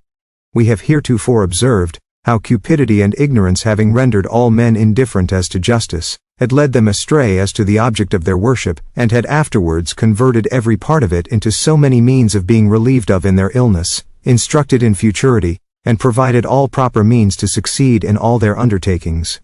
Every object in nature spoke to them. The birds in the heaven, the serpents and other animals on the earth, a simple rod in the hand of their minister, and all the instruments of religion, were so many oracles and prophetical signs. They read the stars, and the gods spoke or revealed their intentions to them from one end of nature to the other. This covetousness and gross religion, which applied to the gods merely to ask them questions in matters of interest, was no less inquisitive and thought it had a right to be still better served in the funeral sacrifices than in all the rest. Men in these ceremonies thought they had to deal with affectionate gods, which, on account of the concern they still had in the prosperity of their family, could not but inform them in time of whatever might be of service or detrimental to them. The whole apparatus of the funerals was then again interpreted in the same manner as that of the other feasts, and the whole was converted into so many methods of divination. The ceremonies of the Manes, though they were but the bare practices of the assemblies of the primitive times, being in every respect different from those observed in the other feasts, appeared so many different methods of conversing with the dead, and of obtaining the desired information from them. Who then could doubt but it was in order familiarly to converse with their ancient friends, that men sat down round a pit, into which they had thrown the oil, the flour, and the blood of the victim they had killed to their honor? How could it be doubted but that this pit, so different from the altars set up and pointing towards heaven, was a suitable ceremony, and peculiarly belonging to the dead? The dead evidently took pleasure in these repasts, and especially in what was poured into the pit for them. Doubtless they came to consume the honey and the liquors which disappeared from thence, and if their friends were contented with offering them liquors only, no doubt it was because their condition as dead persons would not admit of gross foods. Men were then so extravagantly credulous as to believe that the phantoms came to drink and voluptuously to relish these liquors, while their relations feasted on the rest of the sacrifice around the pit. After the repast in common between the dead and the living, came the interrogation, or particular calling up of the soul, for which the sacrifice was appointed, and who was to explain her mind. Every body is sensible that an inconvenience attended the ceremony, it being to be apprehended that the dead might crowd about the ditch, to get a share in this effusion which they were so very greedy of, and leave nothing for the dear soul, for whom the feast was designed. This was provided against. The relations made 2 ditches. In one they threw in wine, honey, water and flour, to amuse the generality of the dead. In the other they poured out the blood of the victim, then to be eaten in common by the family.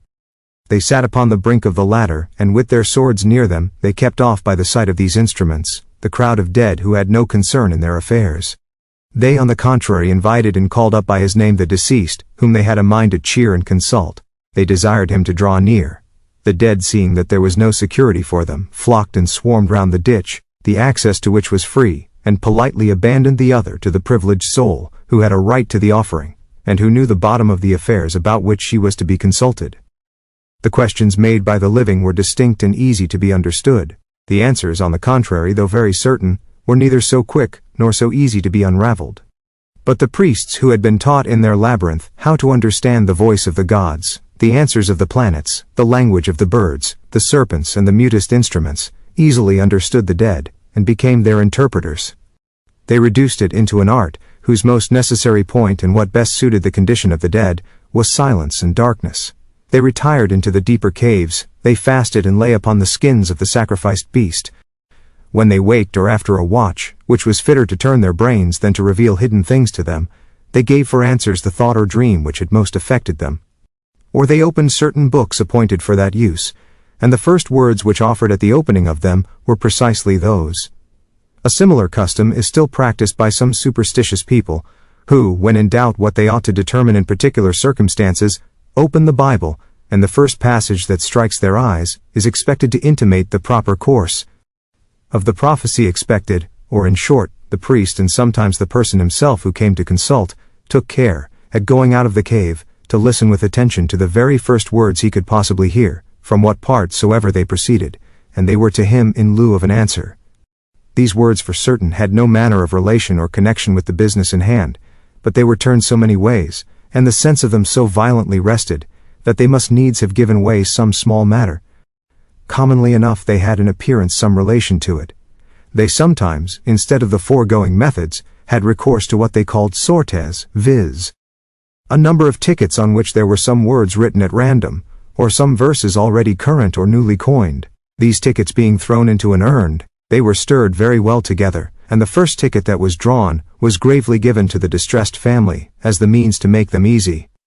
Methods of divination were multiplied, without end. The whole of religion was almost converted into so many methods of knowing futurity. See the dissertation of Van Dale upon the heathen oracles. See the history of the oracles. This matter has been sufficiently treated upon by the learned, it would be needless to resume it. It is evident that the practices above mentioned were extremely fit everywhere to spread this extravagant persuasion, which is still preserved among the people, that we may converse with the dead, and that they often come to give us advices. If I can again supply my readers with the proofs of this custom, or rather of this perverse abuse of the funeral ceremonies, I shall, methinks, have sufficiently shown, that the opinions of men upon the gods, the dead, and the answers that may be obtained from either of them, are nothing but a literal and gross interpretation made of very plain signs, and of still plainer ceremonies, whose purport was to express certain truths, and to fulfill certain duties. Because all nations flock to high places, there to shed the blood of the victims into a trench, and to converse with a dead person, by keeping off others by the sight of a sword, it is that Scripture so often, and in so express a manner, forbids the Israelites to assemble upon high places, or to hold their assembly near the blood, or to eat sitting round any pit sprinkled with the blood of the victims.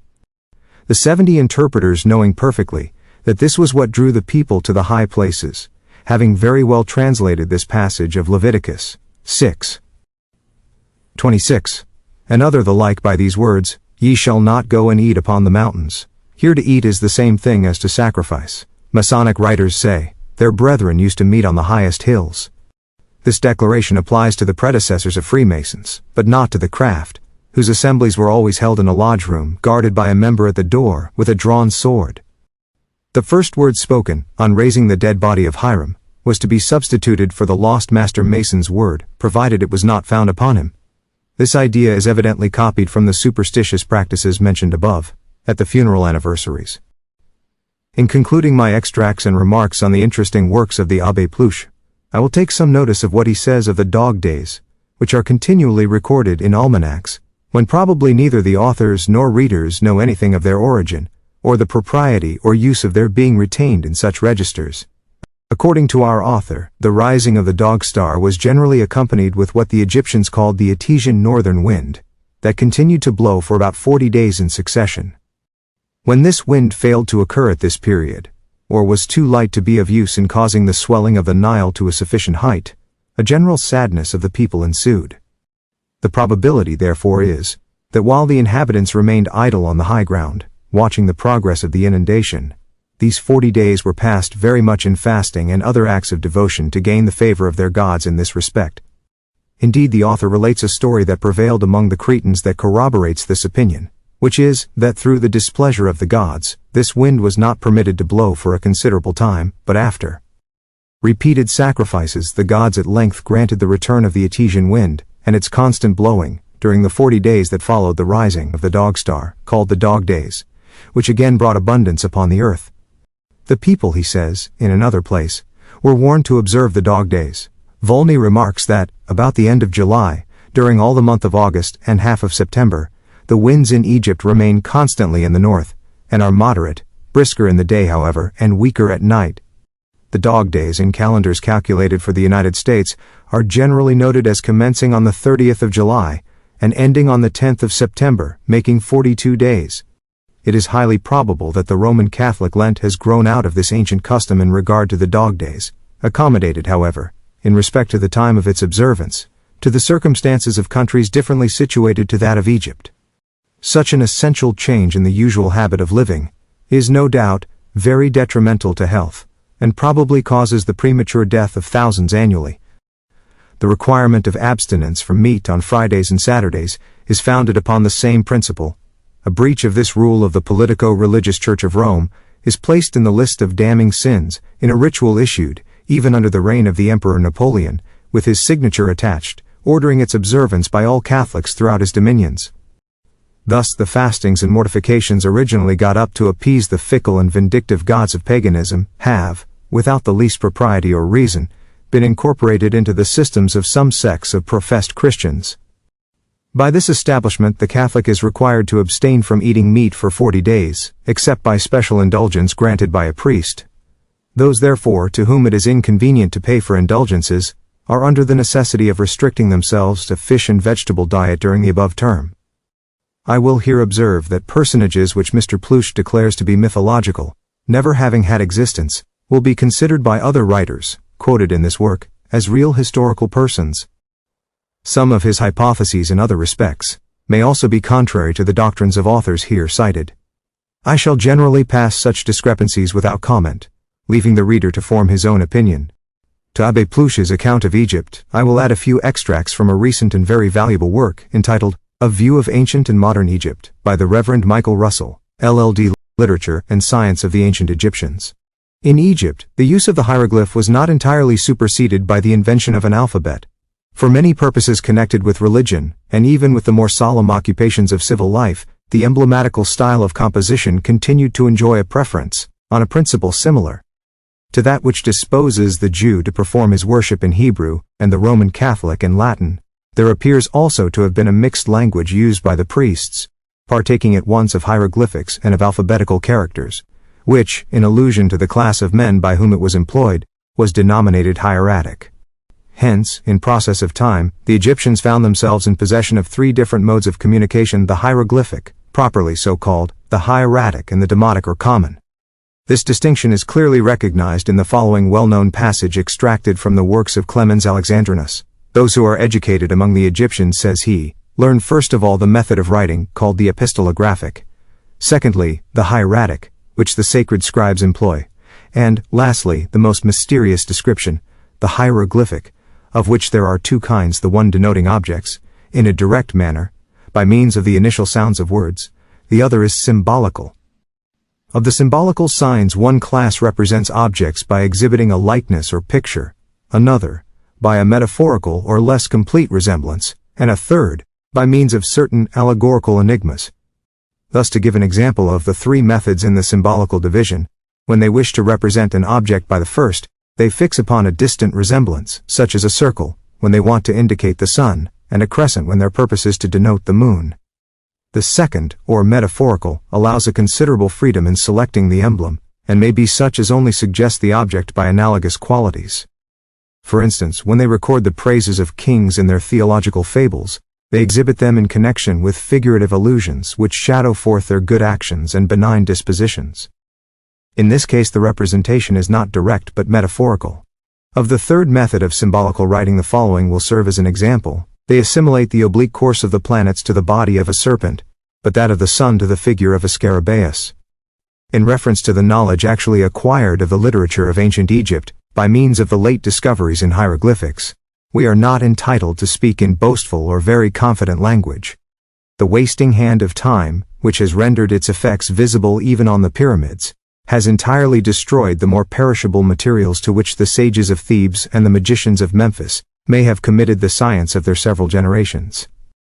We know, too, that the bigotry of ignorance and of superstition accomplished, in many cases, what the flood of years had permitted to escape, for which reason we must not estimate the extent of acquirement among the wise men of Egypt by the scanty remains of their labors, which have been casually rescued from accident and violence. From Diodorus Siculus, we receive the information that in the tomb of Ozymandias were deposited 20,000 volumes, a number which is reduced by Manetho to 3,525, all of which, on account of their antiquity or the importance of their subjects, were ascribed to Thoth or Hermes, who, it is well known, united in his character the intelligence of a divinity with the patriotism of a faithful minister. Of these works, which unquestionably belong to a very remote antiquity, we have a short account supplied by a Christian bishop, Clemens of Alexandria, who appears to have devoted much attention to the learning of the ancient Egyptians. In that country, he tells us, every individual cultivates a different branch of philosophy, an arrangement which applies chiefly to their holy ceremonies. In such processions the singer occupies the first place, carrying in his hand an instrument of music. He is said to be obliged to learn 2 of the books of Hermes, one of which contains hymns addressed to the gods, and the other the rules by which a prince ought to govern. Next comes the horoscopus, holding a clock and the branch of a palm tree, which are the symbols of astrology. He must be completely master of the 4 books of Hermes which treat of that science. One of these explains the order of the fixed stars, the second, the motion and phases of the sun and moon, the other 2 determine the times of their periodical rising. Then follows the hierogrammatist or sacred scribe, with 2 feathers on his head, and a book and ruler in his hand, to which are added the instruments of writing, some ink and a reed. He must know what are called hieroglyphics, and those branches of science which belong to cosmography, geography, and astronomy, especially the laws of the sun, moon, and 5 planets. He must be acquainted with the territorial distribution of Egypt, the course of the Nile, the furniture of the temples and of all consecrated places. After these is an officer denominated stolists, who bears a square rule as the emblem of justice, and the cup of libations. His charge includes everything which belongs to the education of youth, as well as to sacrifices, first fruits, hymns, prayers, religious pomps, festivals, and commemorations, the rules for which are contained in 10 books. This functionary is succeeded by one called the prophet, who displays in his bosom a jar or vessel, meant for carrying water, a symbol thought to represent the deity, but which, more probably, had a reference to the sacred character of the Nile. He is attended by persons bearing bread cut into slices. The duty of the prophet made it necessary for him to be perfectly acquainted with the 10 books called sacerdotal, and which treat of the laws of the gods, and of the whole discipline of the priesthood. He also presides over the distribution of the sacred revenue, that is, the income arising from the performance of pious rites, and dedicated to the support of religious institutions. Hence there are 42 books of Hermes, the knowledge of which is absolutely necessary. Of these, 36, containing the whole philosophy of the Egyptians, are carefully studied by the persons whom we have mentioned, and the remaining 6 are learned by the pastophori, or inferior priests, as they belong to anatomy, to nosology, to instruments of surgery, to pharmacy, to the diseases of the eye, and to the maladies of women. This distribution of the sciences does not enable us to determine either the principles on which they were founded, or the extent to which they were pursued. We possess a better criterion in the perfection to which the people of Egypt at a very early period had carried some of those arts which have a close dependence upon scientific deductions. The prodigies of Thebes could not have been accomplished by a nation ignorant of mathematics and chemistry, nor could the pyramids, the obelisks, and the monolithic temples, which still meet the eye of the traveler in almost every spot between Elephantine and the mouths of the Nile, have been raised without the aid of such mechanical powers as have their origin in the calculations of philosophy. Here we have the archetype of Masonic processions, on festival days and other important occasions. I shall hereafter give a detailed account of those which took place in London, on laying the cornerstone, and on the dedication of Freemasons' Hall. We see here also the original of the square rule, as a Masonic symbol. It was, in Egypt, an emblem of justice, because it was the means by which was ascertained the boundaries of lands that had been obscured or carried away by the inundation. We here moreover recognize the holy or sacred scribe of a royal arch-chapter, with a book and ruler in his hand. The original book, containing the laws of Egypt relating to sacrifices and other matters appertaining to religion, not having been preserved, Masonry substitutes for it the Bible, which is opened at the beginning of the Gospel of St. John, and with the square and compasses laid thereon, is ceremonially carried in the processions. The jar or vessel spoken of was undoubtedly one of the canopi, which indicated the different heights of the Nile, and for this reason acquired a sanctity among the people. The 3 pictures carried in Masonic processions no doubt originally alluded to the Egyptian canopi. As to the learning, so much boasted of by the craft, and which seems to be claimed by them as an inheritance from their predecessors, it is to be feared that it remains buried in the tomb of Ozymandias. The hymns or odes and songs, as well as prayers, are retained in great abundance, and compose an essential part of the Masonic ceremonies. Attributing the authorship of 20,000, or even 3,525 volumes, to Thoth or Hermes, is an evidence of his being a fictitious character, and corroborates the opinion of Plutia on the subject. Jamblichus, however, puts this matter beyond controversy. He says, Hermes, the god who presides over language, was formerly very properly considered as common to all priests, and the power who presided over the true science concerning the gods is one and the same in the whole of things. Hence our ancestors dedicated the inventions of their wisdom to this deity, inscribing all their own writings with the name of Hermes. Volney, who in his Ruins quotes part of the foregoing extract from Clemens, observes that Mercury is the Janus of the Romans, the Ghian sage of the Indians, and it is remarkable that Janus and Guianese are synonymous. In short, it appears that these books are the source of all that has been transmitted to us by the Greeks and Latins in every science, even in alchemy, necromancy, etc. What is most to be regretted in their loss is that part which related to the principles of medicine and diet, in which the Egyptians appear to have made considerable progress and useful observations. Remains of the ancient arts, in various parts of Egypt. Dendera, which is commonly identified with the ancient Tentira, presents some very striking examples of that sumptuous architecture which the people of Egypt lavished upon their places of worship. The gateway in particular, which leads to the Temple of Isis, has excited universal admiration. Each front, as well as the interior, is covered with sculptured hieroglyphics, which are executed with a richness, a precision, elegance of form, and variety of ornament, surpassing in many respects the similar edifices which are found at Thebes and the ancient Egyptians. Philae. The height is 42 feet, the width 33, and the depth 17. Advancing along the brick ruins, says Dr. Richardson, we came to an elegant gateway or propylon, which is also of sandstone, neatly hewn, and completely covered with sculpture and hieroglyphics remarkably well cut. Immediately over the center of the doorway is the beautiful Egyptian ornament usually called the globe, with serpent and wings, emblematical of the glorious sun poised in the airy firmament of heaven, supported and directed in his course by the eternal wisdom of the deity. The sublime phraseology of Scripture, "The Son of Righteousness shall rise with healing on his wings," could not be more emphatically or more accurately represented to the human eye than by this elegant device.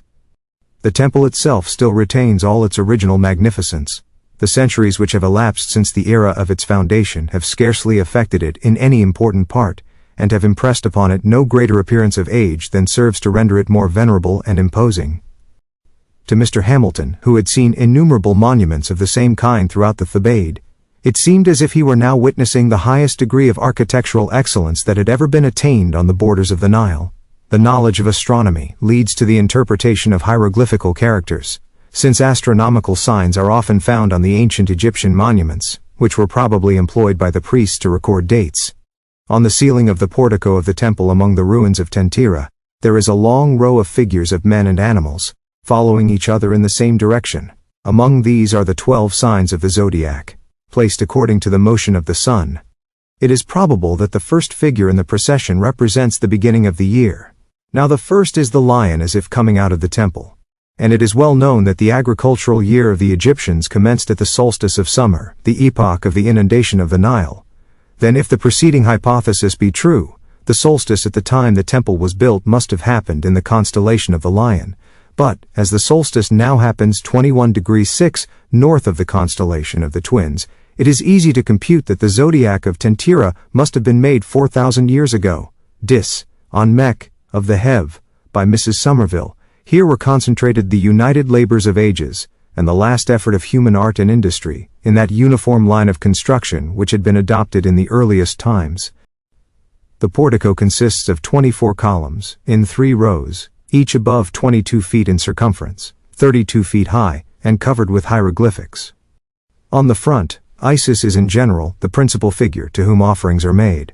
On the architrave are represented 2 processions of men and women bringing to their goddess, and to Osiris, who is sitting behind her, globes encompassed with cow's horns, mitred snakes, lotus flowers, vases, little boats, graduated staffs, and other instruments of their emblematical worship. The interior of the pronaos is adorned with sculptures, most of them preserving part of the paint with which they have been covered. Those on the ceiling are peculiarly rich and varied, all illustrative of the union between the astronomical and religious creeds of the ancient Egyptians. Yet, though each separate figure is well preserved and perfectly intelligible, we must be more intimately acquainted with the real principles of the sciences as they were then taught, before we can undertake to explain the signs in which they were embodied. The sekos, or interior of the temple, consists of several apartments, all the walls and ceilings of which are in the same way covered with religious and astronomical representations. The rooms have been lighted by small perpendicular holes cut in the ceiling, and, where it was possible to introduce them, by oblique ones in the sides. But some idea might be formed of the perpetual gloom in which the apartments on the ground floor of the sekos must have been buried, from the fact that where no sidelight could be introduced, all they received was communicated from the apartment above, so that notwithstanding the cloudless sky and the brilliant colors on the walls, the place must have been always well calculated for the mysterious practices of the religion to which it was consecrated. On one corner of the roof there was a chapel or temple 20 feet square, consisting of 12 columns, exactly similar in figure and proportions to those of the pronaos. The use to which it may have been applied must probably remain one of the secrets connected with the mystical and sometimes cruel service in which the priests of Isis were employed. Towards the eastern end of the roof are two separate sets of apartments, one on the north and the other on the south side of it. The ceiling of the next room is divided into two compartments by a figure of Isis in very high relief. In one of them is the circular zodiac, in the other a variety of boats with 4 or 5 human figures in each, one of whom is in the act of spearing a large egg, while others are stamping with their feet upon the victims of their fury, among which are several human beings. Near this scene a large lion, supported by 4 dog-headed figures, each carrying a knife, may be regarded as an additional type of the sanguinary purposes for which the apartment was used. The walls of the third room are covered with the several representations of a person, first at the point of death lying on a couch, then stretched out lifeless upon a bier, and finally, being embalmed. The western wall of the great temple is particularly interesting for the extreme elegance of the sculpture. Here are frequent representations of men who seem prepared for slaughter, or just going to be put to death. On these occasions one or more appear, with their hands or legs tied to the trunk of a tree, in the most painful and distorted attitudes. In a small chapel behind the temple, the cow and the hawk seem to have been particularly worshipped, as priests are frequently seen kneeling before them presenting sacrifices and offerings. In the center of the ceiling is the same front face of Isis in high relief, illuminated, as it were, by a body of rays issuing from the mouth of the same long figure, which in the other temples appears to encircle the heavenly bodies. About 200 yards eastward from this chapel is a propylon of small dimensions, resembling in form that which conducts to the great temple, and like it, built in a line with the wall which surrounds the sacred enclosure. Among the sculptures on it, which appear of the same style but less finished than those on the large temple, little more is worthy of notice than the frequent exhibition of human slaughter by men or by lions. Still farther towards the east, there is another propylon, equally well preserved with the rest, about 40 feet in height, and 20 feet square at the base. Among the sacred figures on this building is an Isis pointing with a reed to a graduated staff held by another figure of the same deity, from which are suspended scales containing water animals, the whole group perhaps being an emblem of her influence over the Nile in regulating its periodical inundations. Ibid. p. 166. The signs of the zodiac portrayed in the center of the roof of Freemasons' Hall, London, it appears, are in accordance with the astronomical decorations of the ancient temples of Egypt. Celestial and terrestrial globes also compose a part of the Masonic emblems. The author seems not to be aware that the Isis pointing with a reed to a graduated staff was directing the attention of the Egyptians to the nilometer or measure of the inundation, so important to their well-being. This measure in after times, as before noticed, became an ensign of office, Mercury's wand, and as such has been adopted by Masonry, the cruelty supposed to be connected with the Egyptian mode of worship, as indicated by the appearance of persons under torture, the reader will find in the sequel, were nothing more than sham representations of the punishment said to be inflicted upon the wicked in another life. The contrast displayed in the death of a virtuous character, carefully embalmed, clearly points out the intention of these representations. The apartments where these awful figures were portrayed were, no doubt, the first into which candidates for initiation into the mysteries were introduced.